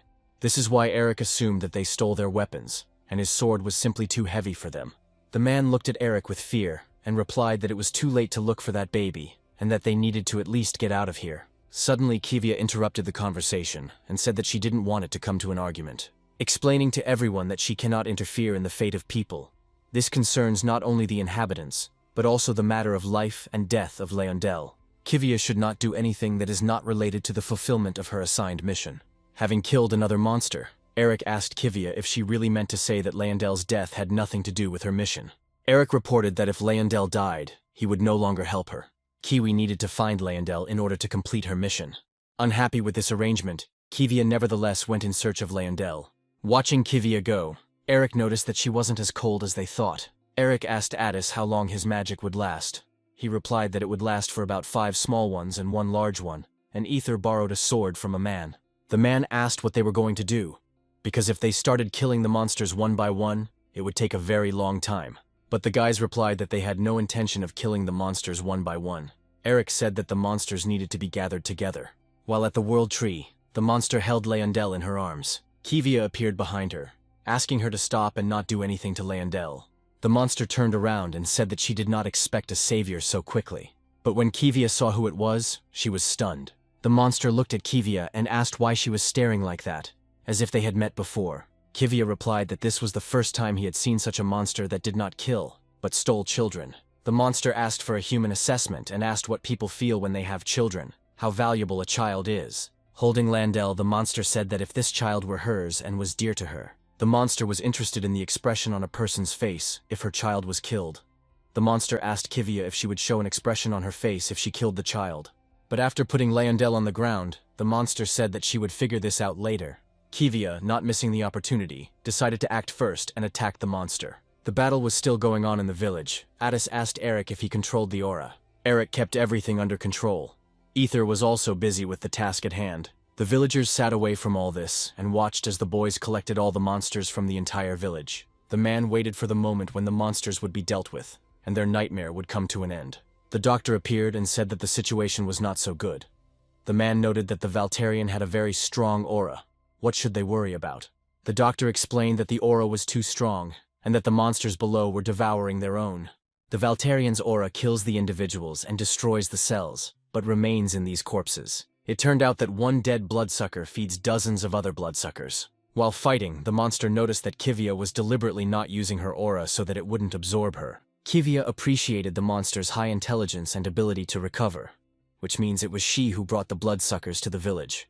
But the monster corrected Kivia, saying that they were the ones who invaded her village, and she finally felt Kivia's aura.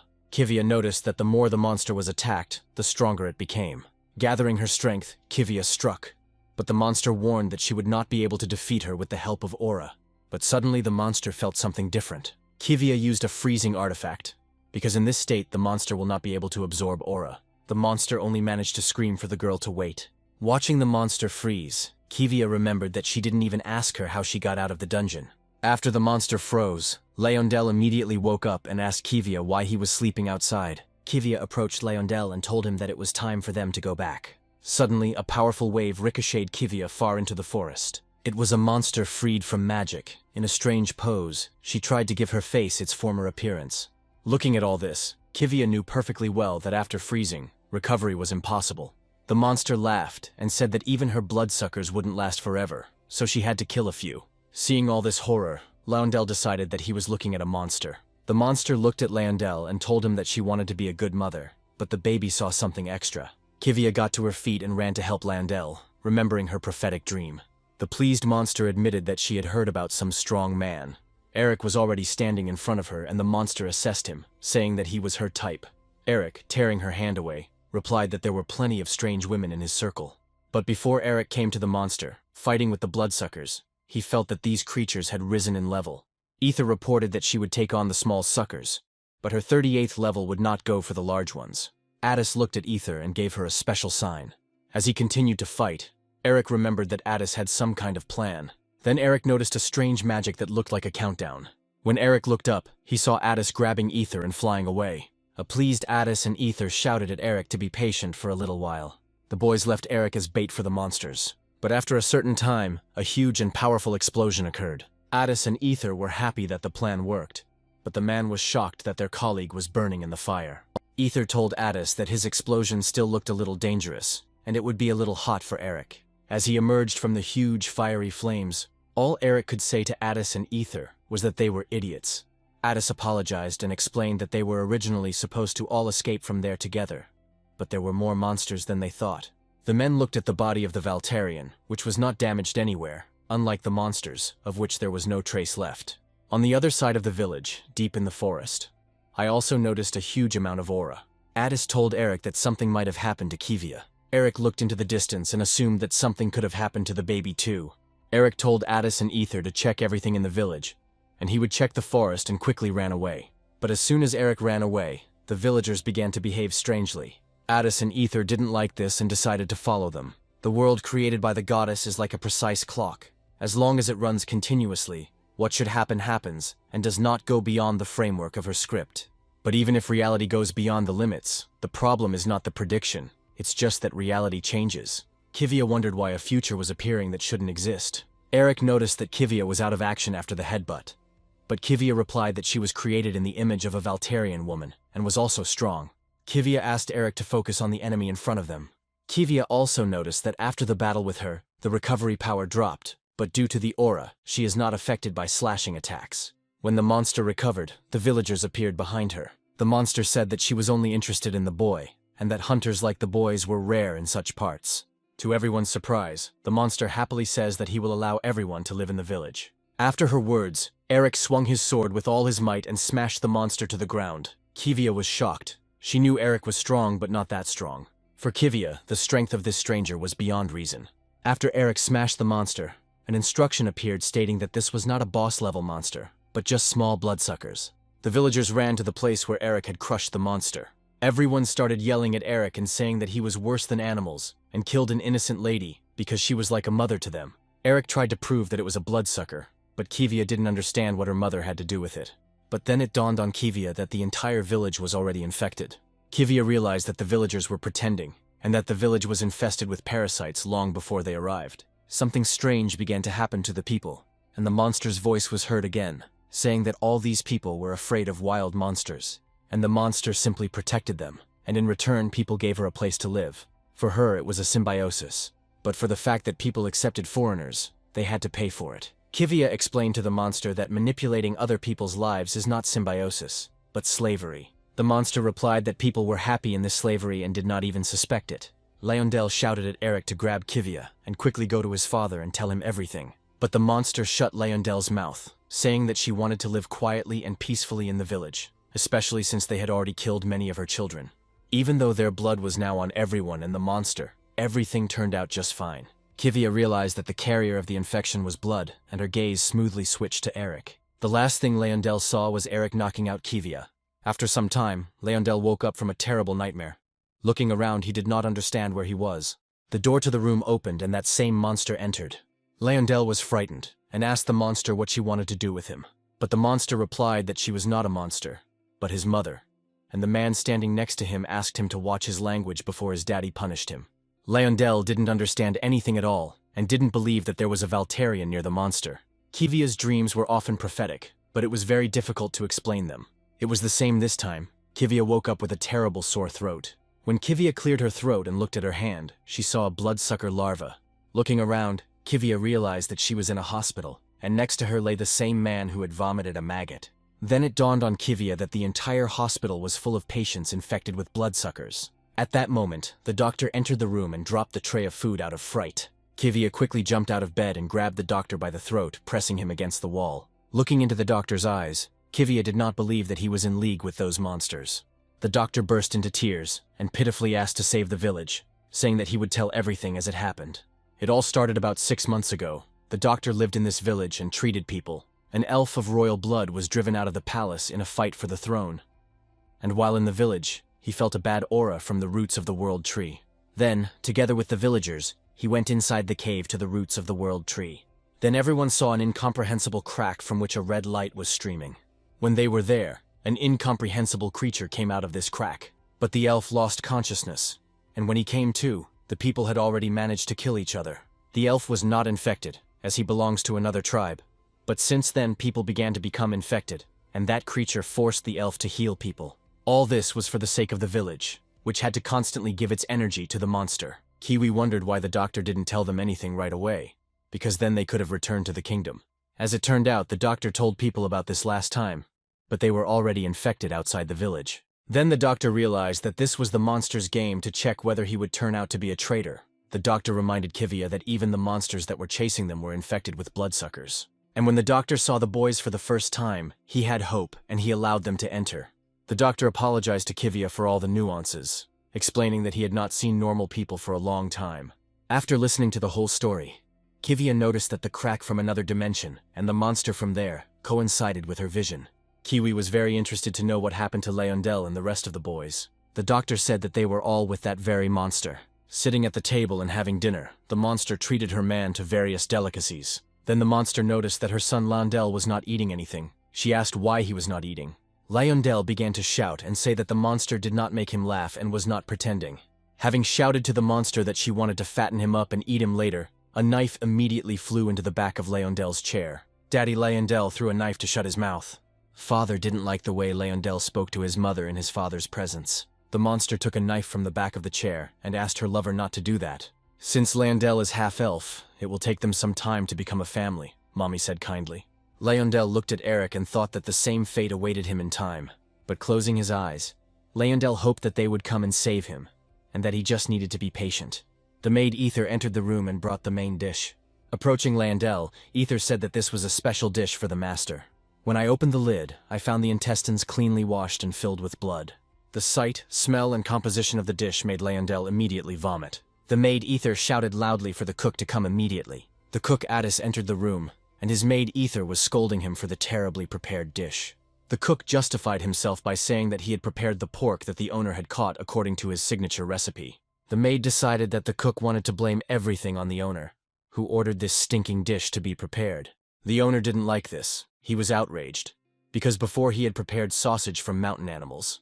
And the maid added that when she served in the army, such things could not even be brought close to wyverns. The cook started crying and saying that he was useless and worthless.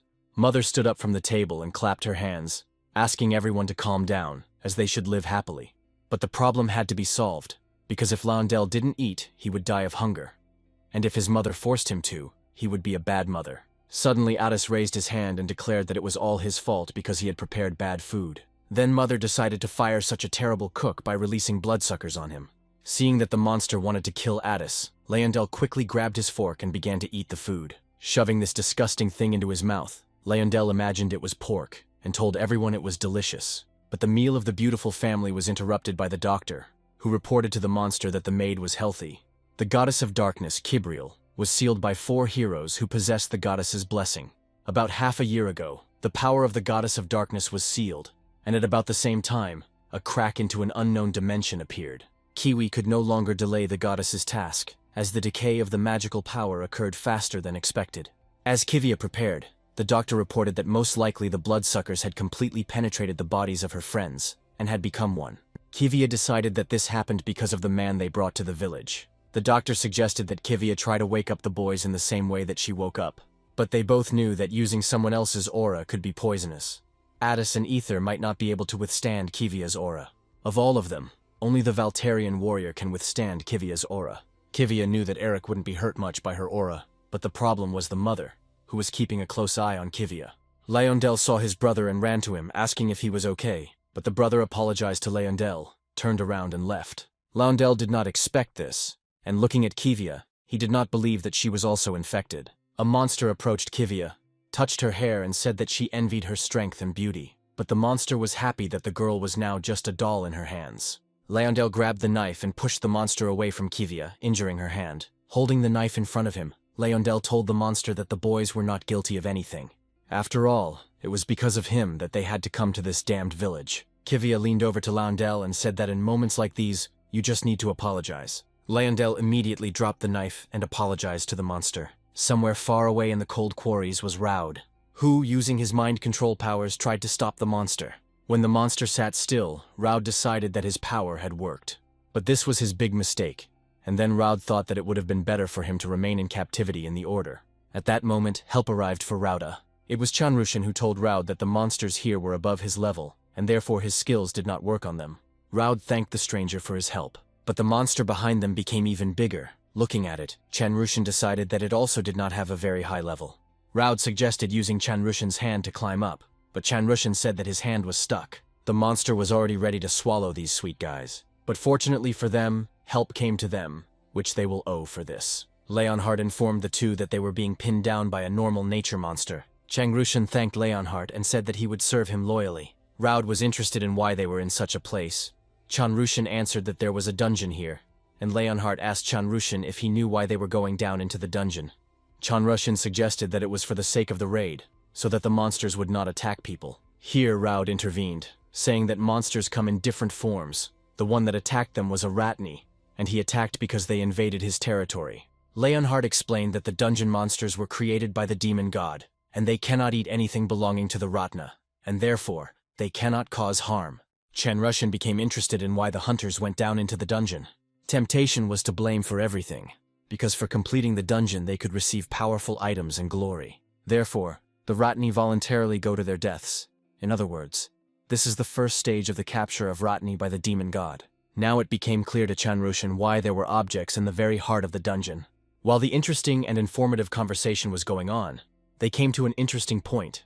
It was another unstable rift into another dimension, in the name of an abandoned homeland and sacred gods. Chanrushan and Raud were very surprised and wondered what it was. Leonhard explained that the Order had reported about 100 such cracks, and that there had never been anything like this before.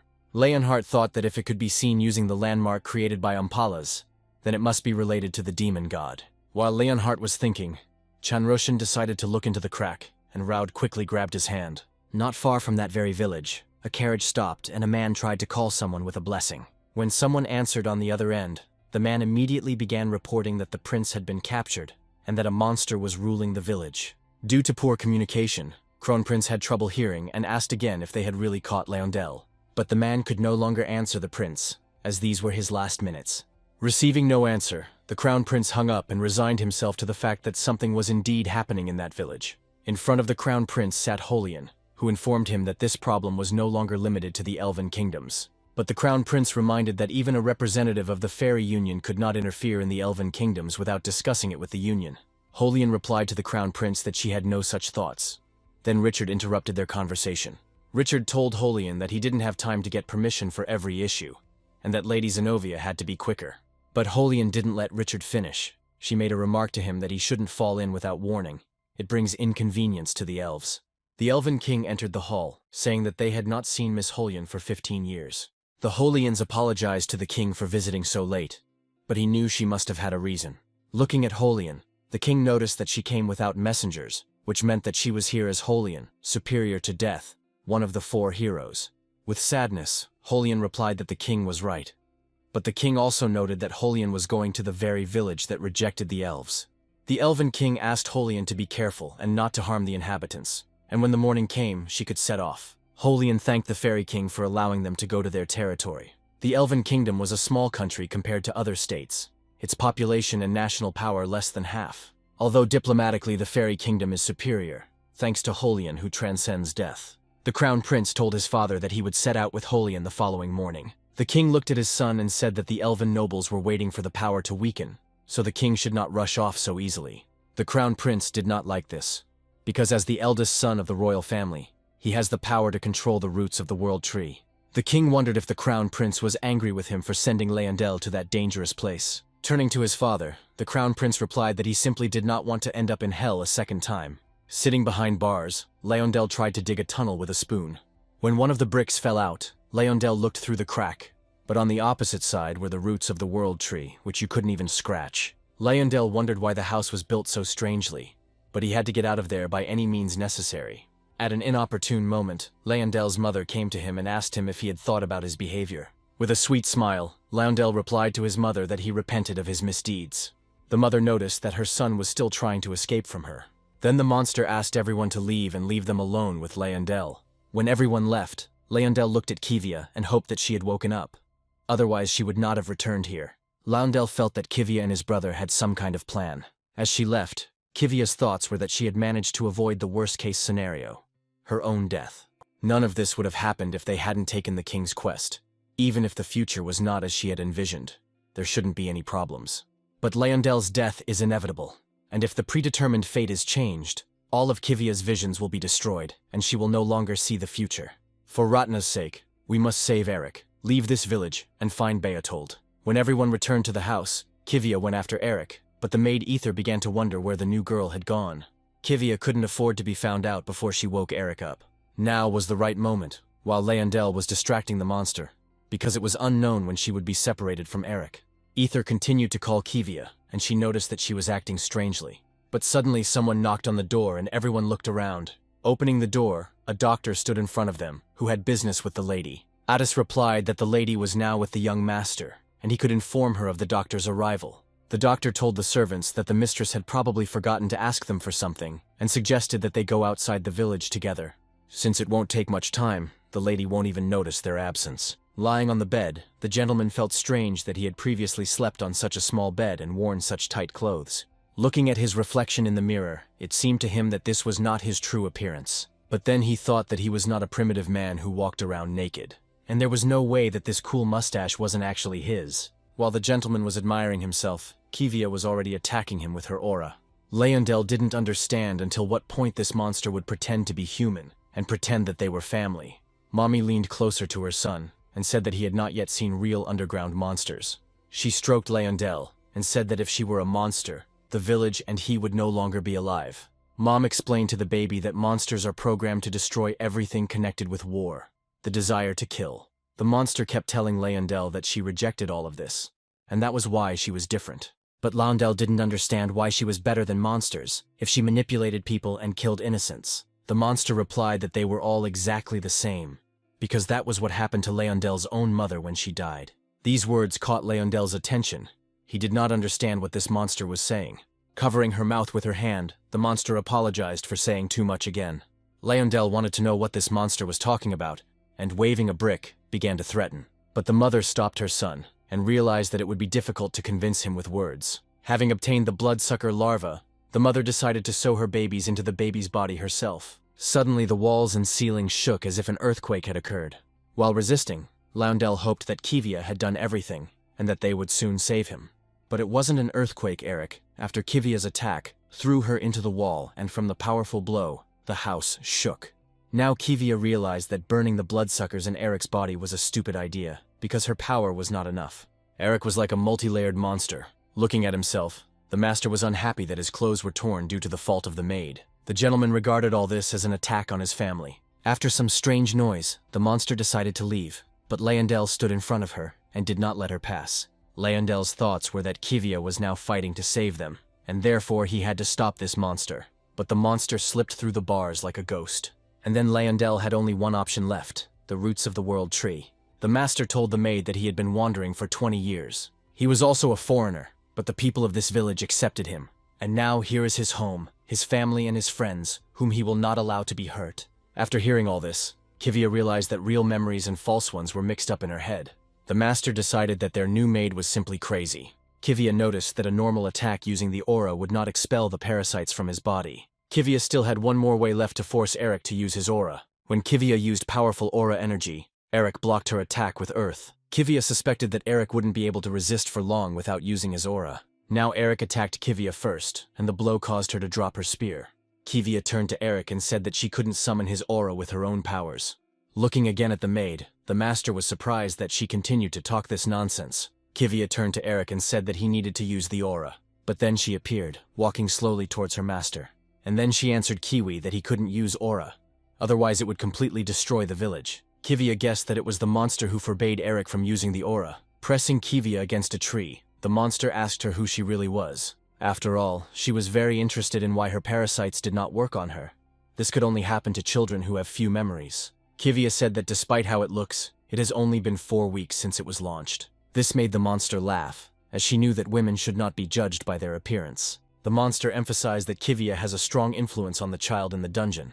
During this time, while the proceedings were going on upstairs, Leondel managed to dismantle half the wall in order to get to the roots. After he had the opportunity, Leondel came into contact with the roots of the world tree. As soon as the reunion occurred, the monster and those who were under its influence began to have a sharp headache. The monster didn't understand what it was, and who could interfere with her signal. While she was thinking, Kivia suddenly attacked Eric and knocked him down. Holding Eric's hands, Kivia leaned towards his lips and performed artificial respiration to transfer the aura. But the monster, noticing this, immediately pushed Kivia away from Eric. The monster explained to Kivia that the parasites had already completely taken over Eric's body, and it was too late to transfer the aura. Having grabbed Kivia, the monster said that no one doubts the life that she gave, because new memories are superimposed on top of the happy ones. But Eric appeared behind the monster. She did not understand how he was able to wake up on his own. In front of Kivia's eyes, Eric raised the monster, and she told him that his memories were perfect. Eric agreed with her, because he had a house and a wife, and also a child to feed, a normal life, piercing the monster with his hand from which an aura emanated. The only thing that was strange about Eric was that he didn't remember kissing anyone. From Eric's powerful aura, the monster seemed to evaporate, and Kivia told Eric that it was not a kiss, but artificial respiration.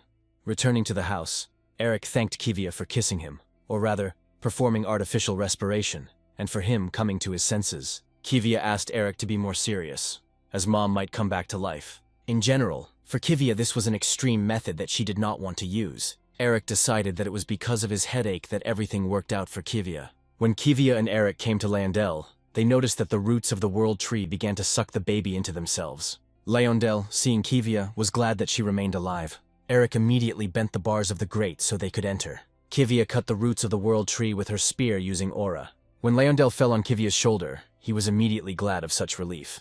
It was known that people were controlled by a signal coming from the world tree. Whoever received the signal was immediately under control. The monster used the tree's roots for its own purposes, which means the source is hidden somewhere underground. To free people, it is necessary to destroy the source and restore the world tree. Then the signal will disappear and all charged ones will heal naturally. Kivia told all the information that Leondel received when interacting with the world tree. Looking at Eric, Kivia told him that he looked like a clown without clothes, but Eric had no clothes and his sword. But Leondel reminded everyone that in order to restore the world tree to its previous state, he personally needed to touch it. This meant that Leondel also had to go down into the dungeon. Kivia didn't even want to hear about it, and immediately said that Leondel would stay upstairs while they destroyed the enemy. Leondel tried to persuade Kivia, saying that the road leading down was like a labyrinth, and it would be difficult to find the way. Also, Leondel said that he was engaged in fencing, or he would be able to distract the monsters. But Kivia insisted on her own, and even more so. After contact with the world tree, one of Leondel's eyes began to see worse. Suddenly Eric picked up Leondel and put him on his shoulders, realizing that the weight was just right. Eric said that even 3-year-olds go out to battle among the Valtarians, and Leondel will be their navigator. This idea pleased Leondel, and sitting on Eric's shoulders, he shouted that Leondel's squad was ready for battle. The doctor, along with Ether and Addis, descended into the dungeon and walked along the tangled paths. Ether didn't believe that the lady had a task for them in such a terrible place. Having already gone deep enough, Ether wanted to touch the tip of the root. But Ether was frightened by someone's mooing face in the roots. Addis and Ether were surprised where it came from and why the roots of the world tree were absorbing it. The doctor explained that with the help of the world tree, it sucks out energy, even though the roots are infected. All this bears fruit on the branches. The high concentration of life force and energy turns into red crystals. After that, bloodstones appear and all this is done for her. Arriving at the place, the doctor gave the order to find the sword of the Valtarian warrior. But the same monster who said she wanted to accept him into her family turned to the doctor.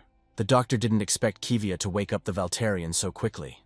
Then the doctor turned to the queen and asked what had happened, and she sternly replied that the cunning doctor knew everything and did not tell. But the doctor tried to convince the queen that he knew nothing about it and had no idea. The queen told the doctor that she would never forgive him.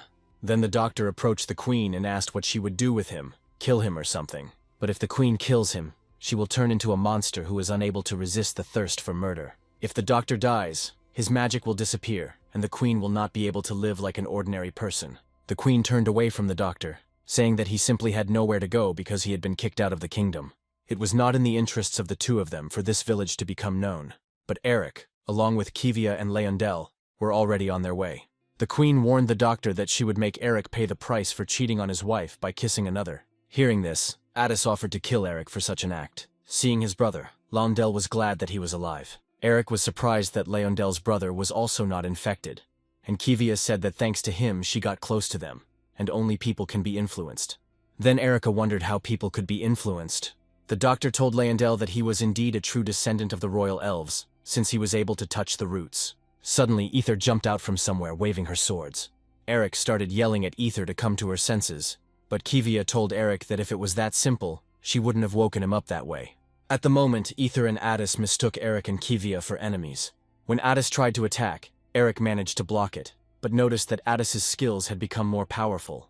Eric decided to talk to the guys again, saying that the fact that they were fighting now looked very strange. But Addis did not see anything strange in this, since he was trying to kill the enemy who invaded his territory. Eric kicked the ground with all his might, causing it to shake as if there had been an earthquake. As the impact tore a hole in the ground, Eric grabbed Ether and Addis and fell into it with them, shouting to Kivia that there was a way. Kivia was surprised that Eric spoke so confidently about this. The queen immediately appeared and wanted to kill Kivia for breaking up someone else's family. Kivia immediately entered into battle with the queen.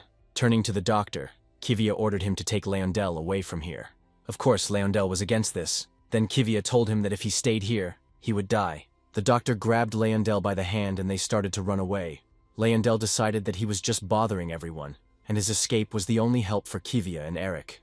The middle brother asked Leondel if he wanted to help his friends, and Leondel of course agreed. The doctor was happy about this, and said that the time had come to prove his worth. The queen asked Kivia if she knew that if a half-elf touched the world tree, he would die due to the side effect. The queen knew that Kivia's true intentions were not to save the child, but simply to have him die away from her eyes. Kivia begged the wretched monster to shut up, but the queen was glad she had hit the nail on the head. The queen continued to talk about how Kivia only needed the boar she could take in exchange for Leondel. At one point, there was already a whole crowd of monsters, and each one said that Kivia could have killed Addis and Ether, and told the Valtarian that they were killed by a monster. Kivia thought about freezing this crowd with an artifact, but using aura on bloodsuckers is not the best option. During the time spent in the village, Kivia realized that the bloodsuckers quickly recover and feed on the energy of the tree. And in order for Kivia to deal with everyone, in addition to aura, she needed 4 main powers. The queen turned to Kivia and asked her if she understood the queen's weakness. The queen was also curious about what Kivia thought about why the queen did not kill the mage and the swordsman. The queen told Kivia that there was no way to return the mage and swordsman to their previous state, and the only thing left to do was to kill them. Eric immediately appears and asks Kivia to help him, since he lacks a level. The queen doesn't understand how the Valtarian is still alive. Kivia takes out a polymorph necklace that can suppress users of the dragon race. After activating the necklace, Addis and Ether immediately turned into dragons. The queen was amazed that the magician and the swordsman were dragons. Addis was furious that the monster wanted to harm Eric and Kiwi with his hands. Addis grabbed the monster by the hair and began to spit fire right into her face. Eric watched all this, and for the first time he saw Addis so furious. Ether grabbed Eric and began to slam him into the ground, telling him to die. Eric started hitting Ether in the face and telling her to come to her senses. When Ether came to her senses, she immediately went to help Addis.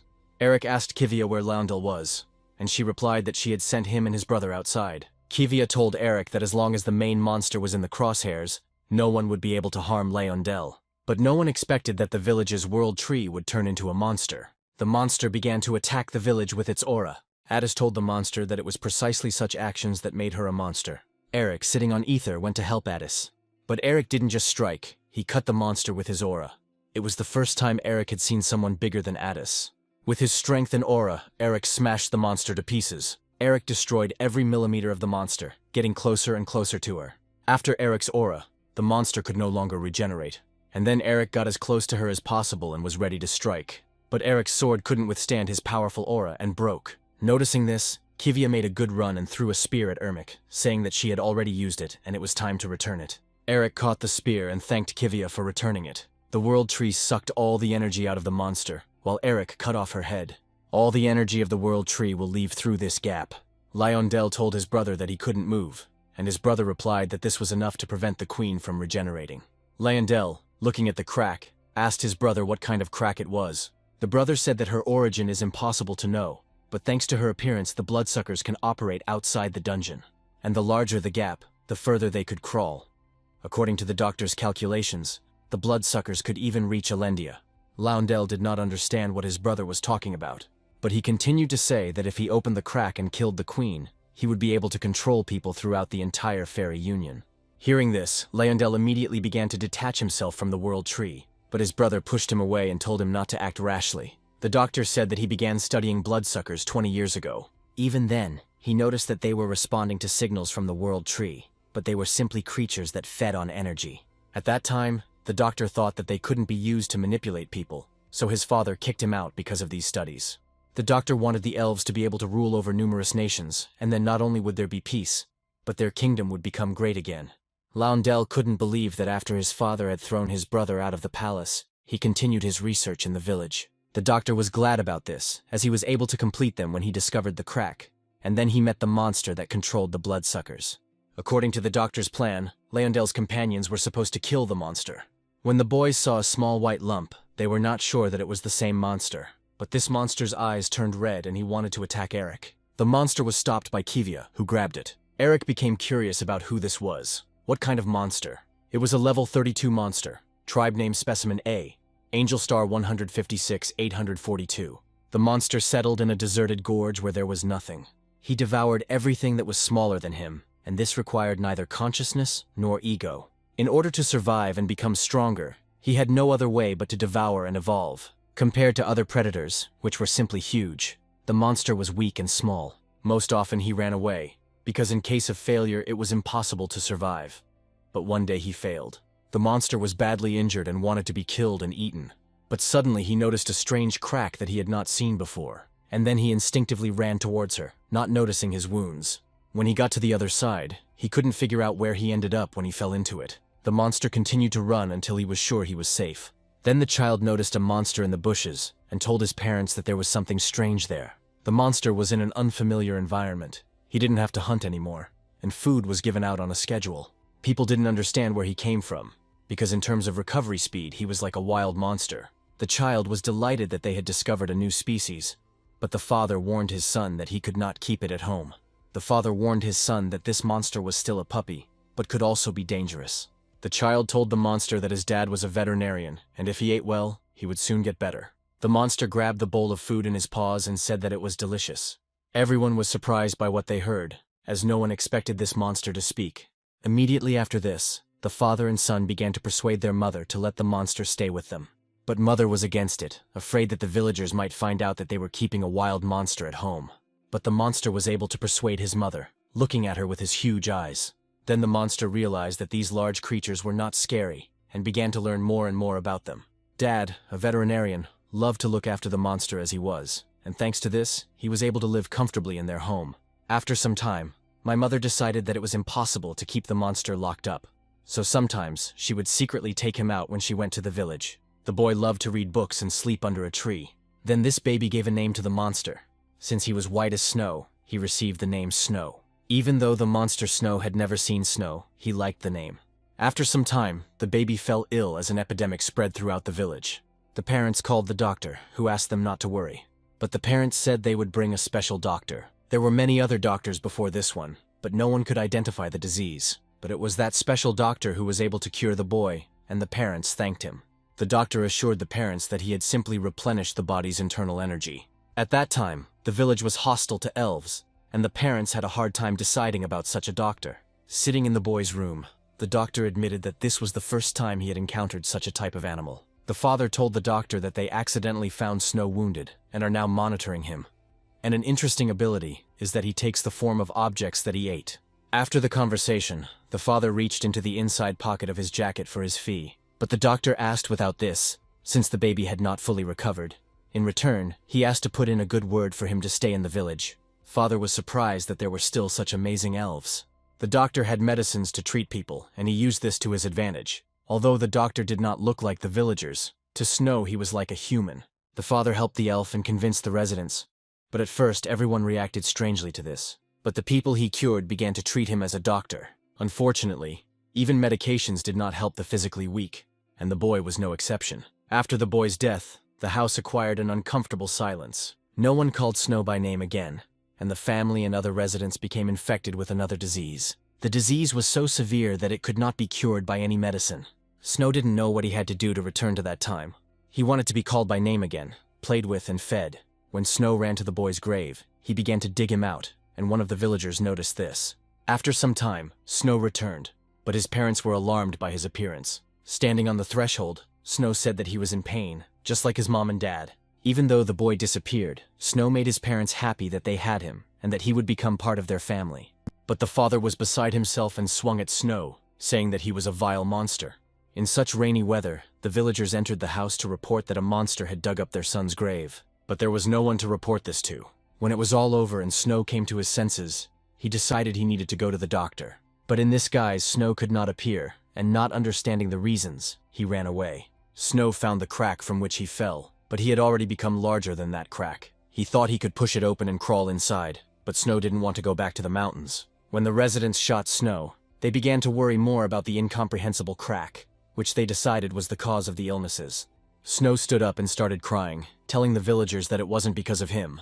It was at that moment that people began to kill each other. Snow realized that he had forced them to do this, and then he gained the ability to control the bloodsuckers. As it turned out, the cause of the disease in the village was blood-sucking monsters, and the same thing happened to the boy who became infected with this disease. And when Snow ate the boy, he became infected with this disease. A doctor appeared from somewhere in the dungeon and saved Snow. The doctor extended his hand to Snow and offered to help him live as a human. After all this, the doctor cast magic on Snow so that he would not accidentally kill anyone. Then Snow gave the doctor his 2 eyes, and all this was so that he could use his abilities. The boys realized that Snow was just a pawn of the elf to control people. Kivia began to threaten Snow and ask where the doctor and Leondel were now. But Snow didn't even think about helping the guys, because they also consider him just a monster. Adis intervened in the conversation and said that he had also lived like a wild animal before, and had to kill people to survive. Adis admitted that he now regretted it, and Kivia asked Adis to step aside. Eric pulled Kivia towards him and asked her to leave it as is for now. Snow decided that Adis was asking him to repent and move on with his life. Adis explained that taking people's lives by using bloodsuckers and attacking them was wrong. Snow didn't like all this, since he couldn't turn into a human like Adis. These words made Snow angry, because everyone looked at him like he was a monster. Adis hugged Snow, telling him that the two of them were essentially monsters, and no matter how much they denied it, it wouldn't change. Adis asked Snow not to use all this as an excuse anymore. When Adis asked Snow if no one had ever been kind to him, Snow remembered that boy's mother. From such mental trauma, everything inside Snow was screaming. Kivia didn't remember why Eric and Ether were just standing there watching all this. And when everything calmed down, Eric suggested finishing off the second prince and finding Leondel. As Snow climbed higher, he ordered the villagers to go very far away, so that the signal from the World Tree would not affect them. Eric suggested waiting until the residents left. Adis praised Snow. Snow also erased the memories of people seeing the dragon. Unexpectedly, Ether said that she had gotten out of the habit of flying in the form of a wyvern, that now even her shoulders hurt. But Eric said that she had simply gained weight. Ether attacked Eric with the words that she was 3 times lighter than him. Eric replied that weight is determined by true appearance. Noticing Kivia a little further, Eric approached her and saw that she was sad. most likely because of Leondel.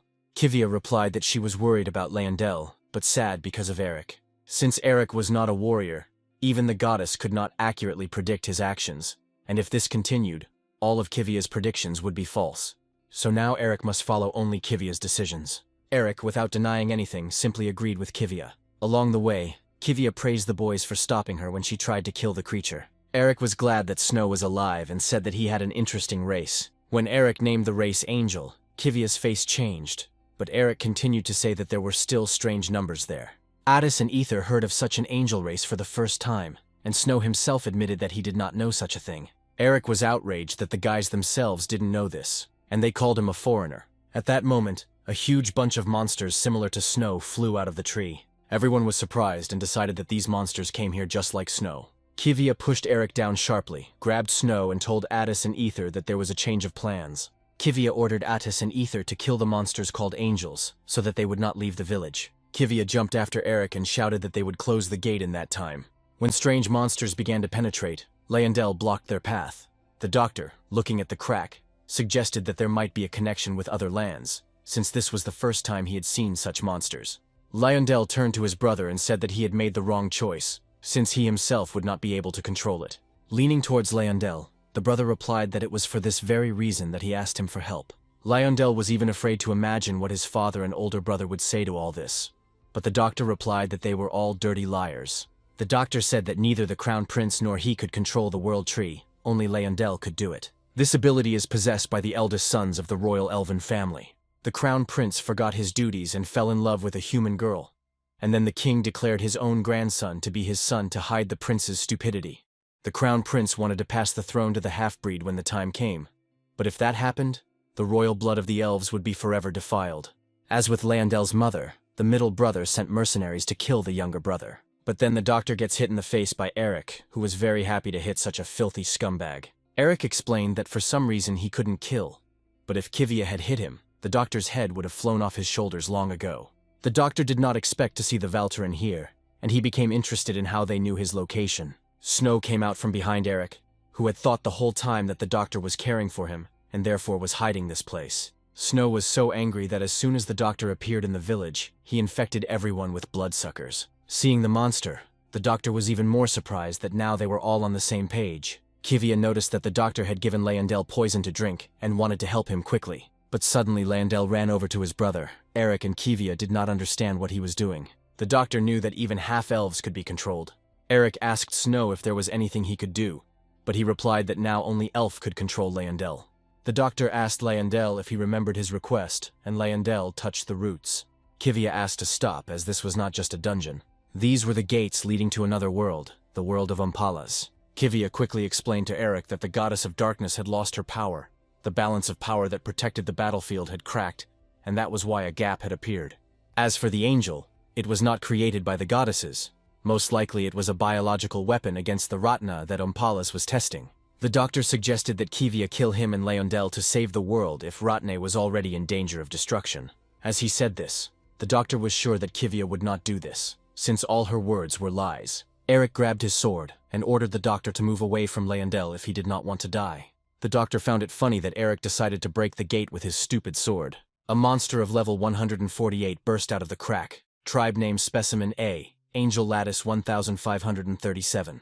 The monster grabbed the doctor and ate him. Kivia realized that this was the next step in Umpalas's plan to take over the Ratna.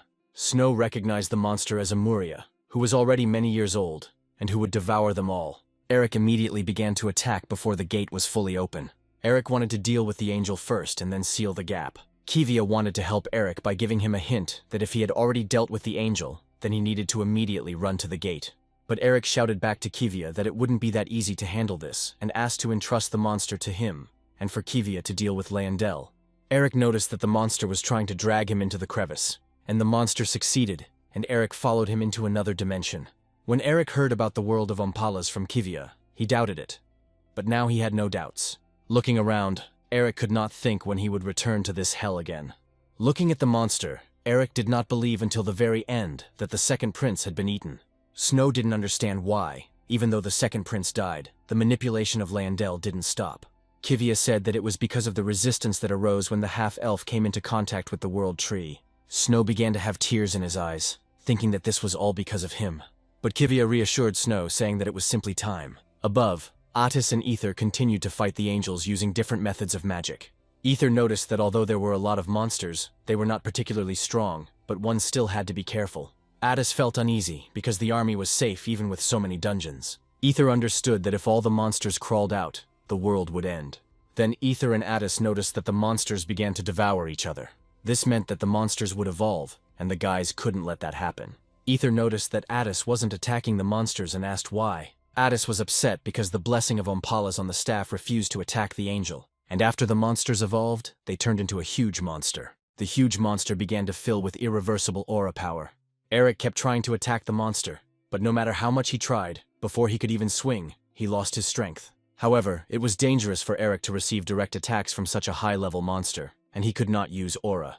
At the very beginning, the management warned that it was an impossible target for an angel to attack, and suggested sacrificing oneself to the deity's viceroy and striving for eternal life. When Eric entered another dimension, the gate opened even more and monsters began to arrive from there. Kivia didn't believe that they couldn't be gotten rid of. Snow replied that it was only for a while, since they had enough food here. Kivia had only one option left, to close the gate. Snow fully agreed with Kiwi, but only Lyondell could close the gate.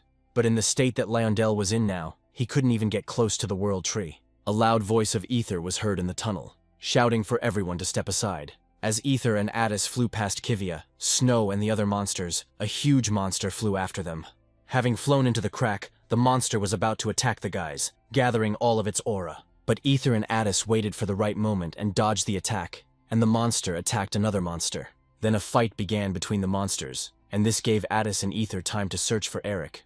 If even Ompala's blessing didn't work for Attis, the boys realized that Eric wasn't in the best position either. Flying in this hell, Attis noticed a huge hole and told Ether to fly there.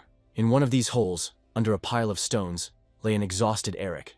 As Ether and the monster quickly passed by, the small monsters were swept away, and Lyondell called out to Kivia. Kivia immediately turned to Lyondell, who asked Kivia to help with something. Lyondell asked Kivia to take him to the roots of the world tree. After all, as a representative of the royal family of elves, he must take responsibility. Ether and Attis appeared from the crack and helped Eric walk. Eric reassured the boys that when he lived in the mountains, such fights were commonplace. But no matter how hard Eric tried, Attis saw that Eric's wounds were serious, and he would not be able to take the blow and fight as before. Kivia approached everyone and said that there was no point in fighting anymore. Looking away, Kivia said that the gate would close soon, as Lyondell was already working on it. Everyone immediately ran to the roots and asked Lyondell to wake up. Snow replied that Lyondell was already unconscious, and now he could control the bloodsuckers so that they would not kill Lyondell. Turning away from everyone, Kivia reminded that at the very beginning she had spoken about the fate of Lyondell. And in order for the will of the goddess to be fulfilled and the war to continue to exist, it is necessary to save people from death. But Eric didn't like all this, and began to get Lyondell from the roots of the world tree. Kivia started screaming and asking Eric if he still didn't understand her words. While trying to get to Lyondell, Eric shouted to Kivia that he didn't understand something. Eric didn't understand whether the world would collapse if they saved some boy, and if the world really was that weak, then it would be better for it to collapse. As Eric began to free Lyondell, the gap became large again and a monster appeared from there. Taking a closer look, Eric noticed that the monster was devouring other angels and evolving. The monster sent its murderous aura into the gap to kill everyone, but Attis used ice reflecting magic. When the way was clear, Attis and Ether went to buy time for Eric, and when he freed Lyondell, he could help them too. Kivia couldn't even imagine how these two would resist the angel, but Eric warned the guys that he would quickly cope. Hearing about quickly, Kivia was completely dumbfounded, because the roots of the world tree can only be torn apart with the help of aura. Kivia grabbed Eric's hand and started talking about the promise he made to her that he would follow her decisions. Eric laid everything out for Kivia, so that when she entrusted them with the goddess's task, she did not have to tell them about Lyondell's fate. Then the boys wouldn't have to go with Lyondell. They would have gone straight to look for Beotold. Eric decided that Kivia, without realizing it, had made the decision to save Lyondell from his fate. Kivia burst into tears. She realized that there was nothing they could do now. They had only one option left, to sacrifice Lyondell. But Eric had one way, and that was to fight at full strength. By that time, Attis and Ether were already exhausted, and could not continue the fight. A few more moments and the monster would have destroyed the guys. Erica found a way to use the power of the goddess, and a guide appeared before him. The management informed that it was impossible to recognize the enemy, and that it was necessary to destroy the enemy, Eric was ready for a complete demolition. The monster was special. 25 years had already passed since he managed to survive. He became the strongest in this place and everything stopped. Those whom he ate and the weakest, no matter how much he swallowed them, could not become stronger. Even the acquired ability began to sharply reduce his metabolism, and it became enough to eat once a month. There were no enemies and no need to move. It was all profit and free. But now it was impossible not to be angry. For the first time in a long time, he again smelled blood and suffering. And thanks to the creature that wants to destroy him, the monster feels an incredible sense of hunger. Snow asked Kivia what kind of magic she was using, and Eric fought the monster on equal terms. Kivia replied that it was not magic, but sacred abilities. Eric was able to hack the landmark and adjust it so that it would not perceive the monster as an angel. Also, a little bit of Kivia's aura was added to the total power, but compared to Eric's aura, it won't give such an effect. However, Kivia knew that it was impossible to deceive the landmark forever. Then Kivia asked Snow to look after Leondel, and she herself would get Addis and Ether out.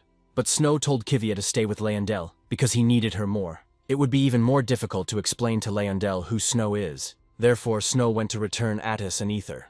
Kivia thanked Snow and wished him luck. Eric kept trying to aim for the monster's head, but even though it was huge, he still dodged it well. At that moment, Eric used all the methods and techniques he knew, and it wasn't without exploding the earth. After this move, Eric managed to cut off the monster's arm. But because of the explosion, huge stones continued to fall and raised huge dust, making it impossible to see anything. And when the dust settled, Eric noticed that the monster was repeating all his movements. When the monster used aura, Addis came to Eric's aid with his reflector ice move. Having landed with the guys, Eric asked about their well-being. Addis informed Eric that Ether most likely broke her arm. Then Eric ordered Addis to take the Ether and go to the gate, and he would deal with the monster. But the monster repeated Eric's explosion of the earth, and Eric managed to grab only Addis. Because of her broken arm, Ether couldn't do anything, but Snow caught her below. Snow shouted to Eric that the monster would evolve due to the elf that had eaten it. And so it happened. The monster prepared to attack with another portion of aura, but Eric asked Addis if he remembered how they hunted the spider. Without a single unnecessary question, Addis froze Eric's sword. And with all his might, Eric threw the frozen sword straight into the monster's mouth. Kivia watched all this, and hoped that Eric would soon put an end to it, because her abilities did not have much time left. Eric's sword flew straight into the mouth, repelling the monster's aura. But at the very last moment, the monster closed his mouth and the sword got stuck between his fangs. Eric immediately grabbed the sword and was glad that he finally reached the head, having inflicted his professional cuts on the monster lengthwise and crosswise. For dessert, Eric left him with a crossblow and pierced the monster with an additional blow. Suddenly, Snow shouted that they shouldn't aim at the monster's head, as it was just a shell. But it was too late and the shell was damaged. The monster descended to the place where Addis, Ether, and Snow were. Addis grabbed his staff and tried to pull himself together. Eric attacked the monster, protecting the boys, and shouted to Addis that Ether wouldn't last long. Addis didn't understand why he needed to help Eric and save Ether right now. Looking at the monster, Addis decided that his main body was allowed because he had become much smaller. But then Snow explained that they were constantly evolving and receiving various advantages, and in return, they accumulated unnecessary abilities. And after the monster ate the elf, he developed intelligence, which brought awareness. Addis was even afraid to imagine that if the monster had become so smart, what would be the next stage? Eric didn't understand why it became difficult for him to deal with the monster. Each attack of the monster was thought out to the smallest detail, and Eric no longer felt like he was fighting a monster. The monster put aura into the wings and thereby strengthened them, just like Eric did with his sword. Eric noticed that the monster was completely repeating all of his techniques. And when Eric wants to strike, the monster seems to know and dodges. The monster used a lengthwise strike against Eric. In addition, the monster used fire magic in addition to the aura. For Eric, the monster's blows became dangerous, especially with fire magic. While Addis had time, he turned into a dragon. But he didn't understand what Ether and Snow were still doing here. Snow answered Addis that even if they ran away, when the monster came out, it would be the end for them all anyway. And Ether warned the two of them that they had no choice but to defeat the monster. The monster was furious. He repeated the same thing over and over again, that he was interrupted. Then the monster used a cross move, adding some fire to it and directed it all at Addis. Addis prepared for the attack, but the boys had little chance of survival. Suddenly, Kivia felt that someone was approaching with great speed, but there could be no one here with such force. When Kivia looked up, she was very surprised at where they came from. Before attacking Addis, Snow ate Umpala's blessing from Addis's staff. Eric was furious because the monster killed his friends. Together with the monster, they used the same cross attack, which made the entire earth shake. The monster pierced Eric's shoulder with its sharp wing. But the monster didn't understand one thing, why Eric stopped and didn't attack. And at the most inopportune moment, management announced that in order to check the landmark, all user movements were suspended. This amused the monster, and he became convinced that his opponent was a complete non-entity. Eric was on the verge of anger, hatred, and wanted only one thing, for this monster to die. Suddenly a black blindfold flew over the monster's eyes. It was Kivia who started saving Eric, and he asked her if she could hack the landmark again. But Kivia hinted to Eric that he was already barely alive. But his opponent was still in excellent shape. The monster didn't want his prey to just run away, because he wasn't finished yet. Eric told Kivia that even if he died, he couldn't let this bastard go. After such frank phrases, Kivia asked what would happen to the other members of the team. The monster was angry that he had not managed to kill anyone, and this worthless thing was running away like a coward. Suddenly, the roots of the world tree began to emerge from the ground in another dimension. Eric noticed that the roots of the world tree were holding back the monster. But Eric didn't understand who was doing all this. And then from afar the voice of the Crown Prince began to be heard, saying that he would not be able to hold back the monster for long. Kivia and Eric managed to penetrate through the crack, and Addis and Ether, who were alive, were already waiting for him there. Ether told Eric that just before the attack, Snow protected them by swallowing a blessing. Eric asked Addis where Snow was then, but Addis could not answer, because when they came to their senses, the roots had already carried them away. Kivia told the Crown Prince that if this gap between dimensions was left, it would begin to grow, and the Ratna would not be able to withstand it. The Crown Prince heard Kivia, and knew that only through the roots of the world tree did they have a chance. The Crown Prince ordered the elves to direct all remaining energy to the roots of the world tree. The Crown Prince himself also took it upon himself to help the elf close the gap. The Crown Prince asked Kivia to explain this phenomenon later. Kivia agreed with the prince, and asked in return that he explain everything to Leondel. Looking down, the Crown Prince agreed with Kivia that it was time to tell the whole truth. When the gap was almost closed, a monster appeared from it, shouting that he would not allow this to happen, and began to open it with his own strength. Suddenly, the monster's aura covered everyone, but most of the energy was directed at Eric. And at that moment, Eric's body seemed to be bound by millions of chains, and instructions appeared. To prevent the monster from killing Eric, Snow came to the rescue and began to interfere with the monster. Looking back, the monster asked Snow why he was trying to stop him, since they were the same species. But suddenly a huge black harness grabbed Snow by the paw and began to pull. It was Kivia who answered the monster that Snow was completely different and was not a monster. When Kivia grabbed Snow, the monster had a good chance to break out again. Jumping out of the crack, the monster cut Kivia's harness, and at that moment, powerful magic began to push the monster and Snow back. Then Snow realized that this was their last meeting, and smiled at the guys as he said goodbye. The elves added strength and sealed the gap with the roots of the world tree. The boys became curious about who appeared with such strong magic. Holian was in the sky, wondering if everyone was safe. When the people came out of hypnosis, they observed what was happening to their village. The villagers approached Richard as a hunter and asked him to catch the monster. Richard was ordered to guard the inhabitants, and he was waiting for a certain signal. When arrows appeared in the sky, Richard knew it was all over. Richard, as he left, told the residents that sometimes it was better not to know anything, and a flash of magic blinded the residents. The Crown Prince thanked Holian for helping them at a critical moment. Eric looked with anger at the superior death of Holian. Holian also used magic on the boys. Eric prepared for the attack and ordered Addis and Ether to hide behind him. But because of the thick prana of Holian, the guys found themselves in a completely different place. Holian said that she heard about the boys from the prince, and expressed gratitude to them on behalf of the entire fairy union. 2 days later, all the representatives gathered at a round table in the Frelsis Palace. The Crown Prince announced that he had personally seen the gate leading to another dimension. The king of the dwarves, Crombrindle, having studied the matter, was surprised by the unknown monsters that possess intelligence. The Sylph King, Kudabadi, was worried that the monster was trying to come out of its own accord. The Queen of the Nymphs, a representative of the Fairies' Union Holian Prandrihi, reported that at the very end she managed to throw the monster back. Holian was also grateful to Lord Leondel and the hunters who risked their lives. Kudabadi was delighted with the Valtarian and his assistants, and Crombrindle was surprised at how much effort it took the guys to close the gate. But Crombrindle decided to look at it from the other side, and put forward the theory that perhaps the hunters were somehow connected to this incident. The Crown Prince revealed that the cause was his dead twin brother, and that the Elven Kingdom was responsible for not keeping an eye on him. The Crown Prince also admitted that the price for all this is that his son Leondel is now unconscious and cannot come to his senses. There was silence at the table, because no one expected such a turn of events. The Crown Prince was grateful to the heroes who saved the future of the Elven Kingdom. Crom Brindle wanted to meet and get to know these hunters in person. The Crown Prince replied that he would prepare a meeting for next time, and Kudabati suggested rewarding the heroes. But for Kubibat, there was something strange. Why the great King Garhan or the sorceress Zenobia did nothing. The Crown Prince turned to Holian, saying that in order to find out the cause of the incident, cooperation with the countries of the continent of Ratna is inevitable. The Crown Prince suggested that Holian contact them as soon as possible, and that she could use their means of communication for this purpose. After contacting Garhan and Zenovi, Garhan told Holian that an investigation was currently underway. Zenovia told Holian that she was ready to rush to investigate right now, but not everything is so simple, so she gave Holian a hint. Holian thanked Zenovia for the hint, as it allowed them to avoid major losses. But Holian was still worried.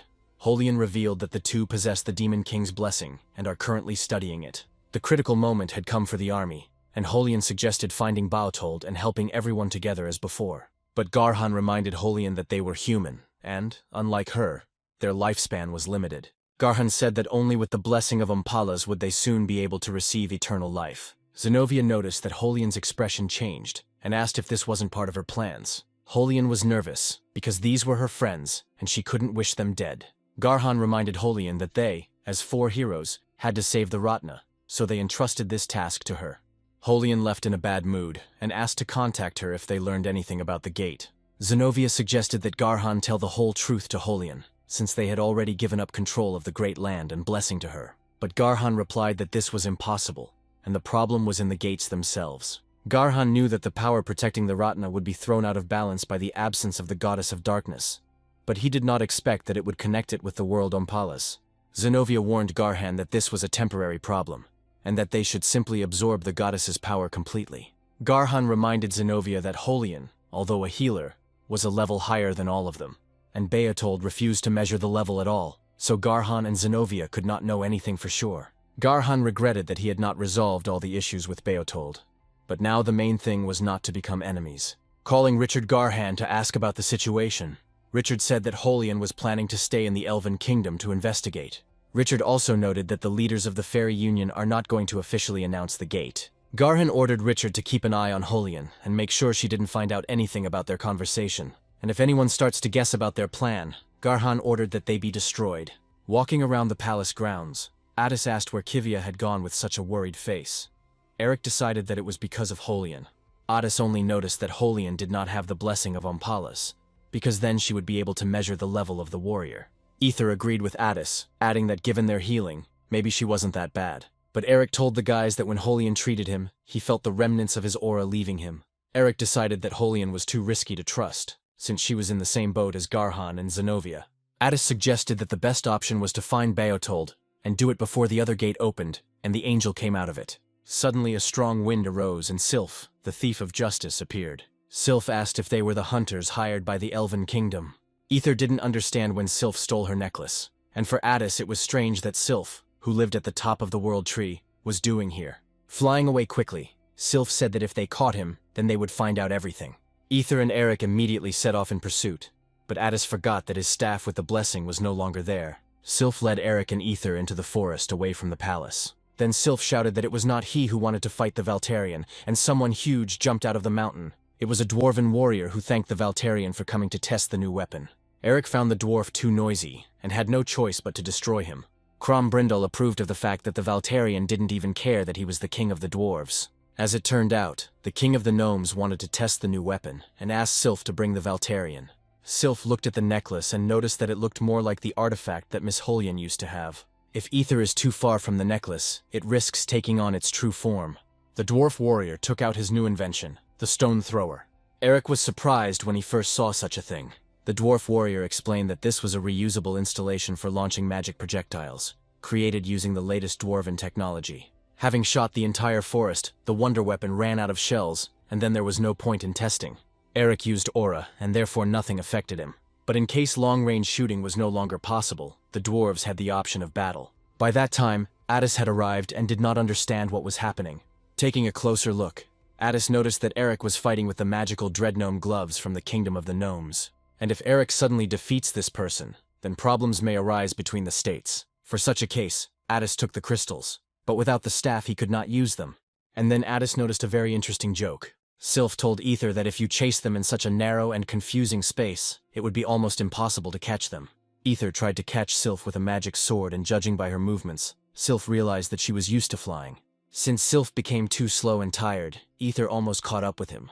Ether sat down on a branch, and somewhere a flying Sylph was wondering how Ether got this necklace. But Ether wasn't going to tell this story to the thief.